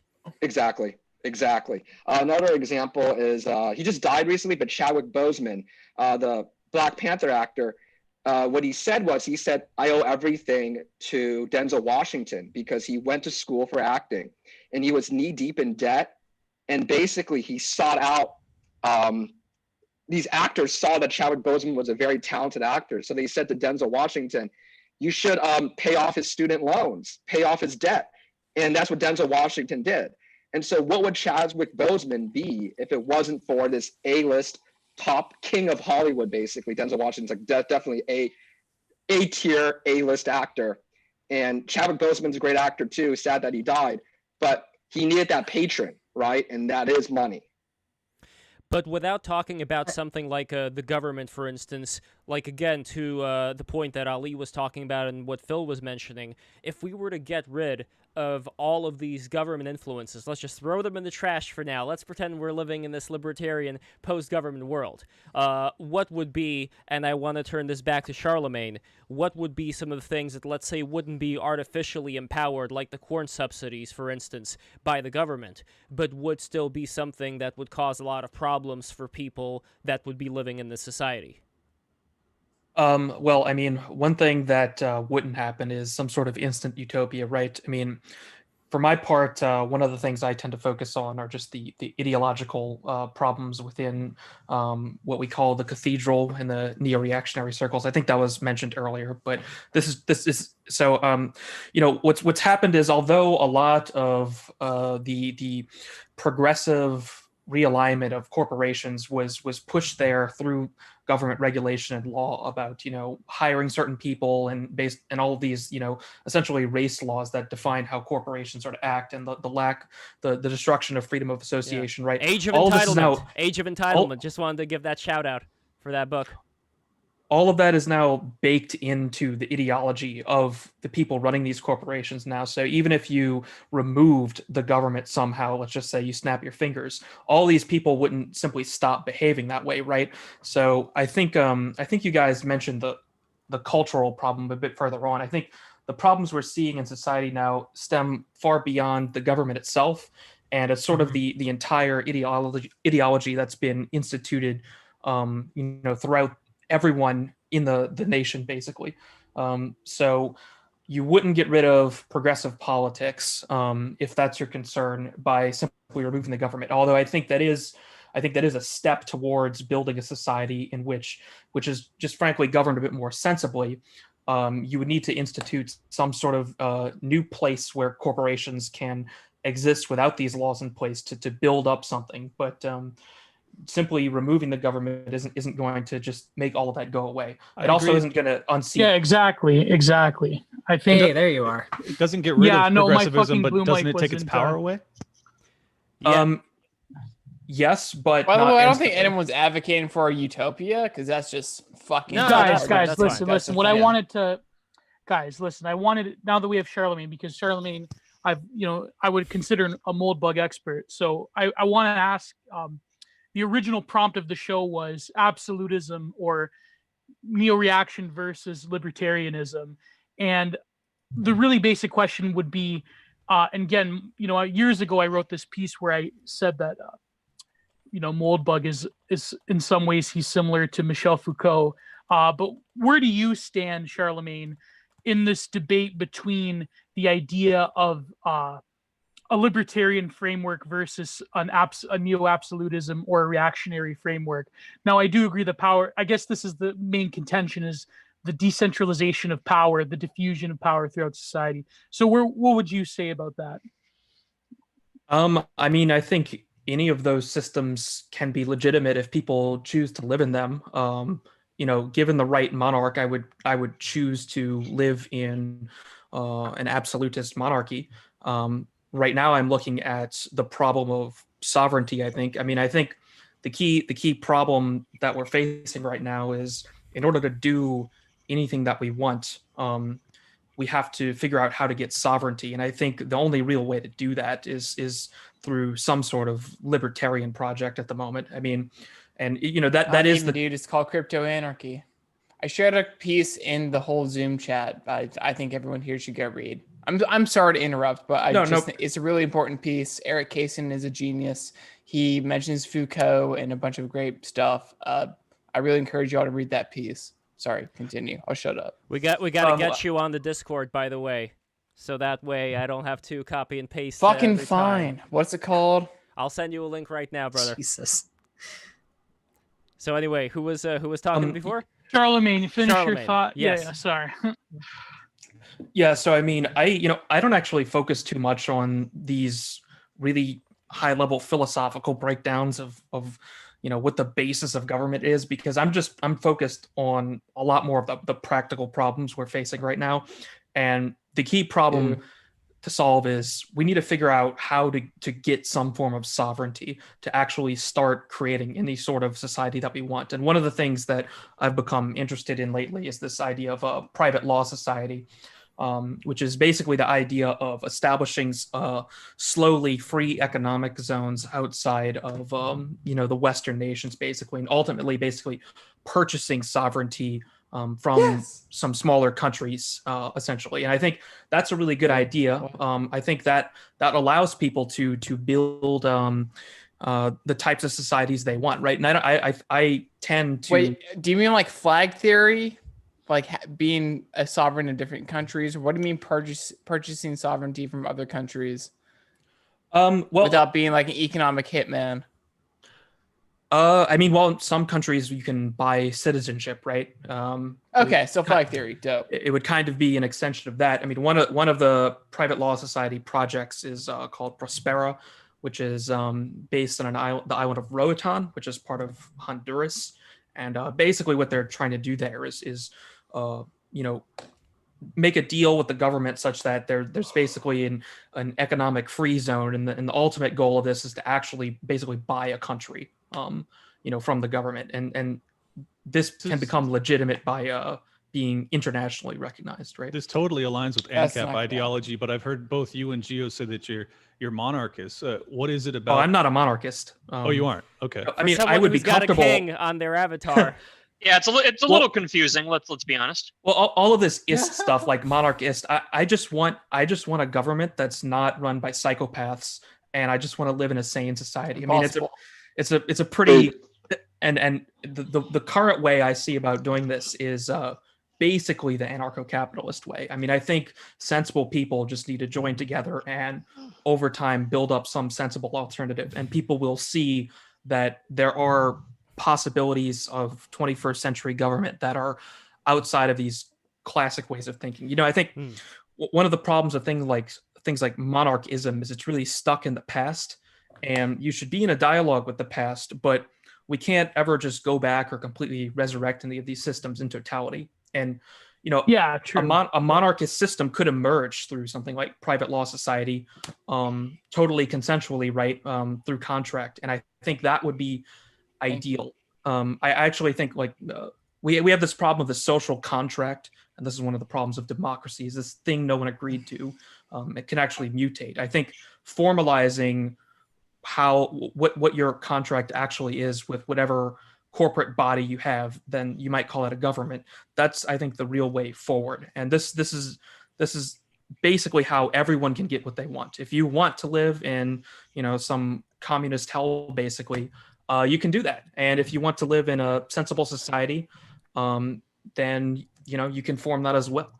And I think the anarcho-capitalist viewpoint is actually pretty reasonable. I think a lot of people view it sort of as a meme ideology, but there is actually a lot of serious thought and things to be taken seriously in anarcho-capitalism, because I found that anarcho-capitalists, especially of the Hoppian variety, they don't want to live in some goofy left libertarian clown world, right? They actually just want basically a society built on consent and formal contracts.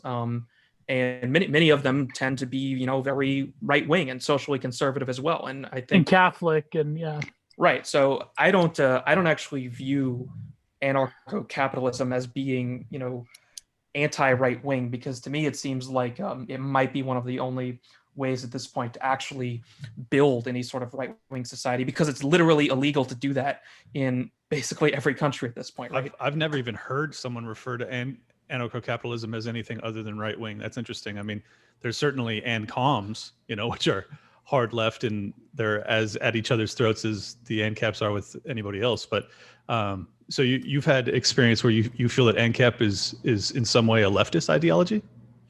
Yeah, because it is so radical left. Like, it is left of left. If you go back to Basquiat or whoever was fucking sitting on the throne of parliament, it's all just geographical. So the people on the right side were the ones that want to conserve the king and queen of monarchy. That was basically just an authoritarian over like a feudal society. But on the left, they were proponents of classical liberalism. And that's why Rothbard and Sheldon Richman, why I personally like to identify as a radical leftist, because the most radical thing is free market capitalism, true innovation of what Hoppe talks about. I think we get caught up. See, this is the Charlemagne, where problem the fuck with the were you American 3 hours system, ago? the This political was awesome, spectrum. dude. Hold on, This- Gio, this- what were we saying? No, but again, this is exactly the problem with the like North American centric Yeah.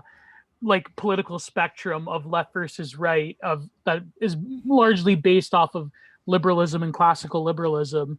I mean, I think the problem, a lot of the confusion comes from like these distinctions. I believe more in like the older political models in Europe. I think those are interesting, but yet I don't know. I'm in agreement with Charlemagne to the extent that some sort of patchwork is the only way a lot of these alternative political projects are going to get off the ground. But the way things are now, I mean, I don't know. I just see too many problems with the way capital functions like right now in terms of like, modern capital. And I don't know. There's certain criticisms I have of the system. I mean, there's always going to be not free markets, but there's always going to be markets and exchange and rates of exchange and so forth. But it's just, when we talk about capitalism, I think we're referring to something different.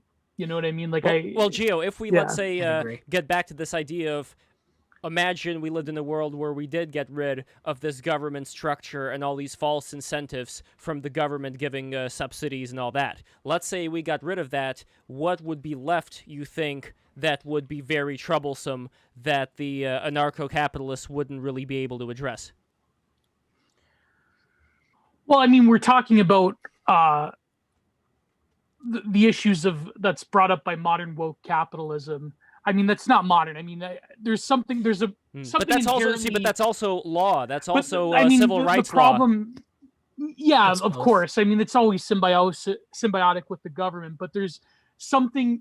I think controversial take, but Karl Marx was right when he's, at least in part, when he said that, like, under a capitalist system, everything dissolves into air. There's something inherently deracinating about capital itself that takes a lot of traditional or communal structures and implodes them. And capitalism has really, unfortunately, been an engine of a lot of great quote unquote social change and quote unquote social progress that really isn't progress in the sense of the way, the progressives think of it. It's rather been destruction. And unfortunately, what we're seeing now is capitalism has really been an accelerant to this process of continued derooting and deracination and destruction of traditional sources of meaning and communal involvement and so forth. And so that's my contention. So I guess, I don't know, I mean, a lot of, not that I would, I would identify as like third positionist or whatever, but certainly a lot of their ideas are compelling to say the least. I don't know. By the way, David Krappenschitz, thank you so much for subscribing on DLive. For those who do not know, we do have a DLive page, and I recommend everybody here who's watching go to DLive and subscribe there as well, because we got to expand. But Gio, what if we can offer an example of, like, you remember this movie, The Gods Must Be Crazy? Where I don't remember the was that the Mel Brooks movie? No, I don't know if it's Mel Brooks, but the point is that, like, this foreign object, which I believe was this Coca-Cola bottle or can, was introduced into this African village, and then all hell broke loose. So It was like cargo culting, yeah. yes, well, what I'm getting to here is, imagine capitalism being like some kind of a Star Trek tier device that all of a sudden falls on some planet, like on an island, where this device can pretty much create anything you want. All your desires come true. So I think what we may be getting at here is that capitalism has been able to give people so much choice in what exactly they're able to consume, creating the last man of Nietzsche. And the question is, like, Exactly. what comes after this? What comes after all of these desires have been satisfied, to the point that I was bringing up earlier, which I would love for Charlemagne as well to comment on.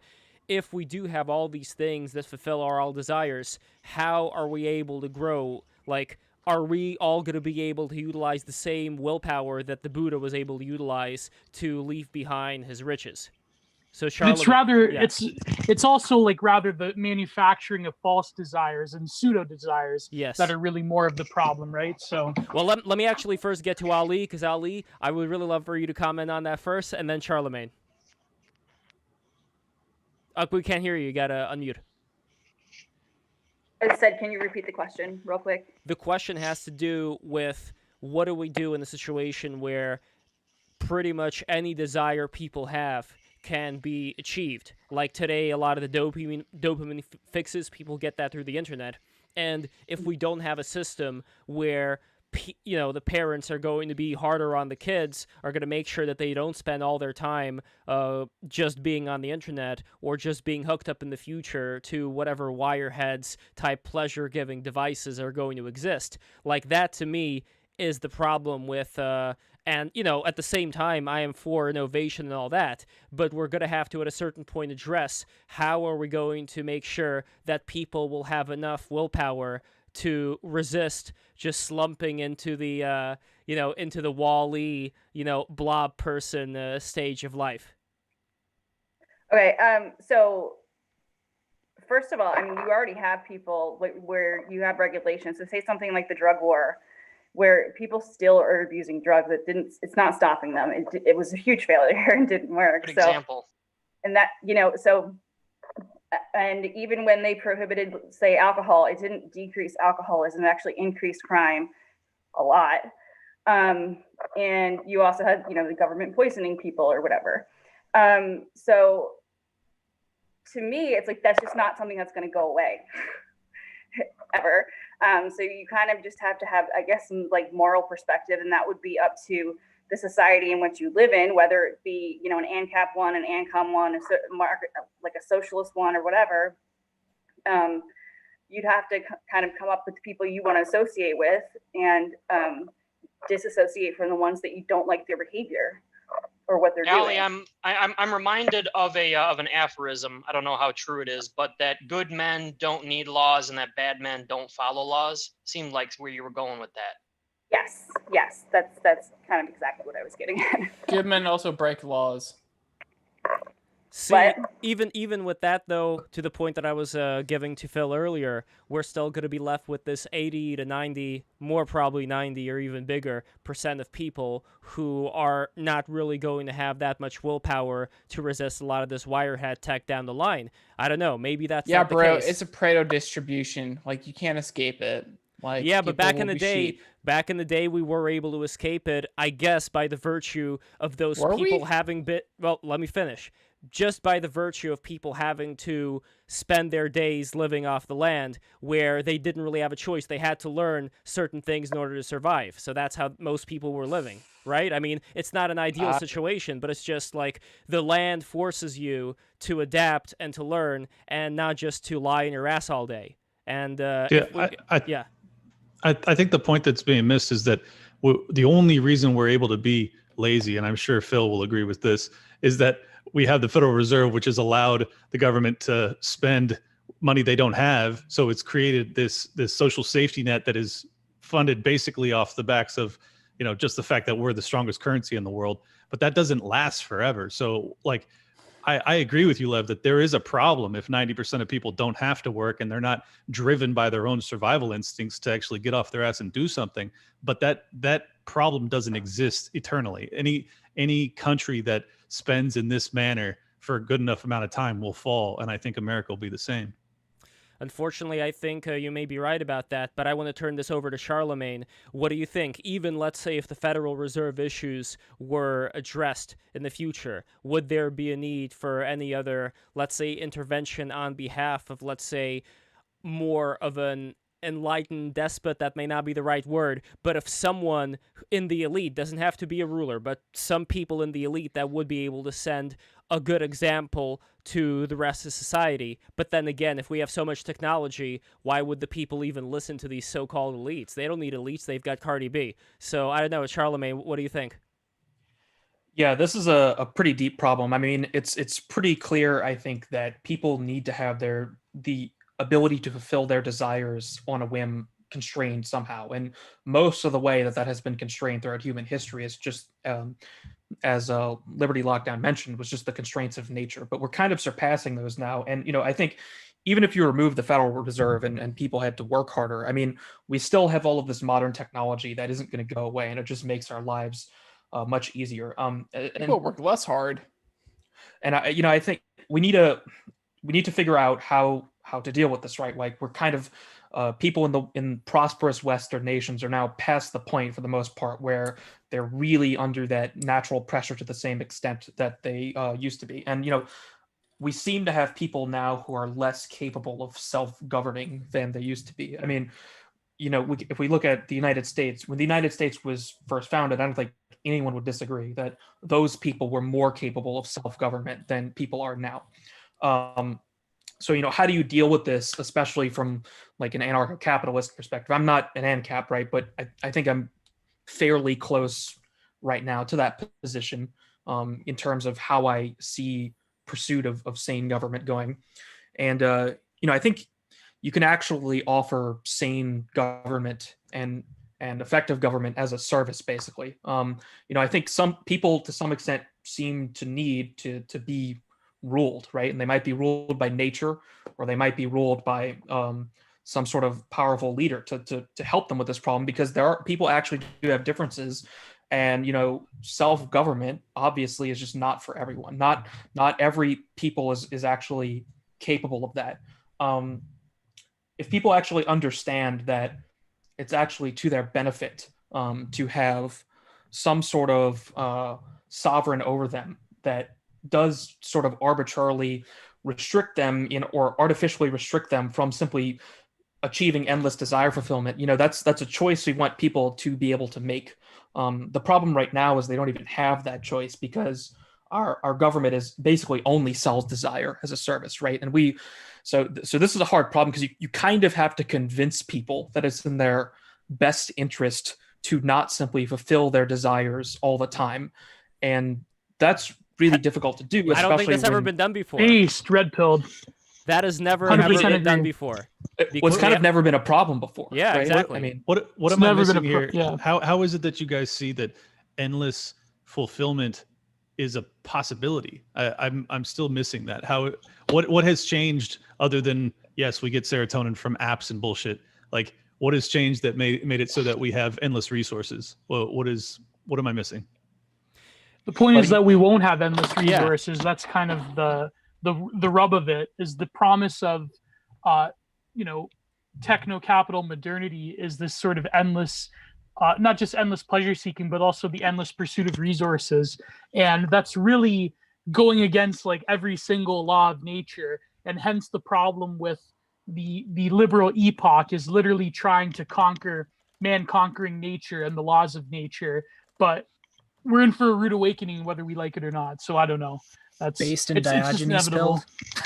Yeah, Diogenes pilled, exactly. Well, that is the example of like the grasshopper that sings and dances while the ants prepare for winter. If we have too many grasshoppers, then eventually, like, I don't know, there may come a time, let's say if Trump gets reelected, then there may come a time next 4 years where we're gonna get like AOC as VP, because she's gonna be 35 years old by that time. She'll be ready. So when something that happens, when the economy starts to show all of its weaknesses as far as the as far as the price of the dollar, as far as all the debts that we currently have, then all those people are gonna find themselves in a very bad place. They're not gonna be as hold up. What's wrong with it? What's wrong with AOC? Geo, that's Geo's mommy girl. That's Geo's crush. How could you disrespect her like that? Don't talk about AOC like that. I'm just messing around. So the question. I like your perky tits. Indeed. So the question is, what happens then? Because if I take a look at what's gone in with the statue demolishing, recently we had again in Portland, Oregon, a statue of Teddy Roosevelt and also a statue of Abraham Lincoln being destroyed. And it's a very archetypical thing where you have like these very beautiful statues being destroyed, being toppled down, and replaced with like, low skill graffiti. And to me, that's very emblematic of what's going on right now, where the people who are causing destruction, they have no sense of sacred geometry. They are not able to measure up to the ideals that were at least projected in these statues. So it's almost like there are these kids who are throwing a temper tantrum and are so far away from any kind of beauty like that they lash out at it, that they want to destroy because they're incapable of creating. And when you're going to have so many people that did not learn through various traditions that have been passed on to them how some of them would be able to, let's say, become the leaders and be able to create, then we're going to have a lot of very angry people that are not going to have any job, that are going to be out to cause, they're going to fight in the Civil War. That's going to be the left side of the Civil War should that come to pass. So would you say that I am being overly dramatic here, or do you see something like this coming around? So Liberty Lockdown, what do you think? I think you're exactly right, unfortunately. I think that when the great, just for everyone's knowledge, I'm like, economics is my thing. I'm a private money lender and investments is my thing. Ooh. So I understand the debt cycle probably better than not most of you, but most of the general population. And I think that is the real day of reckoning. Like what we've experienced over the past 6 months has been a very watered down Marxist revolution. The real Marxist revolution, when, head chopping happens, is when the dollar itself loses its value, or you have just a terribly deflationary environment where the dollar becomes worth more, but no one's making any money. That's also a possibility, even though it's a much less of a chance of it. When that occurs, you'll see the real death and destruction. And whether or not it amounts to a civil war or it's just a straight Marxist revolution with people fighting for survival, I don't know. But I think that the clock is ticking. So either way, you don't see the state helping increase the wealth of the citizens. No. Yeah. Well, certainly not doing that I see now. a pattern there. Yeah. I don't have any examples of the state increasing the wealth of its citizens, so you'd have to give me that for me to believe that's a possibility. Oh, I'd love to hear it, man. I'm all ears. And Charlemagne, what do you think?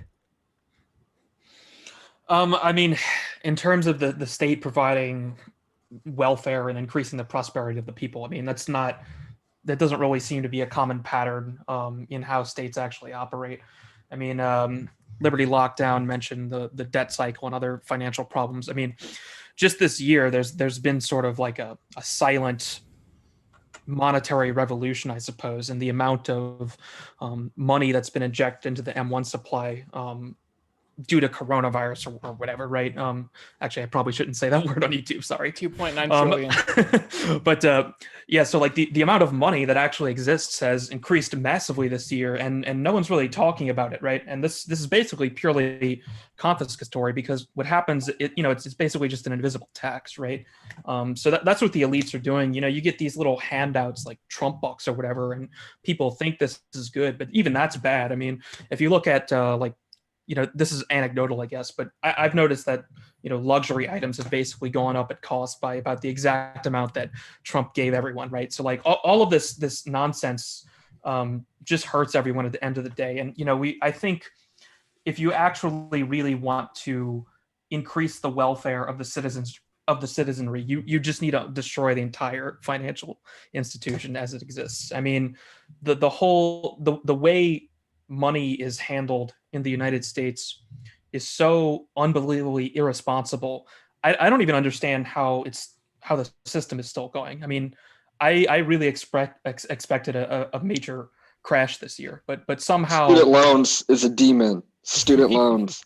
People have unbelievable faith in the system because it is backed by the full faith and credit, and it's truly if you believe in the myth. And we They're all also do pacified by medications and drugs. It's that too, but it's also pornography, vis-a-vis the rest of the world. The high United fructose States corn is still on syrup. top. Exactly. So dollar demand is very high. There is no James competing here. currency that's backed by physical assets. So you have nothing but central banks all across the globe taking on the same practices and standards of the Federal Reserve. So while we have the strongest economy, barely, and we have the strongest currency, barely, because monetary velocity has been so low, you're not experiencing the inflation as the government prints trillions of dollars. When the economy comes back online, if it does, you should see significant inflation from those dollars as they begin to circulate more Yeah, rapidly. man, like something like and another something thing like that's staving it 20%. off is What, Jacob? Go ahead, Well, Jake. it I is just true saying- that usury is a driving force of all of this. So the bankers do have to go, if you know what I mean. You have I to get agree. out.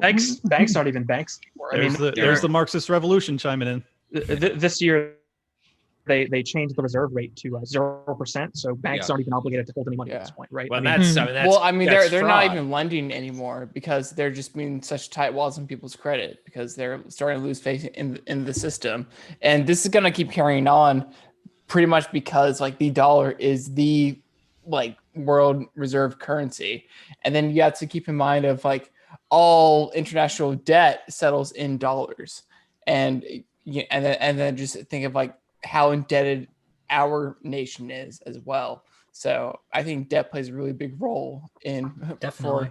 for the short time.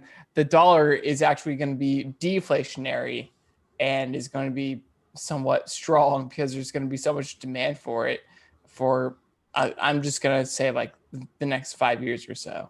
But then it's probably going to fucking go to shit after that. But who knows? No, I but think any. So we talked about this before about like Lindy or whatever.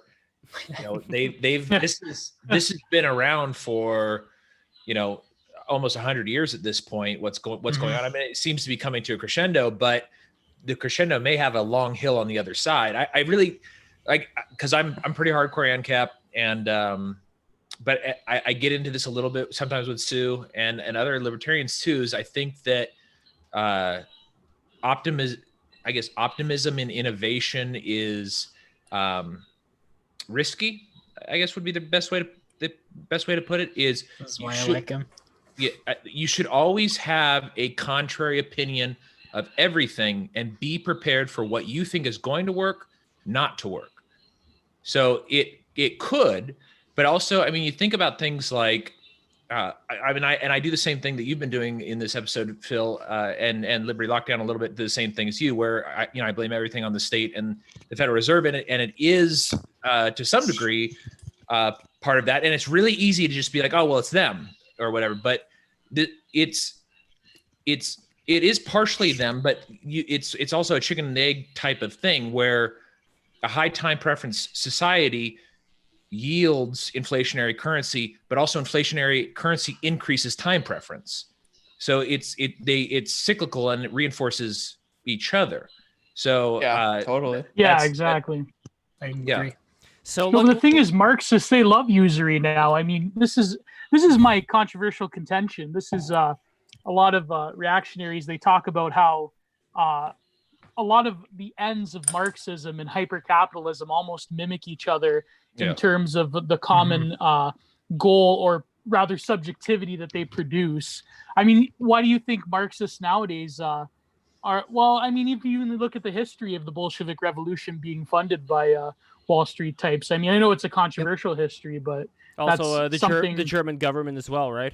Yeah, exactly. I think that, well, this is the thing. Really, we have to really discredit the official history of the 20th century, the way that it's taught in the school system, because really, I would say that liberalism is just as equal, if not more, of a totalitarian ideology that won out over the two competing totalitarian ideologies. I mean, based on my family agree. history, I would disagree, just because you really have to live in that environment to really know what that's like, and that is not a good way of being at all. I mean, Lev, yeah. This is all just Atlanticist propaganda right now.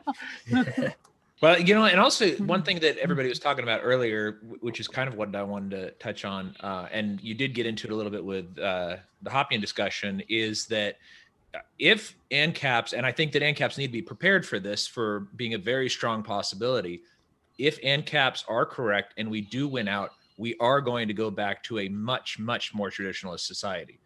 Because the liberalism, like you're talking about, what we enjoy, I guess, as social freedom in a lot of ways, is the result of high time preference. This is, or vice versa. This is when you have a hard money, it's going to encourage you to do things that we would consider religious or traditional, and also you're going to probably get these sort of Hoppian covenant communities.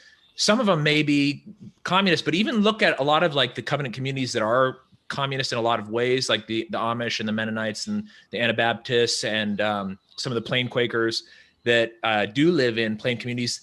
They do have low scale communism where they do share things, and if one person's not doing well, the other ones share it. You do get some degree of wealth separation, but you got that in the Soviet Union too.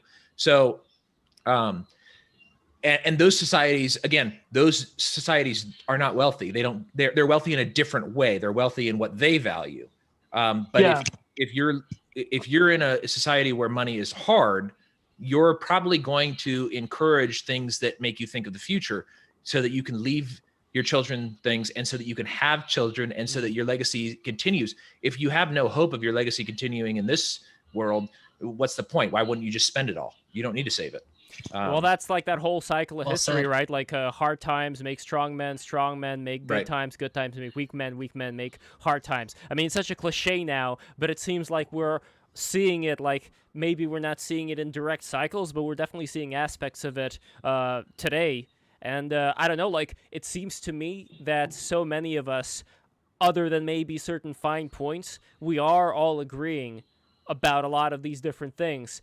And I wonder what that says, like, because I'm sure all of us, we don't see solutions being necessarily the same. We do see the problems being the same.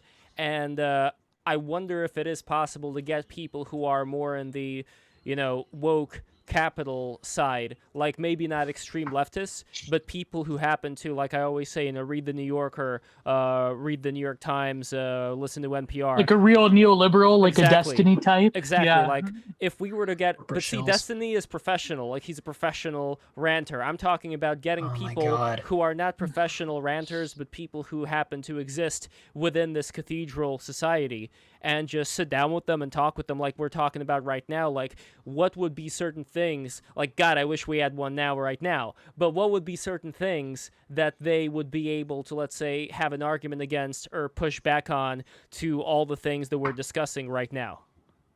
Like, I don't know who'd want to put on the mask of being that kind of person. And Capitalism's evil. Well, I think, and whether they consciously would argue from this perspective or not, is I think somebody who is pro the current system doesn't want to rock the boat because they're comfortable. And Yeah. Yeah, exactly. yeah, I think that's, and I'm guilty of this too. Like, I mean, like I live in the suburbs. I've got a nice We house. all are, man.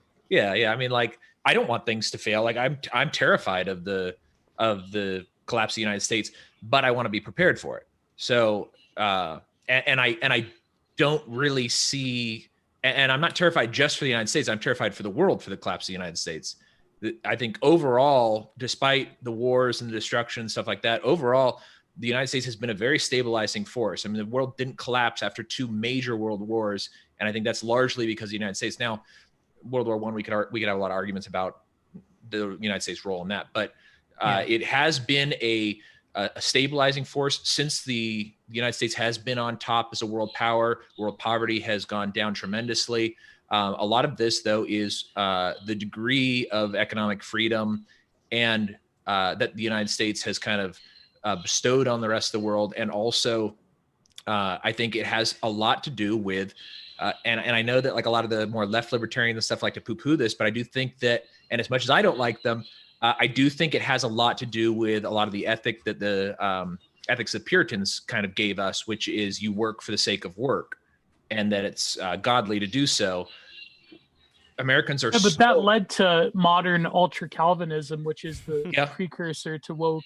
Well, ideology, it right? did, So- but it also made people a secular version, a secular profaned Yeah. version of it. It yeah. Well, did, I but it also made production in the world so ridiculously high for so long because people just didn't sit around doing nothing. You know, people always Wait, but Thaddeus were Russell. people doing nothing though? Like the people who are working on the land, I'm sure all their minds were occupied by all these, like the wind is going this way, these crops have to be watered now, like all this stuff. Well, Like, but I I mean, don't know. if you look at like a good example of this, and I very much disagree with him on a lot of things, but like Thaddeus Russell talks a lot about this, but like the caricature of the drunk Irishman who they work at enough to get food and that's it, and then they spend the rest of their time fucking, drinking, and dancing and whatever, and that caricature though has a lot of truth to it. Like and this is from Thaddeus's standpoint. From Thaddeus's standpoint, he would be like, this is the ideal. This is why he worships Black culture, because it does come out of that type of Celtic culture. At least, Dude, I thought you were going to go into how free the slaves were. Like that just kind of blew my mind. He does that, and like, I think that is antithetical to a solid society. But you do get this from a lot of left libertarians where they're like, oh, we've got to celebrate the prostitutes. We've got to celebrate, the heroin addicts. And all that God. Well, we are going to have apparently Alexander under Bard communism, we're going to have redistribution of sexual economy. Yeah, well, according to that Merrick bread tuber. But that's why I think that's why though. Oh, we'll get her on. Don't worry. We will get her on. Don't worry. I think that's why in like the NCAP movement though, you get a large number of, well, a Quaker like me, but like a lot of Catholics, a lot of Calvinists or different types of more hardline Protestantism. And I think it's because they realize that when the state and again, like be wary about blaming the state for everything, because it is, I think to some degree, a reflection of us, but as a society as a whole. But I think they realize that when that comfort is gone, chaos is only subdued by a hardline moral society in a lot of ways. And entirely agree. Yeah, exactly.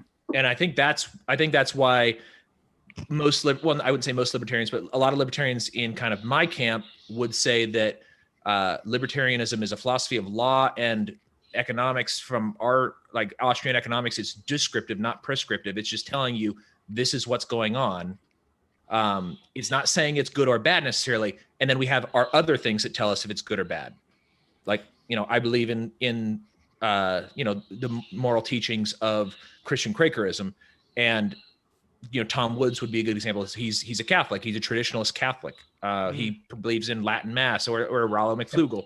All of these people, they're Catholic traditionalists, and I think that's why it's also attractive to people who are maybe contrary thinkers, because they realize that they have a foundation that the state's irrelevant and that the state's an impediment to their moral foundation. And I think it's also attractive though to left libertarians, because they see the state as a power source of right moralists, preventing them from hiring prostitutes or doing heroin, which is totally ridiculous. Yeah, I mean, let's face it. This is the problem I think with left libertarianism, is their idea of subversive subjectivities or challenging of power structures through various means of like almost like the situationist movement with Dada. The problem with that is that the state is very well equipped to or rather the corporatocracy in the state and the PMCs, they're very well equipped to commodify these things. Like we're going, OnlyFans is probably like a good example of this.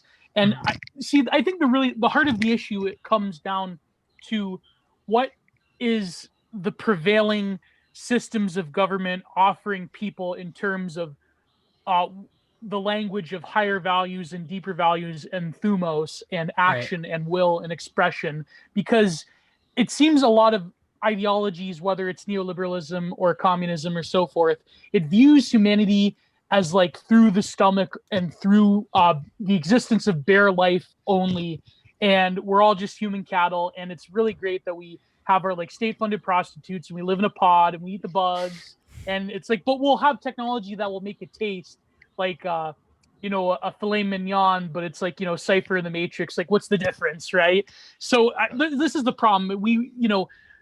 a lot of the modern subject is not equipped to really handle any political system, whether it's anarcho-capitalism or certain forms of like neo-reaction that offer people like expression and will and an aesthetic dimension that goes beyond just viewing humanity through the stomach, if you know what I mean. So I don't know if Speaking of anyone through the wants to riff stomach, off of that. look at this sandwich. Very well said. Look at the sandwich that Jules just posted. Oh my god. Ew. Oh boy. What is that? Is that fries and oh God. man. Why? Just I- just I just don't- replace the ketchup with the poutine, and then Yeah, Oh, Gio, yeah, that's then that's your. fire. I'd be more okay with that. I can't stand ketchup. It's so gross. Oh really? Oh, I like ketchup. We get some good Ukrainian ketchup that's like mixed with like pickle and like. I all bet sorts of that's pretty interesting good. I things. bet that's It is pretty good. good. It's good. As a proud Chicagoan, I hate ketchup. And Do I you am like those Lev- big pizzas? The square pizzas? Deep dish. The deep dish. The- Yeah. Careful how you answer. real Chicagoans like the small little square slices, not the deep dish. That's for tourists. Okay, there we go.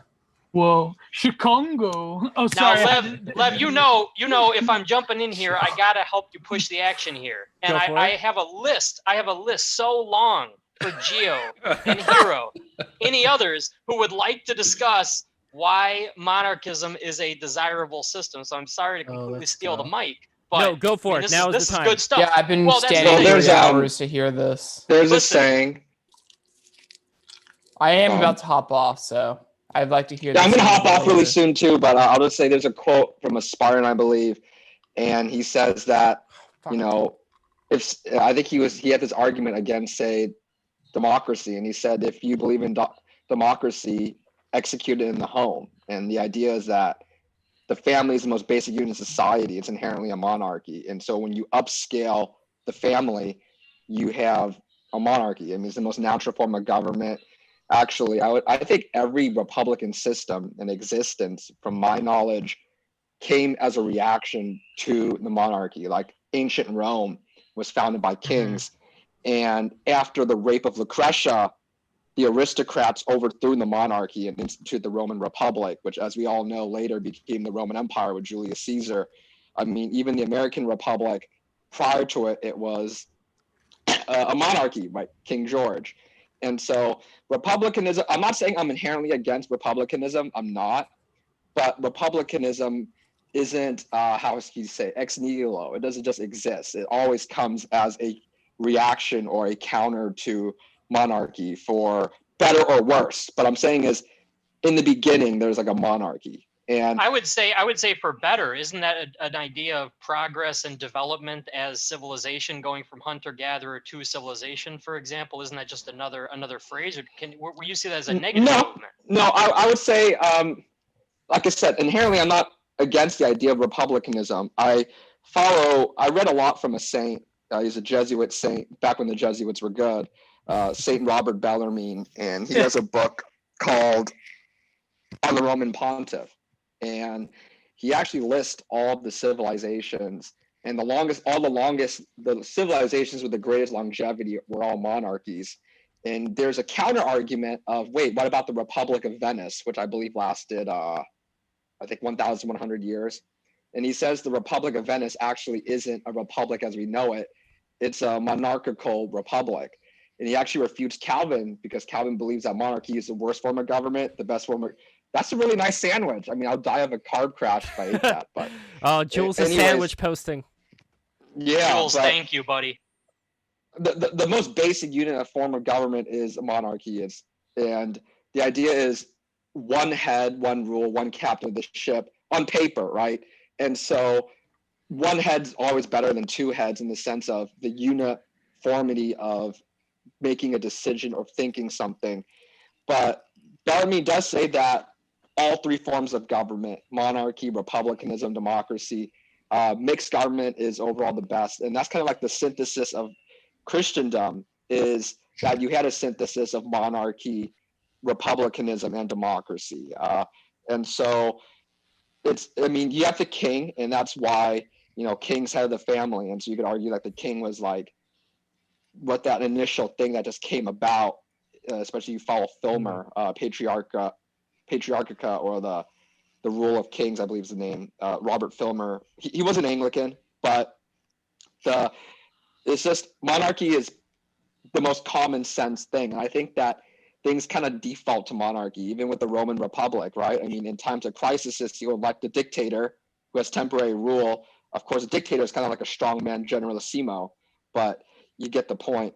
Well, this is what So- Hoppe talks about that too. Where Exactly. In Yeah, democracy, democracy gods that failed. Yeah, Exactly. Is Exactly. in the hierarchy of governments, if you are going to have one and you can't have the sovereign individual for, whatever reason, is that there are so many incentives lined up between a monarch being a better system, or monarchy being a better system of government than a democracy or a republic, because the incentive structures for a monarch line up. The incentive structures for a democracy or for a republic just don't. They line up for you to take as much as you can as quickly as you can. And it has all that Assuming he depends doesn't on have though. the power to have coinage. But if you were to step into devil's advocate mode for a second, what would be the abuses of power under a monarchy that the monarch would be able to get away with? Fiat. No, because historically monarchs always fail when they start clipping coins. So Yeah, that's been the but death they blow do to it. them, yeah. They And then try, their fucking empire and then they're fails. killed. Yeah, Yeah. that the thing is like if the incent but that's one of the arguments that Hoppe lays out, is that a monarch has the incentive to take care of the realm because he's going to pass that realm on to his descendants. So if he and also the other advantage is that people can see when you clip the coin, because they can find out, and once they find out, they know who to kill. With the coin clipping, yes, but then, and I'm sorry again to bring up the example of modern Russia here, but I think it is a fitting example. Oh God, I think. love. Yes, Very yes, base. okay. Because here's why. So in somebody like Putin, you do have an example of someone who, let's say, you would think that his negative decisions would be reflected on the people feeling badly about what he's doing, but that doesn't work that way because a lot of the Russian people are constantly hooked up to Russian propaganda television. And sure, you could say that CNN, Fox News, like there's all kinds of propaganda here. You have to actually watch and see what exactly they're saying in the Russian news channels and then compare the two. Because believe me, it is of such a higher caliber of bullshit. It is unbelievable. But anyway. But also compare Putin's Russia to the United States. In places like Russia or Iraq or Iran or any of these strongman type governments that sort of masquerade as a democracy or a republic, you have the dictator and you have dead dictators. You don't have retired dictators. That's true. But the other thing So, yeah. Well, that's what I'm saying. And also vis-a-vis the Tsar, would you rather live under Stalin or the Tsar? The monarch. Oh, the Tsar all the way. Yeah, I mean, it's Put it this way: the Romanovs not are that in it was heaven. good. Not that it was good. The Romanovs are in heaven and Stalin is in hell. Okay. So put it that way. Hold on, Gio. As far as the Romanovs, I don't know about the rest of them. I don't know about little Anastasia. But if we're talking about the head cheese, one of his favorite activities, was killing cats and killing crows. So I am no fan of people who disrespect these poor animals like that. But anyway, I'm down for Oh, crows. apart from that, that's Fuck Well, crows. and- But if you fuck with the I won't cat, co-sign on that, but The thing is too is a lot of times people need to put some things in historical context. Is that when the Romanovs were in charge, and I'm no fan of the Romanovs either. Like my family left Ukraine because of the pogroms, but when you put it into the historical context of like the turn of the century, in most of the world, life really sucked, and people were pretty evil on a very regular basis. And I think they probably still are now. It's just harder to get away with it. But yeah, I mean, yeah, when you're a absolute monarchist, appointed by God himself, and people believe it, it is easy to get away with a lot of things. But I think vis-a-vis like Stalin, there was some incentive, and then we saw that with the Romanovs, is that they didn't take care of the realm. They failed, and they were executed. There was an interim time, though, in the first revolution where things could have gone differently. By the way, Jacob, I think that there's some television or something's going on in the background of where you are. But Let me close the door. No problem. So the thing that I'm getting to here is that the way, at least, that I see Russia from the perspective of friends of mine who are living there and who have lived there for all of their life, is that when people get very upset at what's going on in their own environment, as far as the economy's going down, there's less food available in the marketplace, they would first, like, they wouldn't blame Putin, but they would blame all the other people that are below him, all the other officials, who are also like, basically like any high-end official in Russia is going to be a KGB agent, or today they call it FSB, but whatever. The point that I'm getting to here is that what ends up happening as a solution to that is Russia goes to war. When Russia invades any other country, it de-escalates the frustration that the people feel, because all of a sudden they get this surge of like, man, we are going to take these people down, fuck them, we're the best, and they can, cry for all we care, we're going to take their shit over. And there's something, I think, going back to... Well, that's Manifest Destiny, like America. It is, but it's not exactly, and here's why. Because in Manifest Destiny, there was still this aspect of embettering whatever place you go to. Like the Mormons, they go to Mexico, for example. I think they have their own Manifest Destiny. If you look at the little neighborhoods they've got in Mexico, they're very nice looking neighborhoods. But anyway, when we're talking about this, it's not a Manifest Destiny so much as it's like Scorched Earth Destiny. They're going into these places and they're turning them into shitholes, and they're fine with it. Because the Russian mentality, I'm really sad to say, and I think it is, like, it's very different from the Ukrainian mentality, because they did not go through all these years of being subjected by the Golden Horde, by the Mongols. And I think being subjected by the Mongols did something to them, where they do have this sense of, I would rather be in a shitty state so long as my neighbor is in an equally shitty state. So that is the unfortunate mentality that I think takes Russian people by their throats and leads them into all of these pointless conquests that actually makes all the surrounding places worse, and they don't give a shit. They like the fact that everybody else around them suffers, and they don't care if they suffer as long as everybody else suffers. So that is something that I really know how to fight against. Maybe that kind Guys, of I'm gonna like... take off. I really enjoyed the time I was here. So peace be with all of you. I learned a lot. Thank you, sir. Hey, it's good talking to you, Phil. Hey, I gotta leave too, so I'm glad talking to all of you guys. Thank you, everyone, for the chat. Thank you, Lev, for inviting me. Thank you. Good to see you again, Gio. Maybe I could see you guys some other time. Absolutely. I'm very grateful. I hope I get to chat with you guys soon. Take care. Thank you very much. So let us now ask for more people to subscribe. I got to do it way more often than I'm doing it. So everybody, stop advertising. Never. Everybody, subscribe to Break the Rules right now. Help us grow big and strong so that we can take on the powers and principalities. And actually, speaking of powers and principalities, I think the last... no, hold on. I'm going to save this for later. Theodore, you still had a list of questions you wanted to ask Gio, and I hold on before I go. Please, I beg of y'all, at least skim the article I shared both on the Discord and in the Zoom chat. But it's by the great Eric Kaysen, very, very brainy guy. TLDR. What are you fucking doing, Jake? Give a summary. Just read his article. Go to cryptosovereignty.org. The article is called Crypto, Truth, and Power. On Bitcoin and crypto, Foucault, power, truth, understanding crypto through Foucault's biopower, and the paradigm of total war. I think Gio will especially like it, but this guy came from, Occupy Wall Street leftism to free market anarchy, and it's beautiful. I think y'all will find a lot of value in it, so give it a read, please. It's short. Mr. Sue. And that reminds me also of Mr. Chu. So for anybody who's a K-pop fan, I highly recommend looking up Mr. Chu by A Pink. I think Blackpink is more popular in the States, but A Pink, Mr. Chu. You listened to that, right, Phil? I sent that to you. I did, and you sent it to me because you made a joke about the song that I wrote, ETF. What? No, I didn't do that. No. Because, musicianship is, my thing.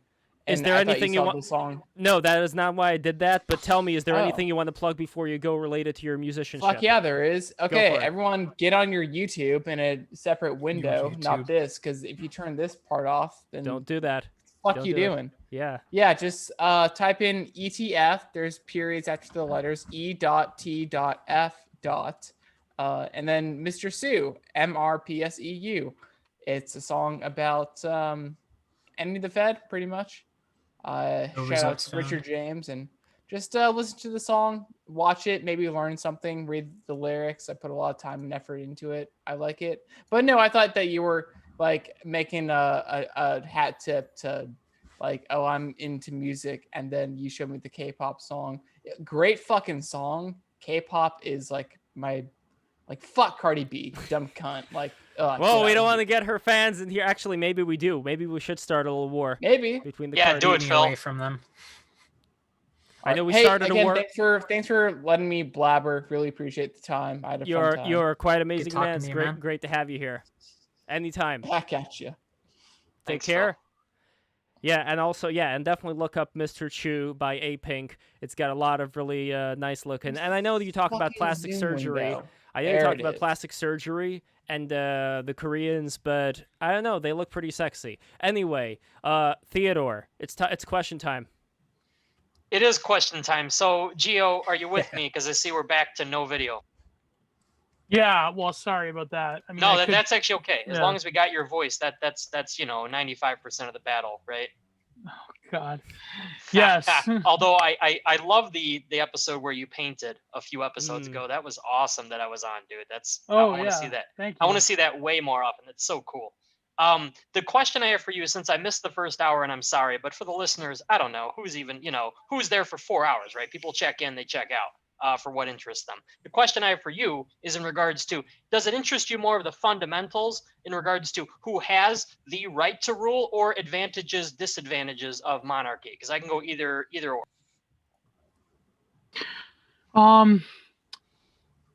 That's an interesting question. I think it does come down somewhat to legitimacy of who has a right to rule.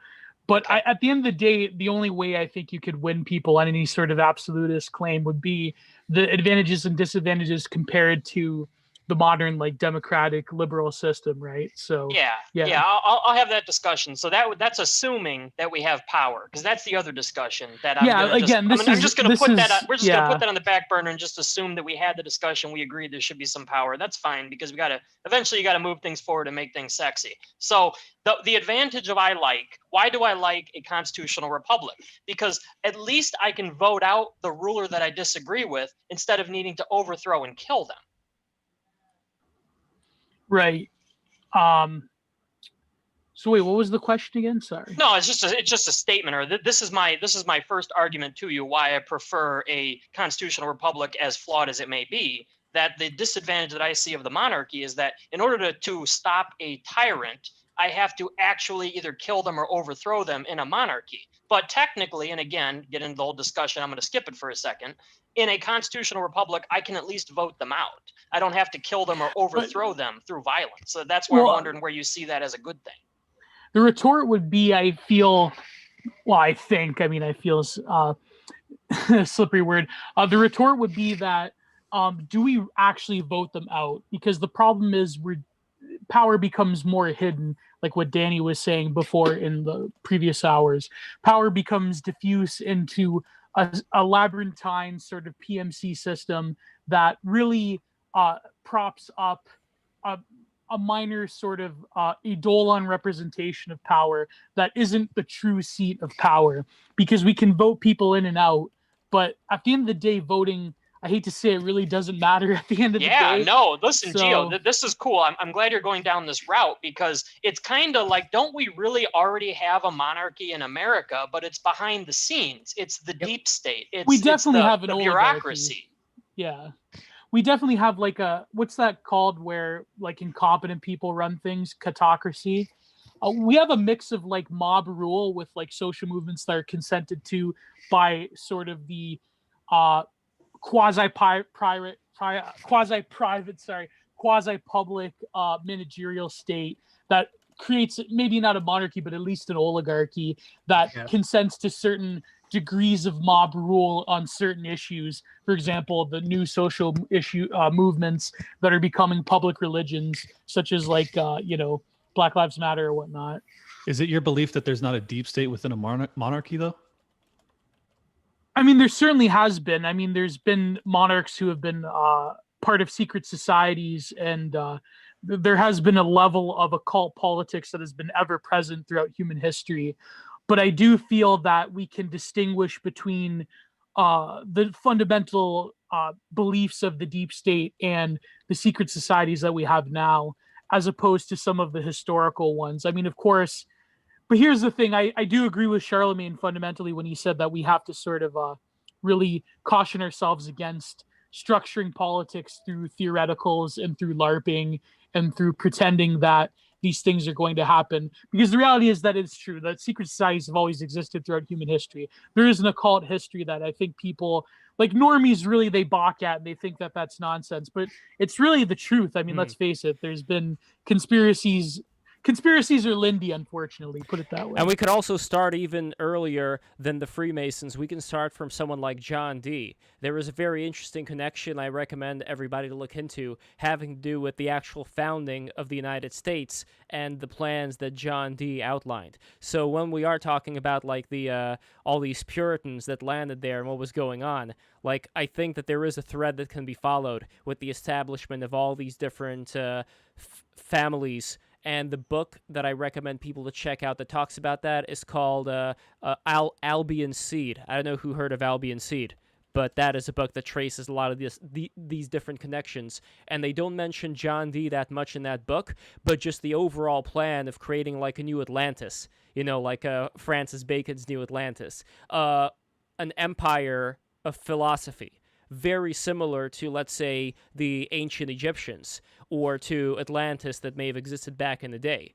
The idea of creating this advanced civilization that knows the stars, that knows sacred geometry, that knows mathematics to a very high extent. But I guess the universal problem here is that once a civilization like that is built up, it's easy to over time degrade and get corrupted. And for a lot of these very, high level arts, whether it be, using sound technology in order to construct things that we're not even aware of today, or any of the things Nikola Tesla thought of, using them to oppress people and to generally make life shitty for a lot of people because the next generations that come out of it, they're not the ones who built it. They're the ones that get to utilize it. So that's just like my own perspective on this whole universal ancient civilizations get built up and then get destroyed over time, and how I think John Dee's vision of the United States may go through these different stages as well.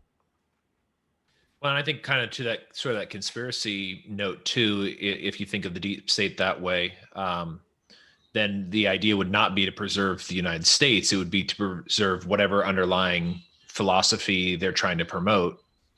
Because that has more longevity than a physical border, because that's something that is permanent. It's something that as long as you continue your secret society one way or the other, it's going to continue to take over various governments and stuff like that. But sort of on what you were saying about earlier, Liberty Lockdown, you were saying that does the monarchy not have a deep space? I think a deep state. I think it does.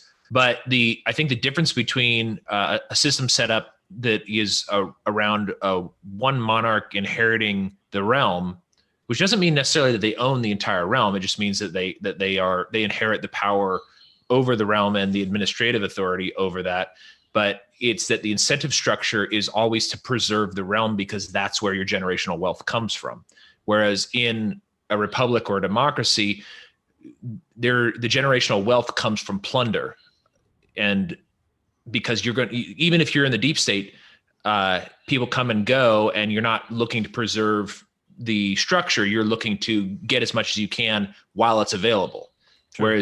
Whereas I think the difference with a monarchy, or at least like from my understanding of what Hoppe is saying, is that his idea is that with the incentive structures that are around monarchy and the supporting power structure of that, is that it's a promotion of generational wealth.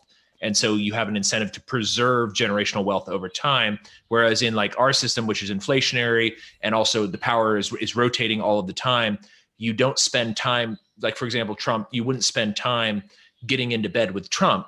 Whereas you may spend time getting into bed with King George because he's going to be in power in a long time. And if you're friends with him, you might be friends with his son. Right.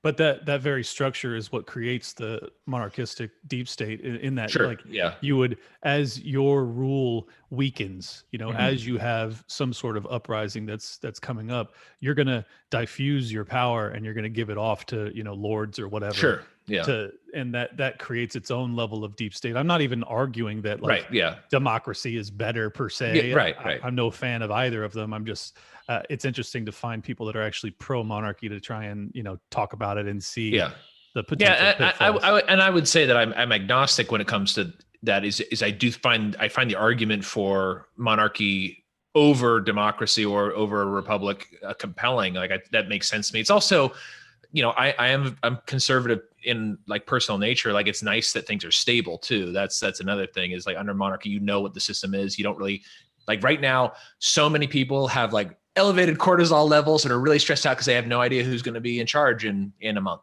And I don't think that is particularly good. So things like that, I think is interesting, but I'm also derailing the conversation from what Theodore was trying to do.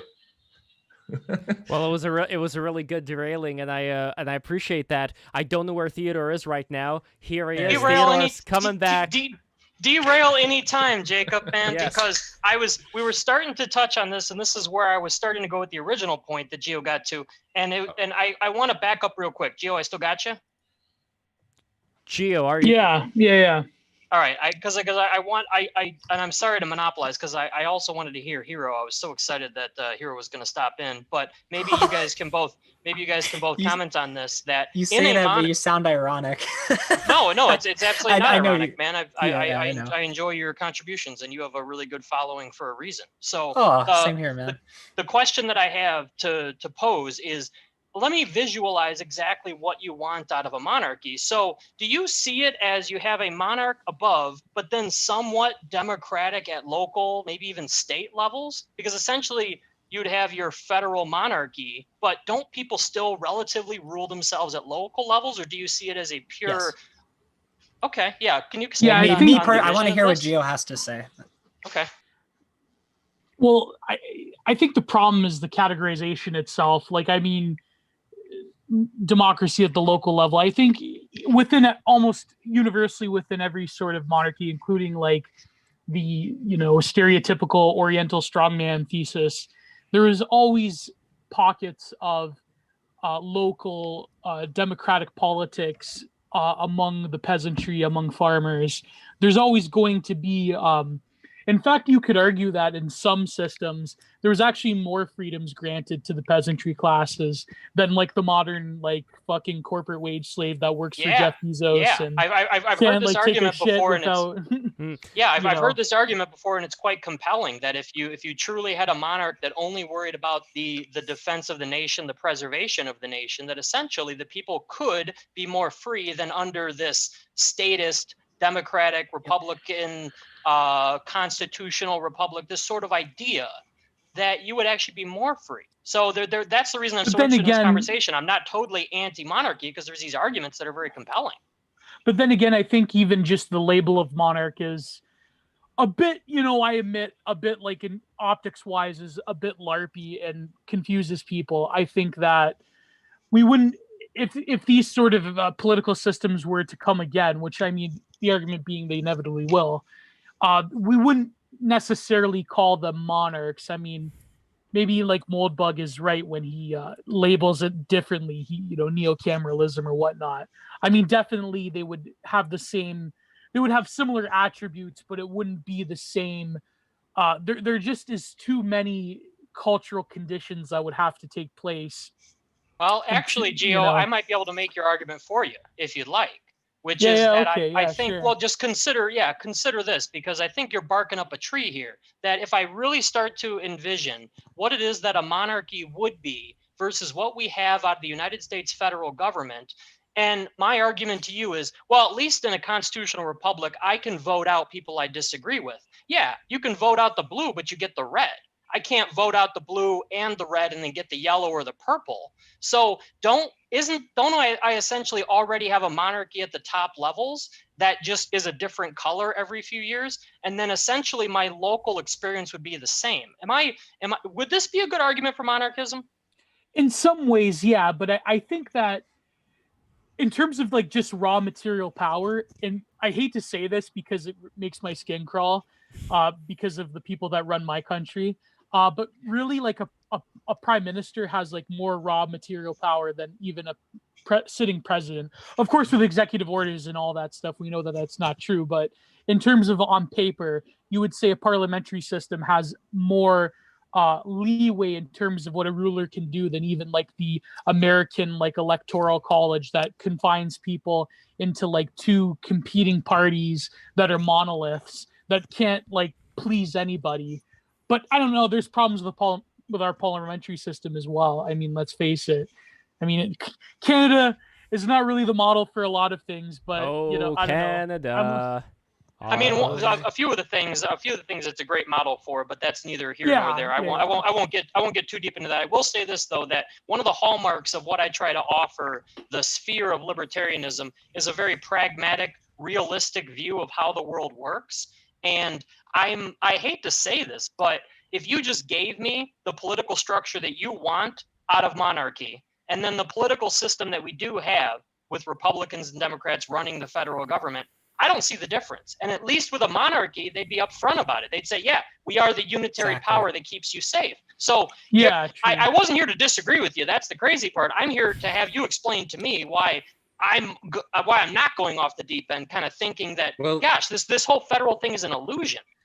I mean, I don't know about Gio's argument, but like the sort of Hoppian argument for the difference is that with switching between blue and red is, you know, you would think as an effect on your life, that's one thing, but it does actually have a greater effect on your life because different people rotating through makes their personal incentive structures differently than a hereditary monarchy. So because it does play into time preference again, which is when you have a long-term plan or a plan that you need to maintain to stay alive and to make sure that your descendants stay alive, then you need to, that would be the structure that is needed so that the realm is preserved to the best ability. But then when you get down to the lower levels, you're right, you end up getting, it does break down into smaller little monarchies and eventually to whatever the township or the fief or whatever breaks down. The city-state. Yeah, the city-state could have that. It depends on different times. The fief is operated in different, and that's one of the things too that people make the argument that on a fief, although the peasants had it very bad, they did have some degree of freedom that like what you were saying, the wage slave doesn't have, is because they had traditional hereditary rights that were preserved in the land, and that was immutable. Whereas in our system, it's not. It's more wishy-washy. It's not clear. Maybe it's preserved in law, but that law can change every couple of years. And that would be the difference in the argument, is that, yeah, it is harder to overthrow a monarch, but it's also harder for a monarch to change the laws. I mean, even an absolute monarch in places like France and stuff like that, as soon as they start exercising that type of power, that's the end.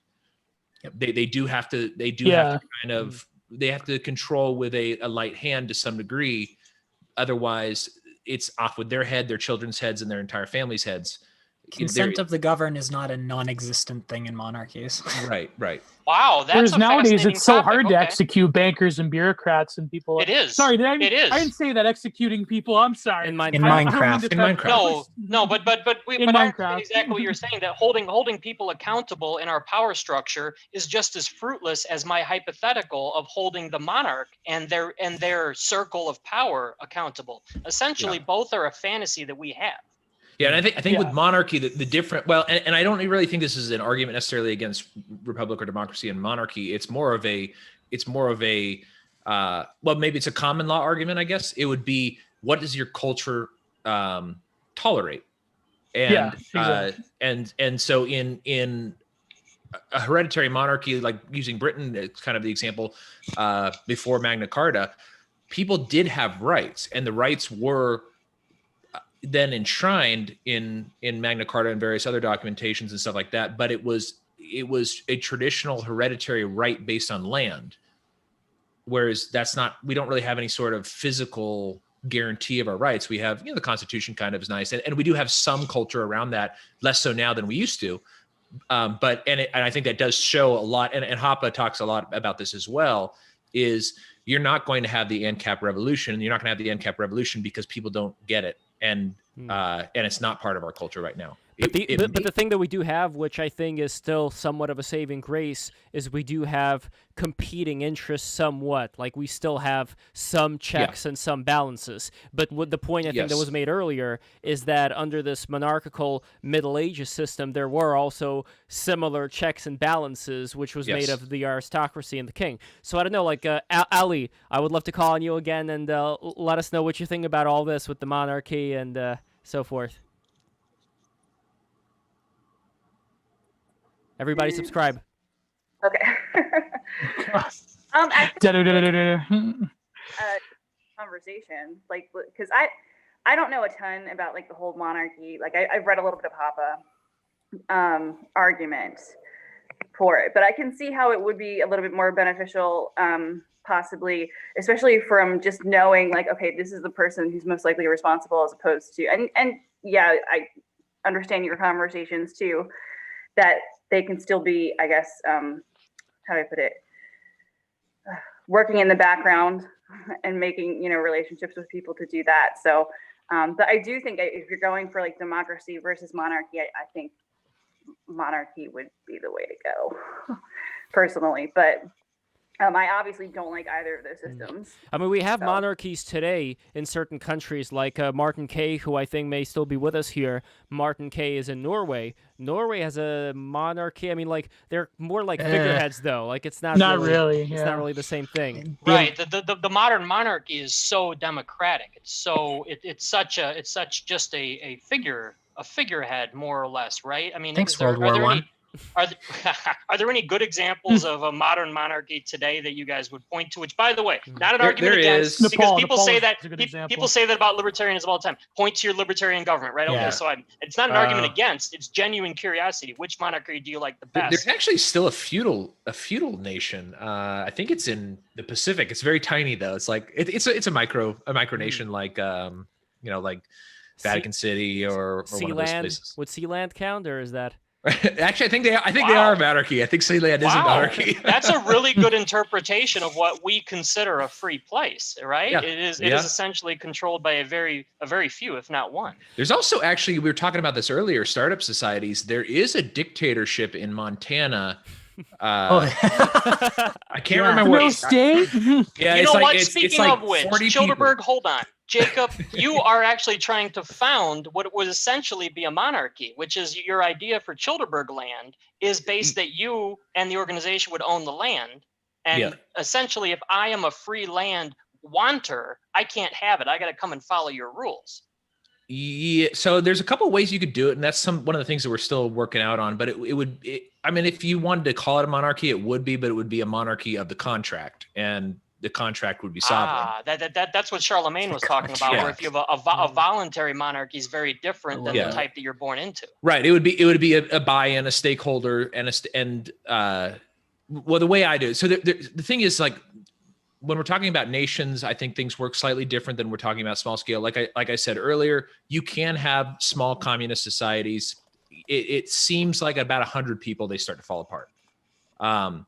Or small socialist societies, whatever you call it, mutual aid societies, whatever. In a small, like in what I would imagine Childerberg Town would be like, and this is just kind of my working idea still, is that it would be, and this is actually, all of these ideas are because it's where we operate in a particular legal system right now, is that you would incorporate, the land would be purchased and purchased by a corporation. The corporation would have legal protection from the state and federal government because of its corporate structure. And then you would purchase your land via shares in the corporation, and you'd be able to choose, whichever plot you wanted that was available. And that would give you a certain amount of power over common space, like paths and roads and parks and that sort of stuff. Man, this really ties into the corporation discussion earlier. All of a sudden, now that the corporation is used as a ruling entity, I Yes, start to yeah. become very concerned if I didn't have trust in the organizer. Well, There we go. that's why you have a board of directors and everybody who purchases. Now there is an example of this. It's called CeeLo. It's in North Carolina. It was a corporation founded in I think 1937. It still exists now, and it has 100 residents. Well, it's got a little more than 100 residents. There's children there too. It's a Quaker community, and they do have a contract. You agree to the contract when you come on, and in order to enter the community, it takes 100% of the residents' agreement that you enter. Ooh. Wow, a real blackball. Yes. Yep. And if they don't want you in the community, it takes 100% of the residents to repurchase your land at the previously agreed upon price plus improvements. So, Holy cow. So it works very well for them. They've so far not kicked anybody out, and they're at maximum capacity. Nobody else can enter anymore. Like it's already divided up fully, and it works very well. They are very communal because they are Quakers, so they do share a lot. They operate mostly off the grid. They don't really have they do have power and running water and that sort of stuff, but it's not from the city. It's their own. And do they eat oatmeal? Oatmeal is not Quaker. The reason that they use the Quaker for their thing is because Quakers at the time had a reputation for being honest in business, and that they didn't add like brick dust to their oatmeal like others did. So Dust.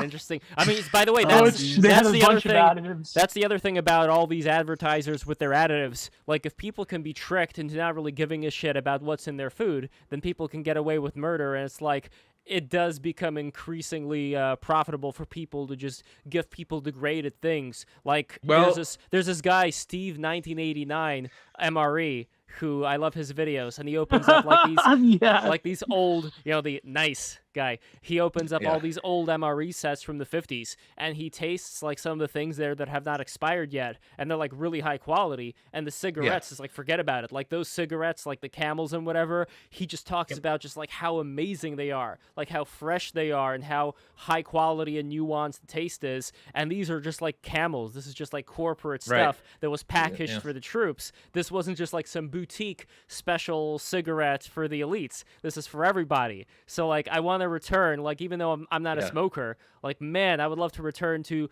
that kind of quality and like this mass. Well, and I think although we'll blame, libertarians blaming it all on inflation. Absolutely. We already had Mr. Sue do that for 3 hours. Yeah. But sort of on the Quaker note is that like Cadbury is actually a Quaker company. And the reason that Cadbury was started was because the guy liked chocolate a lot, but people used to add a lot of odd stuff to chocolate and it was like one of the reasons why, I mean, sugar is bad for your teeth, but one of the reasons why we have it's not a myth exactly, but one of the reasons we associate chocolate with bad teeth is because they did used to mix ground up dirt and stones and stuff like that into the chocolate to fill it out so that they could sell less chocolate for the same price. And Cadbury came through, and actually Willy Wonka is based on Cadbury because they kept their whole formula secret. Their whole process was secret. He built a village on his factory. All the factory workers lived in the village on the factory land and worked in the Cadbury factory, and they made the highest quality chocolate in Britain at the time. And he was fiercely guarded as trade secrets, but he also was nonviolent, didn't believe in trademark and that, or I think he believed in trademark, but not patent. So that's one of the reasons why they had the secrets. So, but here's an example of but the that was Cadbury like eggs. the talcum, like the milk additives that would, God. like the boron milk additives that would kill children. Yeah, back in the industrial. But here's the other difference with the Cadbury cream eggs. By the way, it's good you brought those up because the British ones have higher fat content and more sugar is added to the American ones. So again, like we're discovering how healthy fat is to you, and now they're just ridding us of the fat and just piling on the sugar for the American burgers. Americans in general have a sweeter palate. Like Belgian beers that we get here, usually they add fruit syrup to it because we have a sweeter palate. But also you get the same thing though in Eastern Europe. Eastern Europeans have a sweeter palate than Western Europeans, and so that's why you tend to get like Cahors, like sweeter wines that are and sweeter beers and things like Kvass, which is like a sweet beer drink. Yeah, it's good. It's very good, but it is very sweet and it appeals to Americans a lot although from my understanding, a lot of Americans don't like it because it's very yeasty, but Western Europeans don't care for it because it's too sweet for their palate typically. I don't know. This is a whole, Yeah. this is a whole rabbit hole. Yes, the cat. love a How good long have we rabbit been hole, man. going? Okay, it's 9:21 right now, so I think we should start to depart soon. But before that, I want to ask people here, what do you think? Like, regardless of whatever great things you guys have in mind that could be a replacement for what we have now, just to go into like ultra realist mode. What do you think is awaiting us next decade? What do we gotta prepare ourselves for here? So let's start with Ali. Okay, wow, that's a question. I mean, I don't think it's gonna look very good. I obviously, like, I hope there's not a collapse, but I mean, I think you need to prepare yourself just in case. And whether that's through like Bitcoin or like getting rid of any credit cards or anything that you have, get rid of, like, so that it doesn't hit you that hard, because the people who are in a lot of debt, like student loan debt and that type of stuff, I think if it does, kind of collapse, a lot of that stuff will be a negative, obviously. So, I mean, ultimately, like, I have no idea what is going to happen, because, you think about what might happen, and then, sometimes it takes a turn or whatever, but I don't think it's going to look good. I think there's going to be a period where it's going to be bad for a lot of people, which sucks. And let's see. I mean, I would hope that we could get to a point to where we can decentralize, because I know, like, the Mises Caucus and all that within the LP, which Tez probably Steaming. brought them up. But, like, that's a lot of their stuff is like decentralization and trying to get to a point where it is more local, on more of a local level, because you can help more people, I think, in that framework. I mean, I obviously don't think within the next 10 years we're going to have be completely anarchist.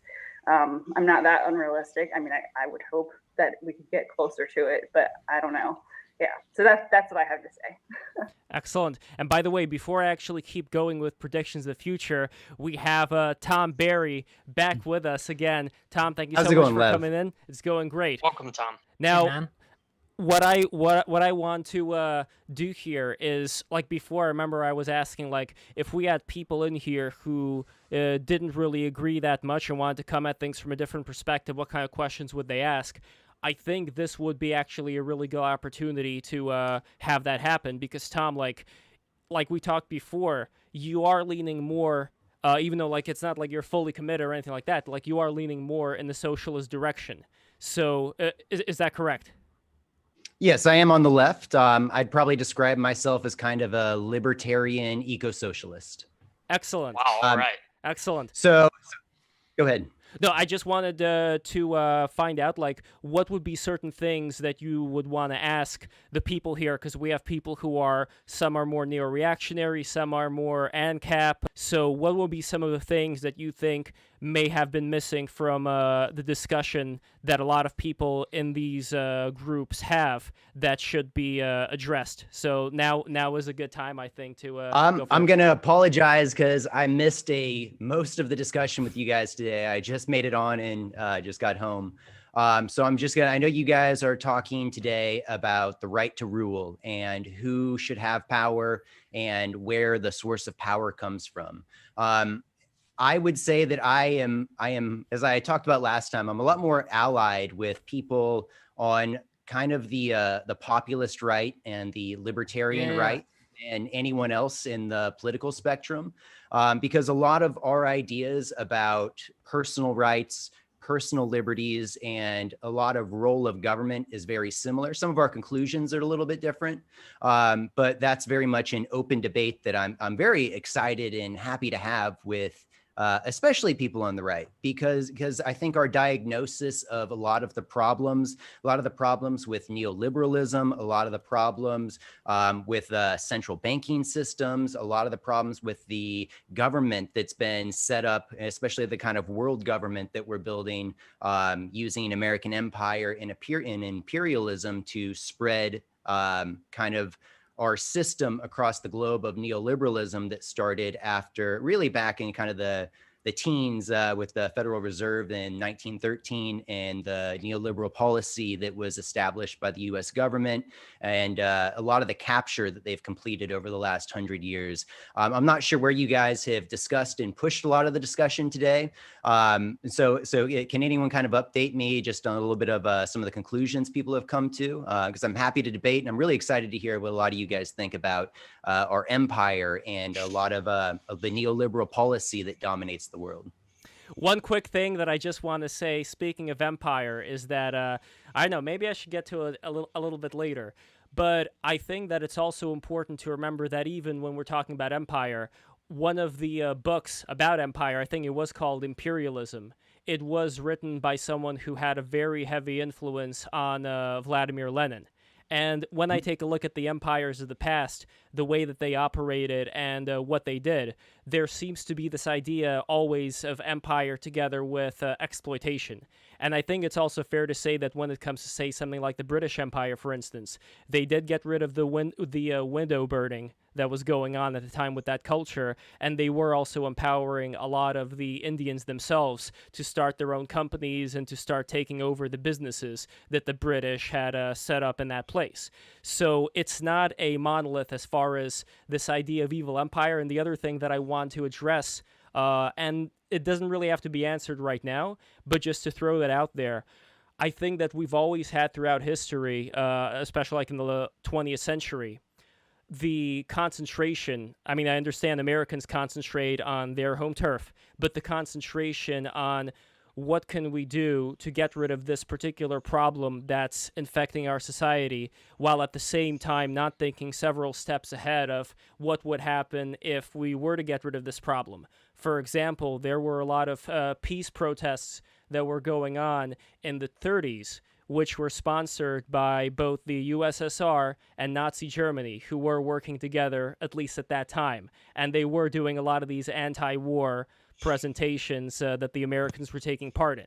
So this is why what I'm searching for is a really nuanced approach to a lot of these things, especially with power gaps. So we do have, for example, Russia today that's always talking about how America is this evil empire and all that, but they're not paying attention to what are the gaps in power that are going to come into place when certain very drastic decisions are made, as far as let's just get rid of all the bases at once, let's take everybody home, and then what is going to happen to the people who currently do depend on there being some weight at power, like in Poland, for example, that the Americans do work in, to act as a buffer zone that will prevent, places that I would say, and again, I know people are tired as hell. I mean, Tom, you just appeared here, but people are tired as hell already from me talking about how bad I think Russia is today. But suffice it to say that that is my take on it. That is the nuance that I hope people can apply to this when they're talking about all the problems that are going on with this New World Order. Because these things, they don't exist by themselves. There's always things around them. And that's something that I think we should keep in mind. But be that as it may, I want to go to, I don't know, Jacob, would you be able to outline where the conversation has been so far? I've spoken too much. And everybody, please subscribe. Where the conversation tonight has been so far? Yeah, like if you could condense it. I know I'm putting all the responsibility on you, just lumping it down, unless anybody else wants to take it from Jacob. Yeah, I mean, Theodore, I think actually you had kind of notes outlined, but I think from when I jumped on, which is about an hour late, when I jumped on hearing, it had gotten, it was monarchy versus democracy versus republic, and a lot of conversations that came out of that, but it was basically a lot of people talking about the Federal Reserve, which is a lot. Sue was harping a lot on that, and man, it's gone into a lot of places. We also talked about Cadbury. Okay, all right. Yeah. Theodore, you want to go for it?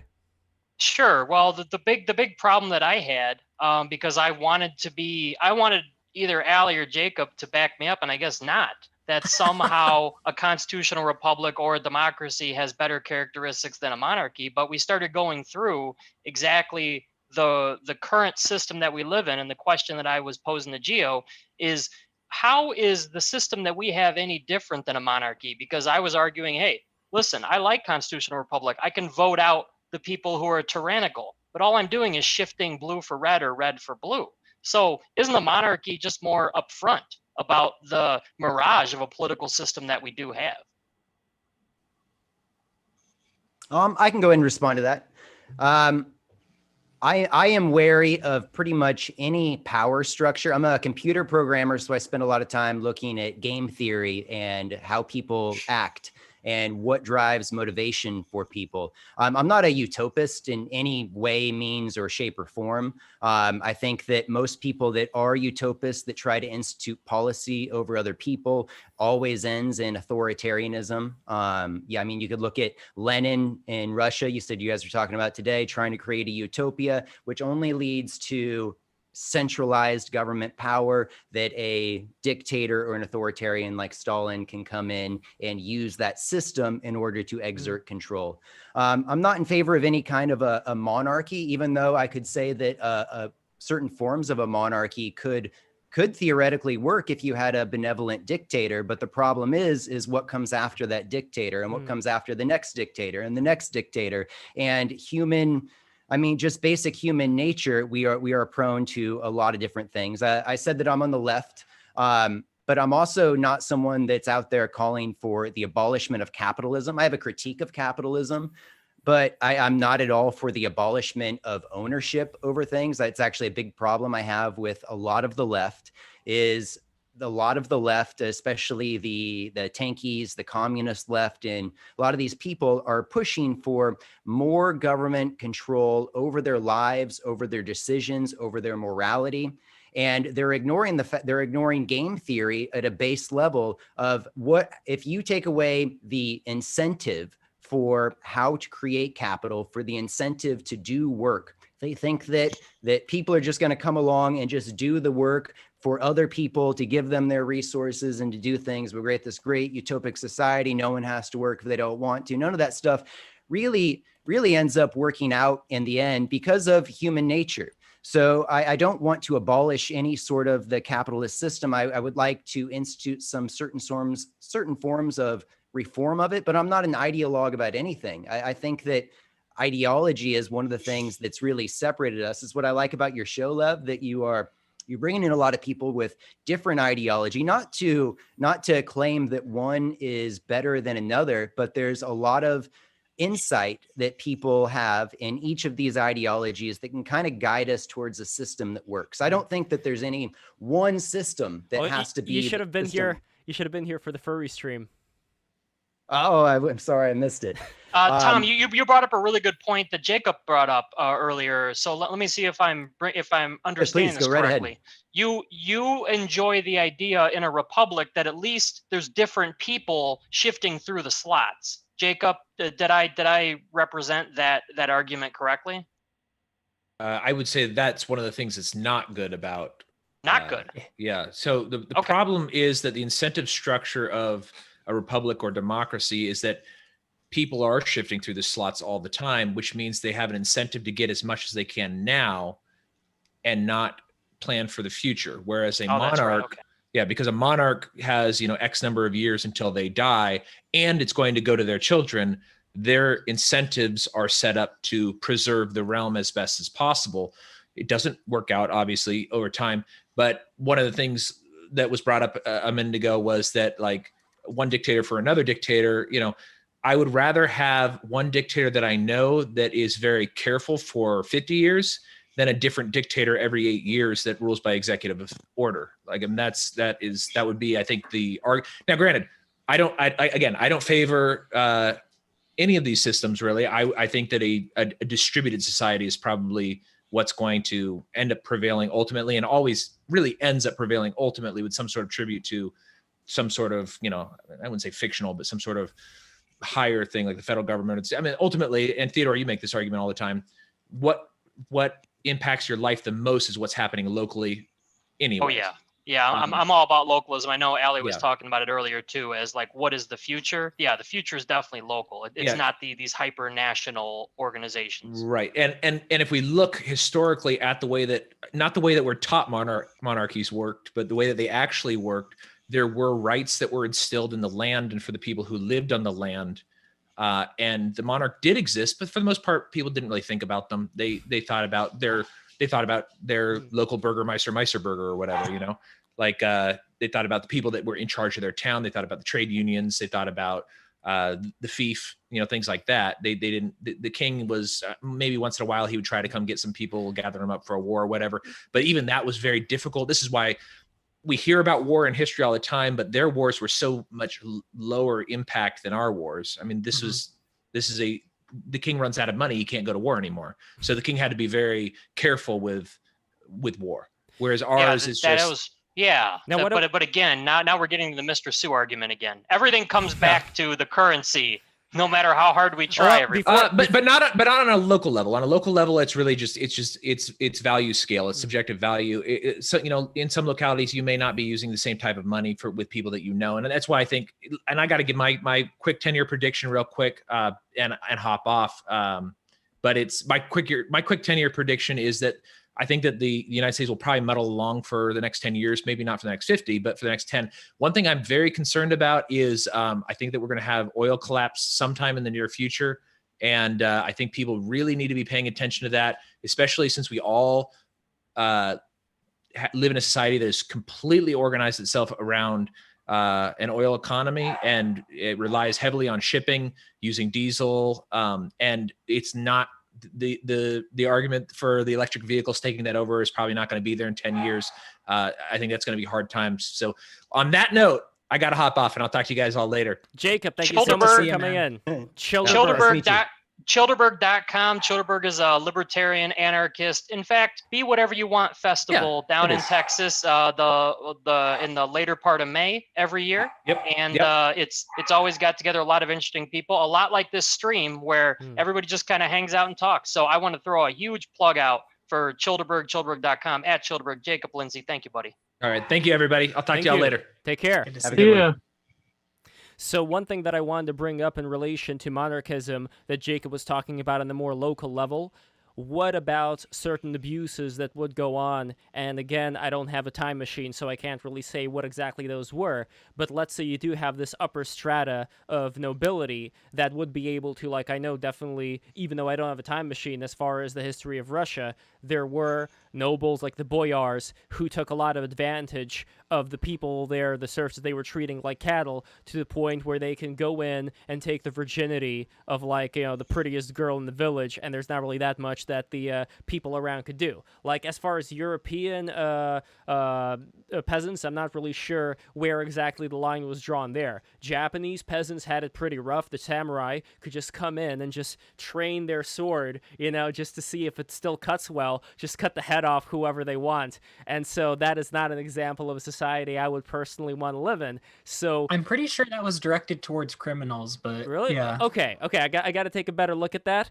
But Charlemagne, you might be right. That's just from what I've heard. I heard that was like not propaganda, but basically certain territories levying that at samurai. Apparently it was just towards criminals, but I don't know for sure. I'm not like super well learned on that. Well, I want to get to Charlemagne, and Charlemagne, I want to thank you again for being here on the stream. I really appreciate you coming in at the last minute, and I want to ask you about these maybe overlooked elements that did exist back then. Like, even if we were to take out, the death during childbirth, a lot of diseases that, now we have ways of curing them. If we were to take all that stuff out and just leave what happens in the society where you would have this nobility that would have more power than the king over the people that are within their vicinity, how much abuse has gone on in that environment that we have a record of, so that we can compare, like, if all of a sudden we were to decentralize. Like, I remember that's what someone at Skankfest, this military vet, was telling me, like Lev, if they're going to decentralize, they're going to reinstate slavery again. Like, they're going to have, like, they're just going to capture people and keep them as slaves. And, like, well, what are you going to do about that? That's why we need this government to make sure that there is, like, a certain standard that people are upholding here. But I don't know, Charlemagne, I would love for you to speak on this. Well, I think we don't actually even need to speak in hypotheticals or purely in the past to talk about this because, I think what we have now actually mirrors what you just said there a lot. I mean, we kind of do have a class of nobles or oligarchs who actually do rule us in a decentralized manner. I mean, we have the federal government that still exists here, but the federal government is basically a bureaucracy that allows a set of very powerful corporations to form a cartel that basically forces out any competitors for sovereignty. And you can just look at what the elites are doing right now if you want to understand, I think, how. Let's make a certain division here. What you're saying is absolutely valid. Yeah. I'm talking more about a nobleman comes in, like I said before in the example of Russia, comes into a village, that's like the village that's under their thumb, takes the prettiest girl and has sex with her. Like, sure, you could say that there are underground things that go on, Epstein Island and all that crap, but at the same time, if we're talking about things that are purely out in the open, were practiced wholeheartedly by the people there who did have power over these peasants, how bad did it actually get? Because again, we're not talking about the secret underground stuff that has always gone on through any kind of society. I'm specifically focusing on right here in the open air, I'm abusing you and there's nothing you can do about it type of scenario. Right. So it's really hard to know the specifics of what peasants would have experienced in the past in these circumstances. I mean, there's one strong differentiating factor in the United States, I think, and that's basically the Second Amendment, right? So I don't really think that this fear of the nobles just sort of having their way with you is as realistic as it used to be. I mean, for one, we have cameras everywhere.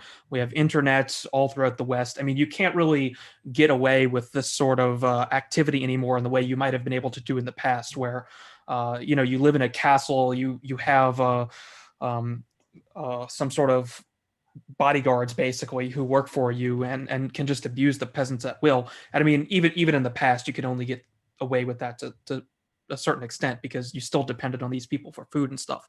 So I mean, I think no matter what sort of society you have, you're always going to have some sort of abuses happening in it. The question is how much can they get away with? And I think the government we have now is certainly getting away with a lot of abuse, and I don't really see any reason to believe that a more decentralized government would actually get away with nearly that much, because the people would have much more power in their hands to know about it and do something about it.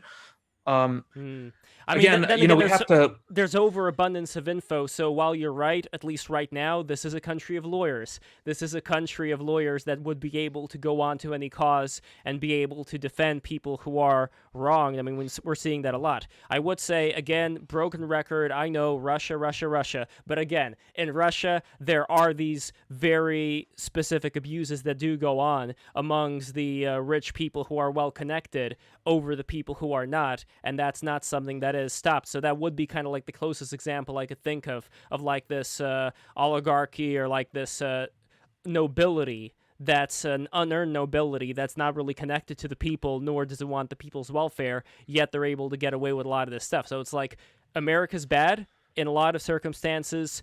It's not in a vacuum. So what I want to avoid is having the same kind of situation that we have in Russia right now with America, and I'm not really sure what the right path forward here is.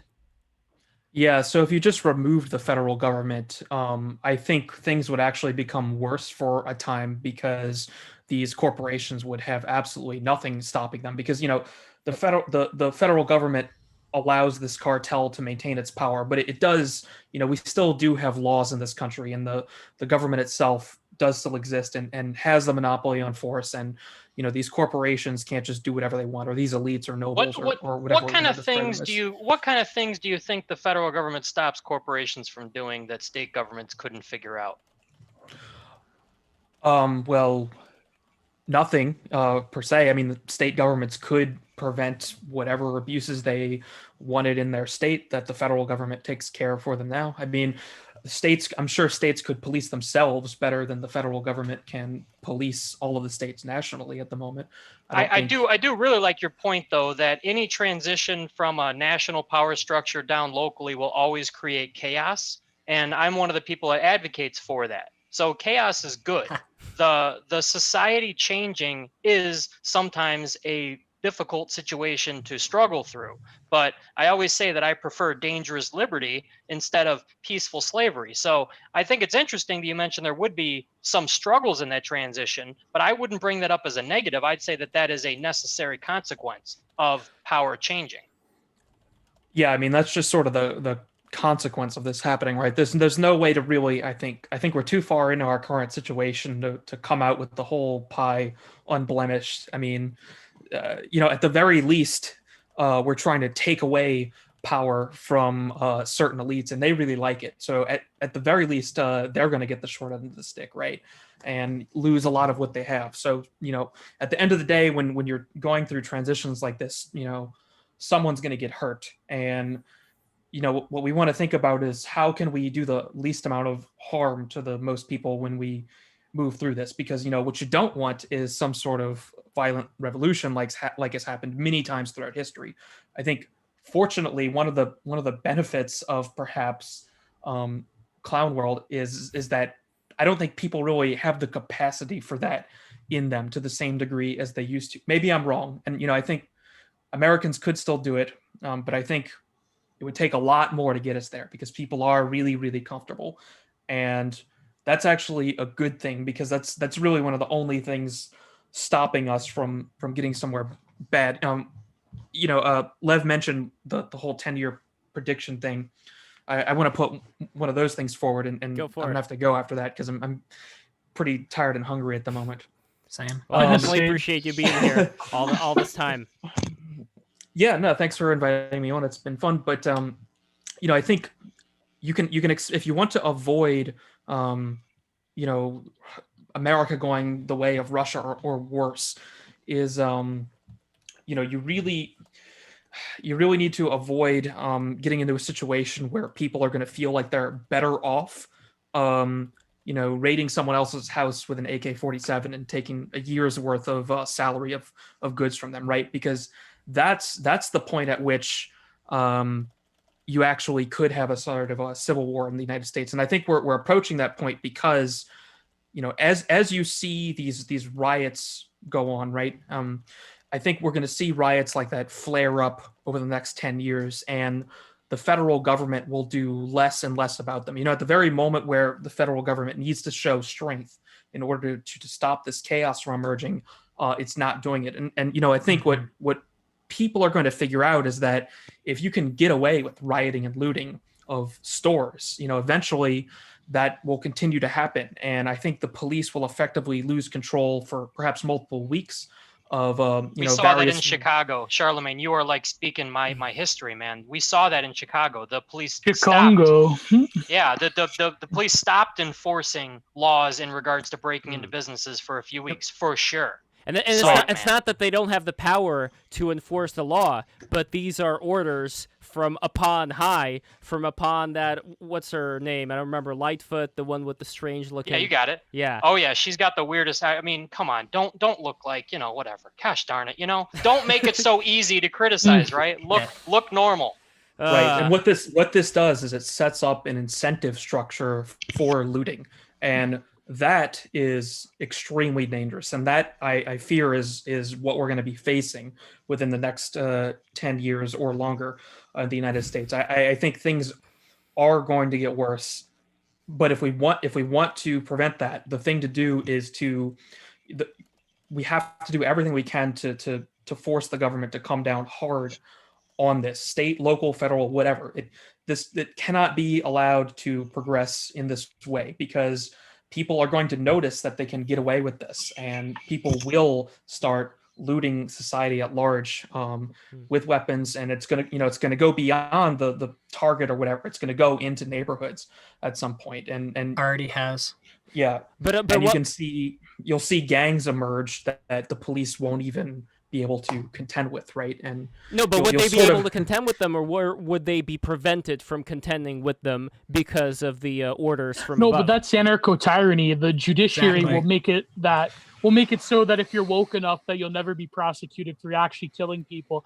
It wouldn't be out of the realm of possibility that the guy that recently killed the one army veteran He wasn't even a hired guard. He wasn't a licensed security guard. Mm-hmm. I wouldn't even put it past the system in Oregon to absolve that guy. So there you go. Well, yeah, and sure, the federal government is always in a position where it could do something about this, but it won't. And I think what you're going to see happen is if we see this chaos continue to rise, the federal government is going to turn more into just an imperial government designed to just protect the oligarchs, and it's not really going to bother with going into neighborhoods or problem areas and enforcing order. It's purely going to serve the purposes of protecting the elites, right? And whatever else happens, that's just going to be left up to whoever has the force to control those areas. Because unfortunately, wow, we saw that in Chicago. Charlemagne, the mayor, protected her block, while all the other blocks were openly just take what you want because the police aren't enforcing anything. It'll be like South Africa, pretty much. Your playbook is like my life. Yeah, and unfortunately, I think we're going to see this get much more. It's going to escalate much more in the next 10 years if something is not done about it. And I don't really see what can be done about it because, for example, like Trump claims to be the law and order president, and where is it? I'm not sure that he realizes how dangerous it is to allow the riots to continue as they did.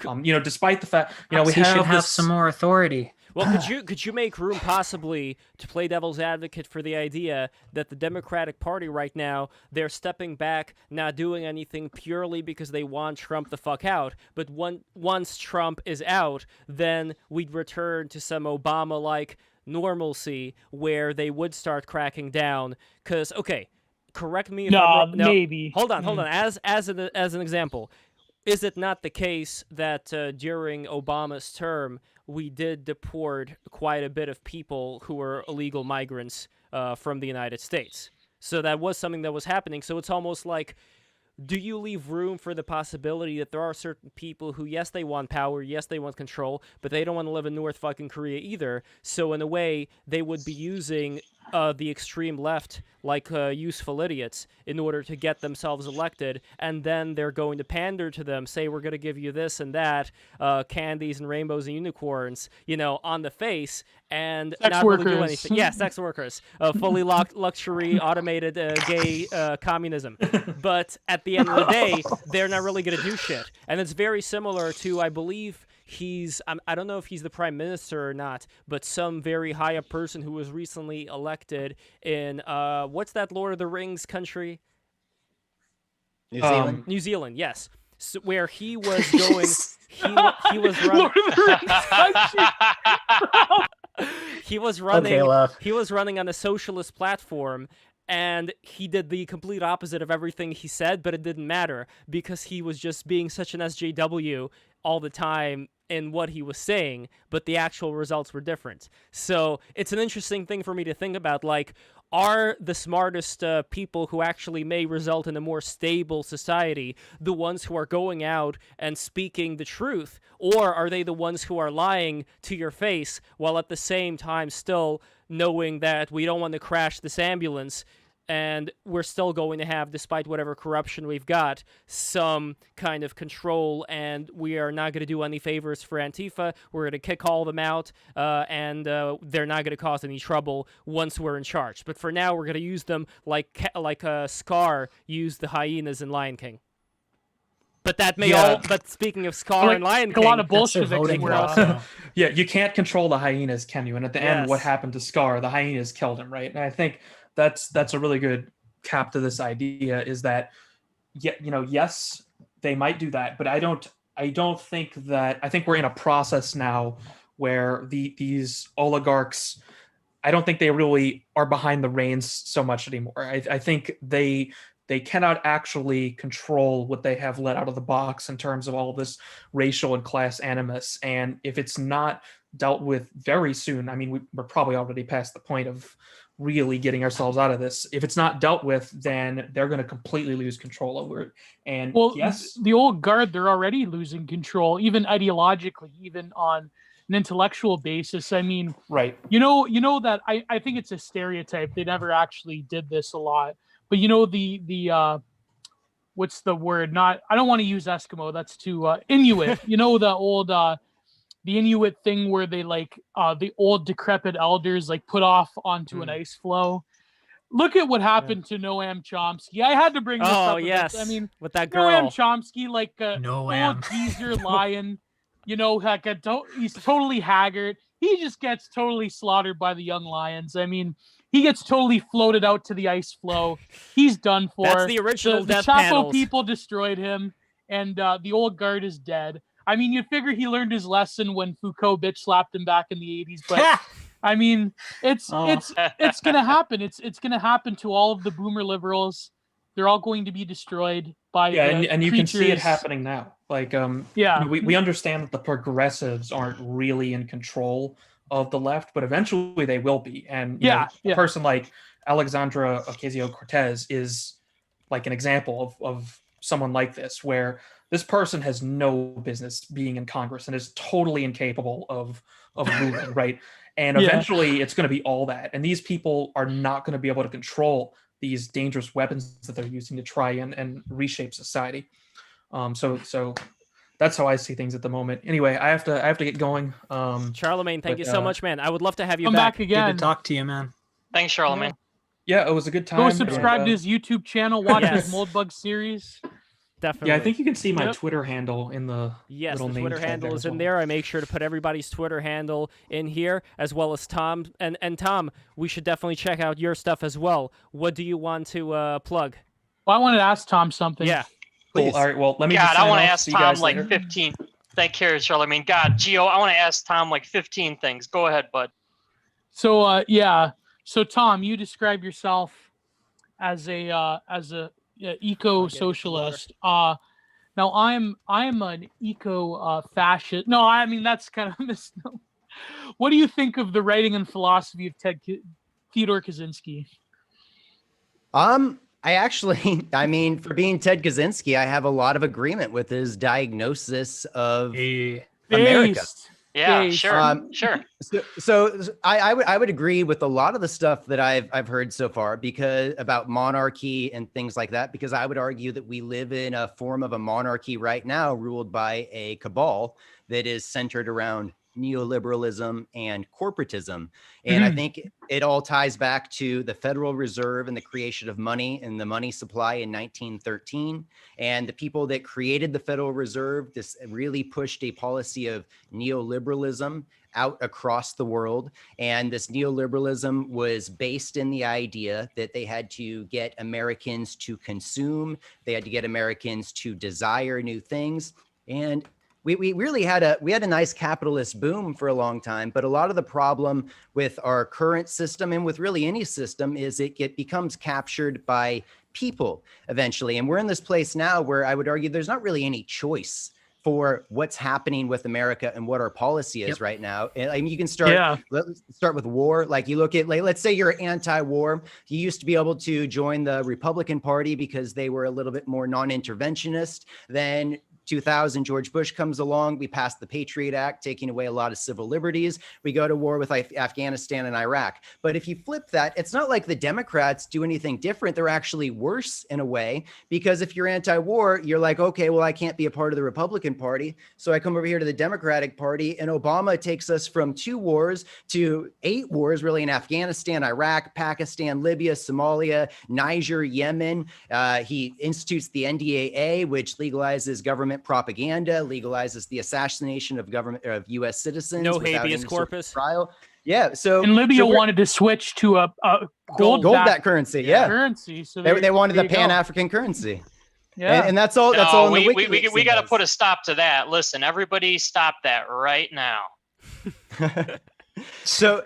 I mean, it was the U.S. and France that championed that, because France, using their own colonialist policy, has a lot of influence in Africa, and they were very, very upset by the idea of a Libyan-backed currency. And that's also a threat to the petrodollar, because that's the other thing that we did back in right after World War II. In some ways, it was genius, because it allowed this massive expansion of the American economy, because we were the only economy that was not in tatters after World War II. Yeah. So we went around the world and used our power to say that anyone that wants to buy energy, wants to buy oil in this world, has to do it with dollars. And we used our military and economic might to kind of enforce this around the world. So we created this giant demand for dollars centered around energy and centered around oil, which props up the dollar, which allows them to continue printing massive amounts of money without devaluing the currency. And we don't even own the Federal Reserve itself. It's owned by private banks and private families with stock certificates that cannot be sold or transferred outside of the family or outside of the bank. And they get a percentage of all the money we print. So thanks to Ron Paul in 2010, we audited the Federal Reserve, found out that while we're arguing over a $700 trillion stimulus, they gave the banks $16 trillion in zero interest loans. And at that same time, the banks own part of the Federal Reserve and are getting interest for giving themselves that money, somewhere around like 3 to 5%. So they've created this system where we are now is, if we want to end the wars, if we want to take ourselves off oil, it also means the destruction of our own economy. It means the destruction of our own society, as well as the global economy that's built on top of the US economy. So there's a lot of people that I think realize this fact, but then kind of join the dark side a little bit because they realize how much destruction there would be if we actually stopped this policy. So they kind of choose what they view as the lesser evil to keep starting wars and to keep trying to gain resources. And that's really the core of the problem that I see today, because I did hear a little bit earlier, and I heard you guys talking about cryptocurrency and a couple other things. I'm in favor of some form of a decentralized mechanism or some sort of decentralized government that is trustless in a way that can be accomplished, I think, with some of the things found in crypto technology of creating trustless, verifiable proofs of things. Because no matter what system we implement, whether it's capitalism, socialism, fusion between the two, a form of anarchism, libertarianism, people are going to continue to try to grab power and gain power. And I'm not for the abolishment of the federal government. I think that, if there's anything that's going to protect us from the rise of corporatism, it's all of us coming together to decide, oh, maybe we want to set some rules. But I think that there is a massive overreach by the federal government, massive.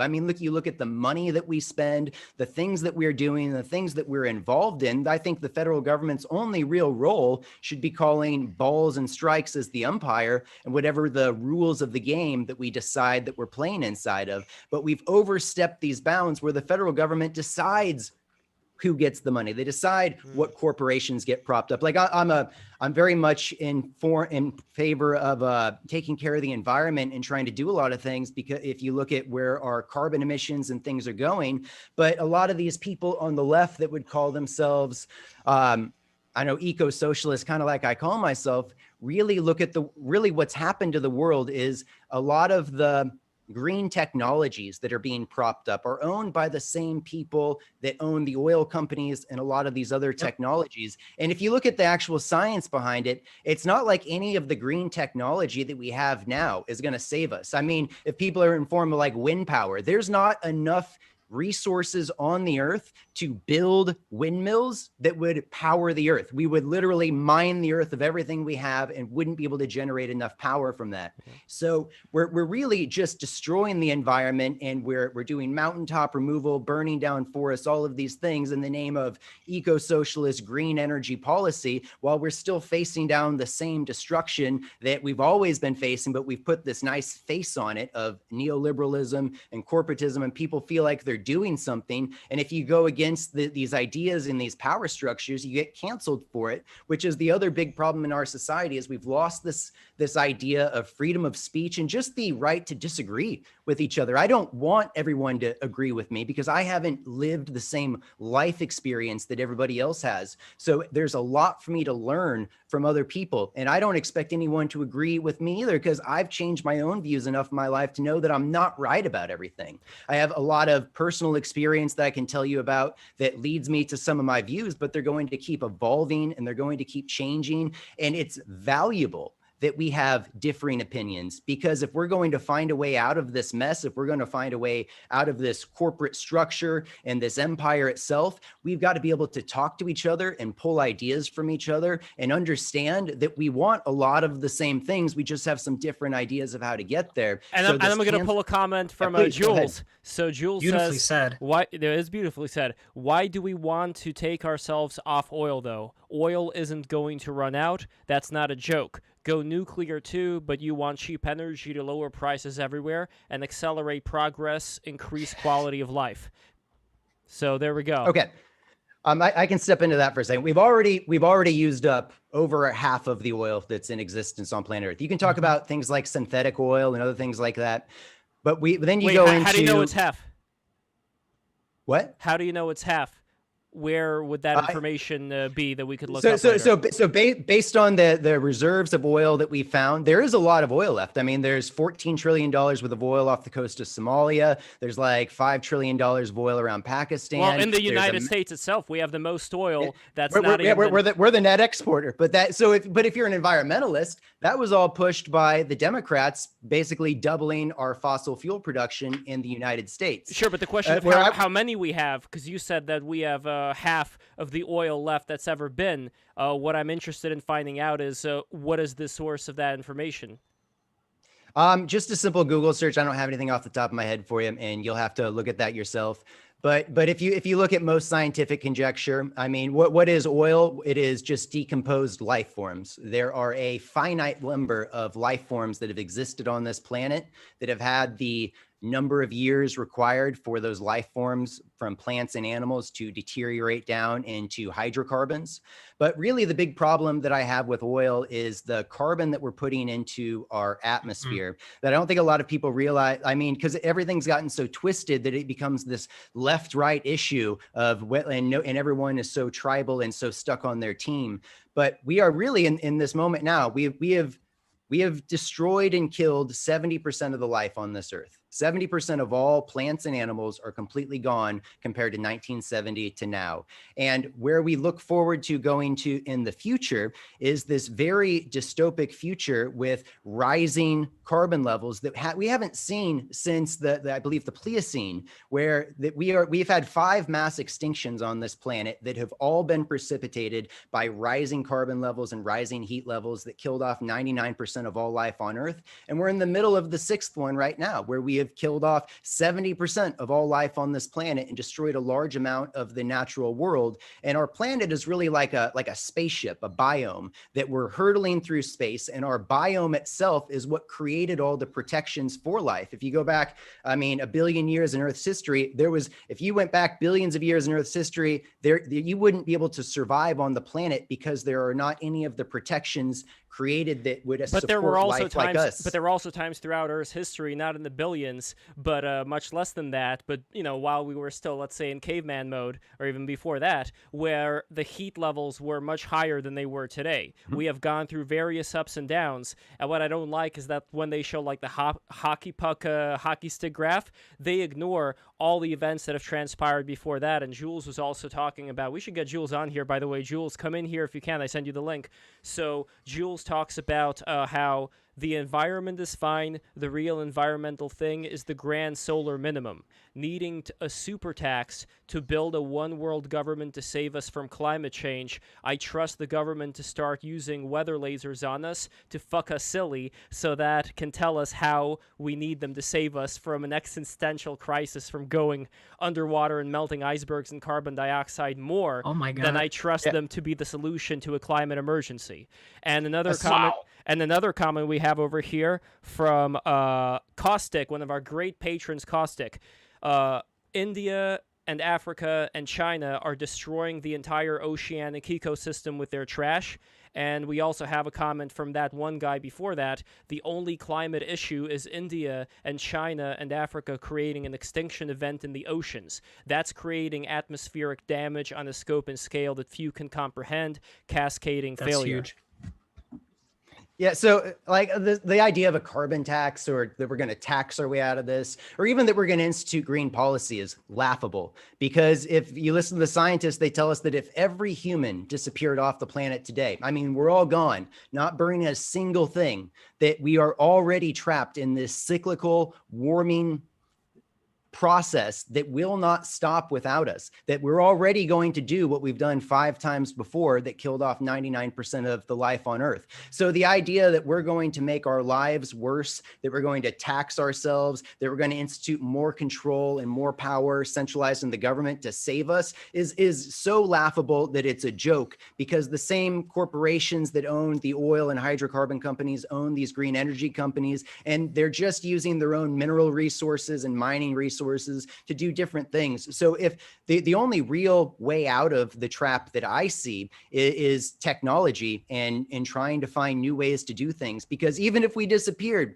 we're already doomed if you look forward 100 years on life on this planet. So we need to do what I think humans do best, which is a Manhattan style project, not to punish people, because there's already so many people suffering. What do we think that punishing people or making people's lives worse is going to do for the environment? Our only way out is to try to find some way to clean this planet, to shift off of burning things in the atmosphere in order to provide energy. And that's a hard thing to ask. And even things like solar aren't going to get us there yet. If we could find some way to mimic the efficiency that plants do with Tesla photosynthesis. towers. Tesla towers. Yeah, so, but even Tesla, if everyone goes to an electric car, it still doesn't fix everything. No, not that Tesla, not that Tesla. I'm talking about the OG, the original Tesla. Energy. Oh, okay, Yeah. yes. So we're talking about the energy that you could just get from the Earth itself. Now, one person who studies electricity told me that the only problem is that our cell phones would stop working, but I see that as a blessing in disguise, if I'm being quite honest here. Yeah. But if you're onto something. But if we're also talking about the climate graph, as far as the temperatures that existed before, we went through great ups and downs, and I believe that even when things were way higher before, there were not only life forms, but there were people living on the Earth. As far as which part of the Earth people were living in at the time, this also varies. You know, not all of the Earth is the same here, and not all of it ends up getting burned to a fucking crisp. You know, we had hot areas still, like when we had the glaciers during the Ice Age. So basically what that means is that this isn't a matter of survival, especially if we're talking about how long it actually takes. As far as any predictors go, no scientist is so far able to accurately predict how the atmosphere is going to move. So when these things are brought up, I'm also thinking about, sure, we have the oil companies on one side, but then we also have the NGOs. We have all these various other interests who want to make money off of the other side as well. I can't see it as just a one-sided thing when it comes to people's motivations for making money. So, yeah. Go for it. I'm skeptical of anyone that's pushing the green energy revolution. A lot of the people behind the green energy revolution, from a lot of the intellectuals to AOC that you mentioned earlier, are simply talking about proposing policy that's going to create more government regulation, more government control that's not actually going to save us. And we really can't at this moment stop burning. It's not like we can stop burning hydrocarbon and oil right now. Like it's not like we are at that point yet, but the incentive structure is set in place with the petrodollar that if we stop burning oil, we will destroy the global economy because we will collapse demand for the dollar, which will cause a massive amount of pain. And we're at this point where we're trying to figure out, how do we get out from under this form of monarchy by cabal that we have right now? And if you look at history, no real revolution has ever succeeded in history without a significant part of the ruling class defecting and joining the revolution itself. So if we're going to create something to save ourselves, it has to be something that appeals to the majority of Americans, not to some simple, small interest group that's going to use a dictator policy to enforce their viewpoint over the rest of everybody else. And we need to find some way to extricate ourselves from this power structure without destroying everything, because there's a lot of people on the left that I'm affiliated with that really are almost yearning for the collapse of things, so that in their idea they can build something new. But show me one government in world history that has ever collapsed, or one empire that has ever collapsed that has led to a better quality of life over the next generation. Also, just look at the kind of garden that they planted in Chaz as an example of what we have to look forward to when things collapse. That's the other problem, since, like, one thing we were saying before at the start of this program and throughout it is that the example of the statue being toppled, we recently had the statue of Teddy Roosevelt and Lincoln being toppled in Portland, and the image that I get, and this is going to be rehashing what I said before, but it's, we have these beautiful statues that were made of these great materials, you know, really well crafted, and they're toppled and replaced by a bunch of crap, or replaced by a bunch of crappy graffiti. And that, to me, is a very big example of people who are standing on the shoulders of giants and knocking the statue from the waist down while they're still on those shoulders, and they're going to fall down along with the statue. And I'm sorry, I don't really think they have what it takes to be able to have that Promethean drive to build and create. They destroy, but they're not creating anything. That sad excuse for a garden, I think, is a very good example of it. And it goes back to that cycle of history. You know, like I said before, hard times make strong men make good times make weak men make hard times. So that may be the situation that we're on right now. I was also looking at yes, go on, Hero. Sorry, I don't mean to butt in on this, but it is getting later and I haven't eaten today. And I know Theo said he had some direct questions he wanted to ask me and Gio. So if I can make a suggestion, if we can kind of steer towards that a bit so I can get out of here and go eat in a little bit. Absolutely. That's okay. I think, yeah, I was going to say, Love, I think we're actually running late. Yes. And I do want to thank you, Hero, for stopping by. That was fun to get your input.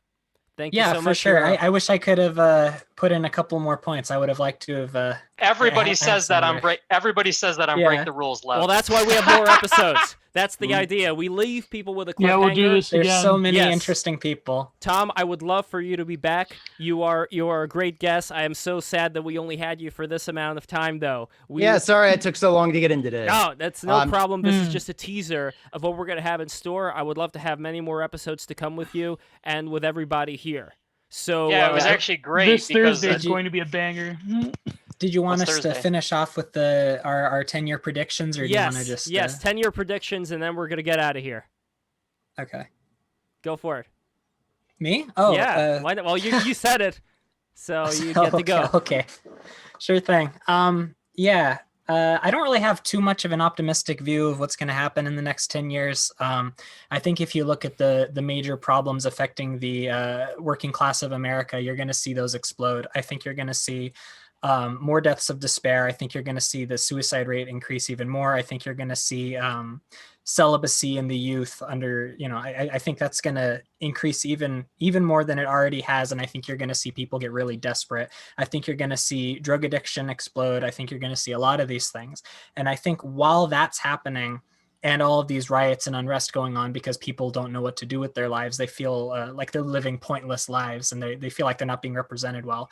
I think those two together is going to unleash something very dramatic on the country, and I don't know when that's coming. Maybe it's 20 years off, maybe it's 10 years off, I don't know. It's going to unleash something very dramatic.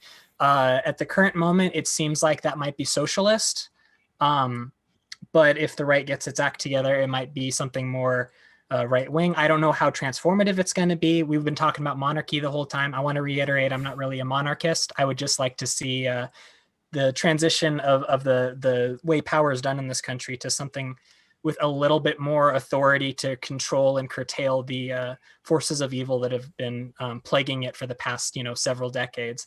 I would like to see some authority from the top being able to control that and tackle on the problems with corporations that we've been talking about this whole time, or that I brought up earlier. I would like to see that. So we'll either see that, or we'll see a socialist, or we'll see them meet in the middle and fight each other out. So I'm not super optimistic. One more but Germany. There you go. Basically, yeah. That's one way of meeting in the middle. When you said meet in the middle, I thought you were going to say like they're going to work out a balanced solution. No, meet in the middle. Hey, if we can separate from each other peacefully, I would be absolutely in favor of that. That sounds lovely. I don't know how reasonable that is. Yeah, we'll see what happens. And before we get anyway, to Tom, thank you so much for having me. Hero, on. man. I appreciate it. And Thanks, Hero. before we get to Tom, to answer Hero's question of what is going to happen with people being celibate and what that's going to drive, I think we're going to be seeing a movement of people who are going to start transmuting their sexual energy into being able to get their kundalini to rise and access the astral realm, at which point we're going to have a spiritual war. We're going to have people who are going to be directly plugging into the astral world and taking on the globalists that way. Oh my so God, that's going to I don't know about that. That's We going to need be no interesting. FAP incels will lead the spiritual war. Exactly. You heard it first on Break the Rules. Yes. let's go to Tom. Looking forward 10 years, my predictions, I'd agree with Hero. I'm very pessimistic about the future. I don't see a lot of great outcomes coming our way, whether the right takes power or the left takes power. I think they both lead to a form of authoritarianism. And as we keep descending into becoming a more corrupted society, we keep almost yearning for some sort of strongman authoritarian with the power to just fix things. And so we're kind of stuck in this trap of the left is going to lead to a socialism kind of communism path that's going to lead to authoritarianism and the government having complete control. The right, if we keep pushing that way, is going to lead towards a lot of similar issues, but found in a different path. And if we just continue on as we're going now, we almost have no power as people left in this country. So I think what I see is the number one thing that we need to enshrine and we need to protect if we're going to have a chance in the future is the freedom of speech and getting rid of this cancel culture and allowing us to talk to each other. Because if anyone's going to save us, it's going to be us. I don't believe that there's anyone coming to save us. There's no leader coming to save us. There's no person. So unless we find some way to come together to really just build a system that works for all of us. And that's really all I fight for these days. I have personal ideology of what I think of the world, but all I'm really fighting for and pushing for is just a fair system so that we can have debates and then implement whatever policy is decided off of that debate, rather than having authoritarian people and authoritarian structures decide the path of the world. And if we don't find some way to overcome this, our 10-year path, our 20-year path, our 50-year path out looks very, very bleak unless we find some new kind of technology or we evolve as a species ourselves, which is another hard ask. But everything about our future for me, I think, is really based on the fact that we have the ability to communicate with each other and that we can really value debate with each other without expecting everyone. A lot of people on the left think that everyone has to be on the left. And if anyone's not on the left, that person's an evil person and they're part of the problem and that we need to. And so it twists into this authoritarian ideology. And a lot of the same thing happens on the right. But there's also this big group of us that I've seen with really a lot of the IDW, the ideological dark web, and just people starting to just talk to each other like people again and realize that even people that I disagree with have really good points that really should shift my opinion if those points are made well and they provide me evidence to come to their conclusion. And I think that's our only real path out of this entire thing, is coming together with each other. That is really well said.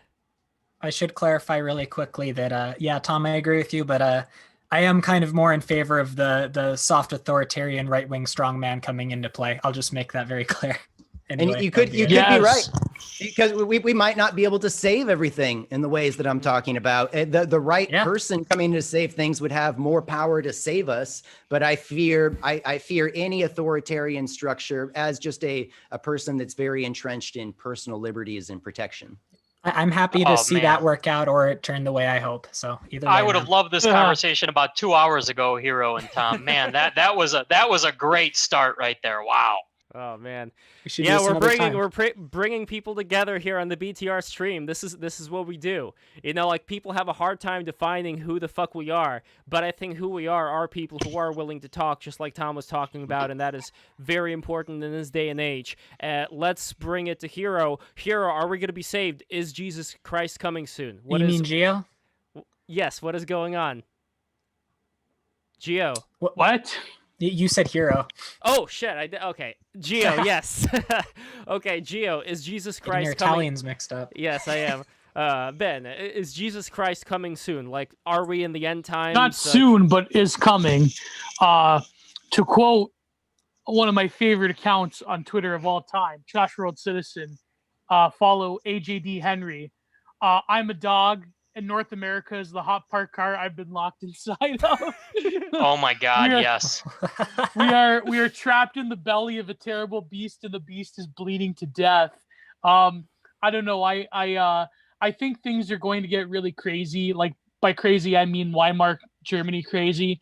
And I mostly agree with people like Thomas77 that says things will get progressively more fucked up, but at the same time, there will be more opportunities if you are a man of action to find action. So, like, for example, in Weimar Germany, you had the Free Corps.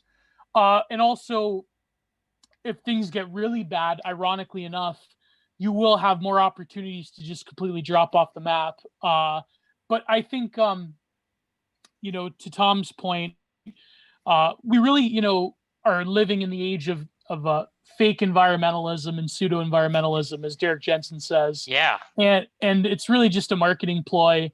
And if ecological catastrophe is on its way, then all bets are off. And we will. This is the thing. This is what I mean by tradition being inherently Lindy. Because if things get bad, we're going to live a much more simpler life, whether we like it or not.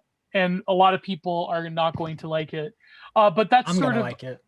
Oh, I will love it. But the problem I would say is that I'm not, and this goes back to what we talked about years ago when I was a part of Thermidor magazine. We used to have a term for it. We called it doomsday optimism, where people think that, collapse will happen all of a sudden and we're going to get like our based trad monarchy, or the other side, which is, if you watch this new Walking Dead spinoff, it's like these Zoomer kids that are like racially and sexually ambiguous, and it's like they're fighting, I don't know, like the patriarchy or something, but with zombies. It's so the problem, I think, and I've written about this, is that we don't really have a conception of what collapse looks like, because even our popular fiction is become so degraded to the point where we really attach our own value to our own values and our own ideas of what the future is, which Delicious is like Tacos comes close. Yeah, like we attribute our own like end of history, like terminal neoliberalism onto like even collapse, which I think is wrong. What the future is going to hold, to quote the band Nevermore, only tomorrow knows only tomorrow knows the future. Who knows what tomorrow knows?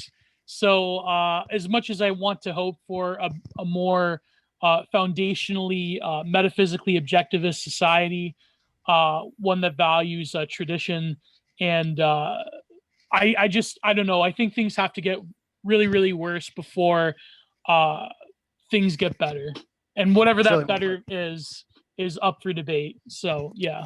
And by the way, this Thursday we're gonna have like the most galaxy brain panel imaginable, so I'm excited for that. Yes, So we are gonna have Logo Daedalus. We're gonna have Alexander Bard. We Wow. are going to have a lot of very interesting people coming in for that one, and it's going to be about the end of history. So prepare for that. We're gonna have Joel Davis. Yes, we're gonna have John Pellich. Yes. Yeah. That's going to be nuts. Yeah, it's going to be a lot of fun. I'm very excited about that. And, Clash of the Titans right yes. there. And we are also going to have Free for All Friday coming up this Friday once again.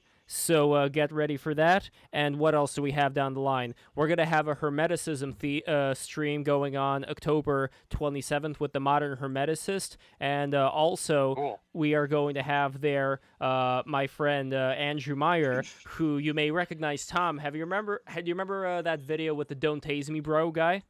Yes. That's him. So Andrew Oh, really? Meyer, You guys are having fun? yes, That's great. yes, he's a BTR regular, and he wears a cowboy hat sometimes. That's nice. He's like a Orthodox Nice. Jewish guy with a cowboy hat. I think that's really cool. The kosher cowboy, as I call him now. The kosher cowboy. The Oh, kosher God. cowboy. I love the diversity of guests you guys bring in. Your name break the rules, because the rule that we're really not supposed to do is to all talk to each other. Yes. And the fact yes. that everybody is You all got talking is the You best figured it out. breaking of the rules. You figured it out. You did it. That is exactly why it's break the rules. Theodore, you're gonna lead us out. Theodore, go for it. Crowdfunded. Geo Hero, thank you so much for giving some much needed perspective. Real quick question for Tom and then Lev, and then I'll close. Tom, do you think we're in a human carbon cycle or a natural cycle for the issues involving the climate? I would bring it down to the Industrial Revolution and human-based off of And its this one. consequences. Okay, that's fair. A point for much future discussion. Lev, were you bringing up abiogenic oil earlier? Was that what you were hinting at? No. Abiogenic oil is the no. idea that we wouldn't know what 50% is because the earth is actually creating the oil through processes that we don't fully understand yet. Maybe. Okay, I just don't know how much oil we actually have in Oh, there. okay. All which right. is Yeah, why it was. I'm Yeah, gonna no. be, Yeah. I'm going to be, for now, I'm going to be skeptical of anyone who says we have this much, because throughout history, people have said the same thing. So that's why, like, maybe you're right, Ty, maybe it is half, but maybe the people who are writing that don't know that we're going to discover even more, or may not be aware of it. Like, I still don't know. So maybe The thing to remember is that reported oil reserves is a very political metric, right? It's the same as any other political metric. So I loved that discussion, and that is a great topic for another day. Before I do my wrap up, hold on. One quick thing. Jules Hamilton says it's all about the sun at the end of the day, which is true. Guys, look into the grand solar minimum, where the temperature does decrease every like 260 years. It decreased after Napoleon got into Russia, and that was the really, really shitty winter that he experienced. Out of all the winters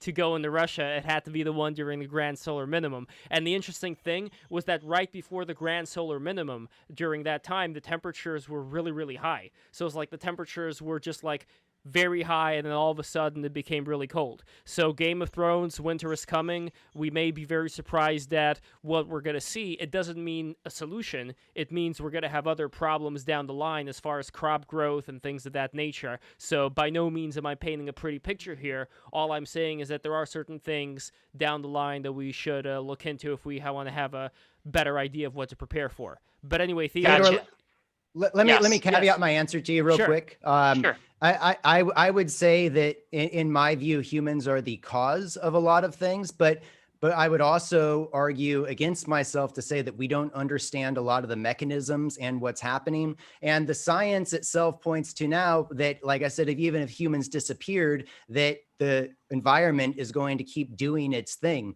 So for all I know, maybe it was 50 years ago, maybe even longer ago, that the environment and everything that's happening is really has nothing to do with what we're currently doing. So I can caveat myself there, but I do believe that we are the cause of it with our industrial revolution. But I'm not going to at all claim to say that I can tell you exactly how it's all going down and that we are still the cause of a lot of things right now, because we really don't understand a lot of the mechanisms that are moving right now that are pushing us towards this warming trend. And we have, as Lev said earlier, been through many warming trends before in the past that have ended disastrously. But I don't know. There is no science for me to say that right now, the actions that we're taking right now are the things that are causing things. Well, let's see. It's all a great discovery process, and I'm honored to be in that process with all you guys. So thank you. Thank you for exploring that a little bit more, Tom. Yeah, thank you for the so questions. obviously we could talk much longer. I just want to say first, Lev, thank you. You got Geo and Hero talking monarchy. That was fun. We got a lot of that stuff. The other idea that I have for you in a few weeks, now that you got Tom on here, got me thinking: left libertarianism versus right libertarianism. I'm a proud righty, And people on the left, I actually really agree with compared to some of my compatriots. So much like with Hero and Geo, you'd be surprised. If you get enough right libertarians and left libertarians together, they might not 100% just scream at each other, but I want to start to draw the distinction. So that's my idea for Tom and you, Lev. Think about it in a few weeks from now, maybe a little left versus right libertarianism, see what we all think. That was the big push I wanted to see if I could throw out there on the stream. Sweet. I have more in common with all of you guys than most of the people on the left. That's right. That's what's so interesting. And same thing with me on the right. I have very little in common with the Nazis on the right. You know what I mean? So there's a lot for us to talk about and start. You're friends with us. What the heck, man? So I'll give, since I have completely monopolized my 10-year plan, I'll just drop two things. If you're into the red pill, do exactly what Mr. Sue was talking about and Tom was starting to hint at, which is get assets and plan for inflation. Make money off of the fact your money is going to go down in value. So that's the red pill. However, white pill, I have to pimp myself. I spend all day white pilling, trying to be productive. What am I doing? I'm trying to end the Libertarian Party. I'm running for chair. Upon ending the Libertarian Party, I want to unleash all the libertarians in the political system as either Republicans or Democrats. My prediction, Lev, 2030 is going to be filled with state houses that are crammed with libertarians that no longer call themselves libertarian. There will be a convention of the states in which we reduce the federal power. That's my big plan. So take the white pill, boys. It might be okay. That is good to hear. And also, I recommend people at your own peril take the hollow pill. Jules also writes Game of Thrones. I love when Jules mentions Game of Thrones references. Okay, even though I was the one who started it, but this last thing, Game of Thrones intro knows about Hollow Earth. The whole intro is like, hello guys, the Earth is hollow. So anyway, that being said, Antediluvians. Yes, I will leave Do you not guys with that. research. Maybe if we try hard enough, we're going to use the astral realm to get into the Hollow Earth, but they probably have some force fields that'll prevent that from happening. Anyway, game on. Either way, may the best spirit avatar win. Anyway, guys, take care. This was a lovely conversation. Thank you to everybody who was in it, all the panelists, all the people in the chat. You guys are amazing, and I will see you all on Thursday. Mwah! Good night, everybody.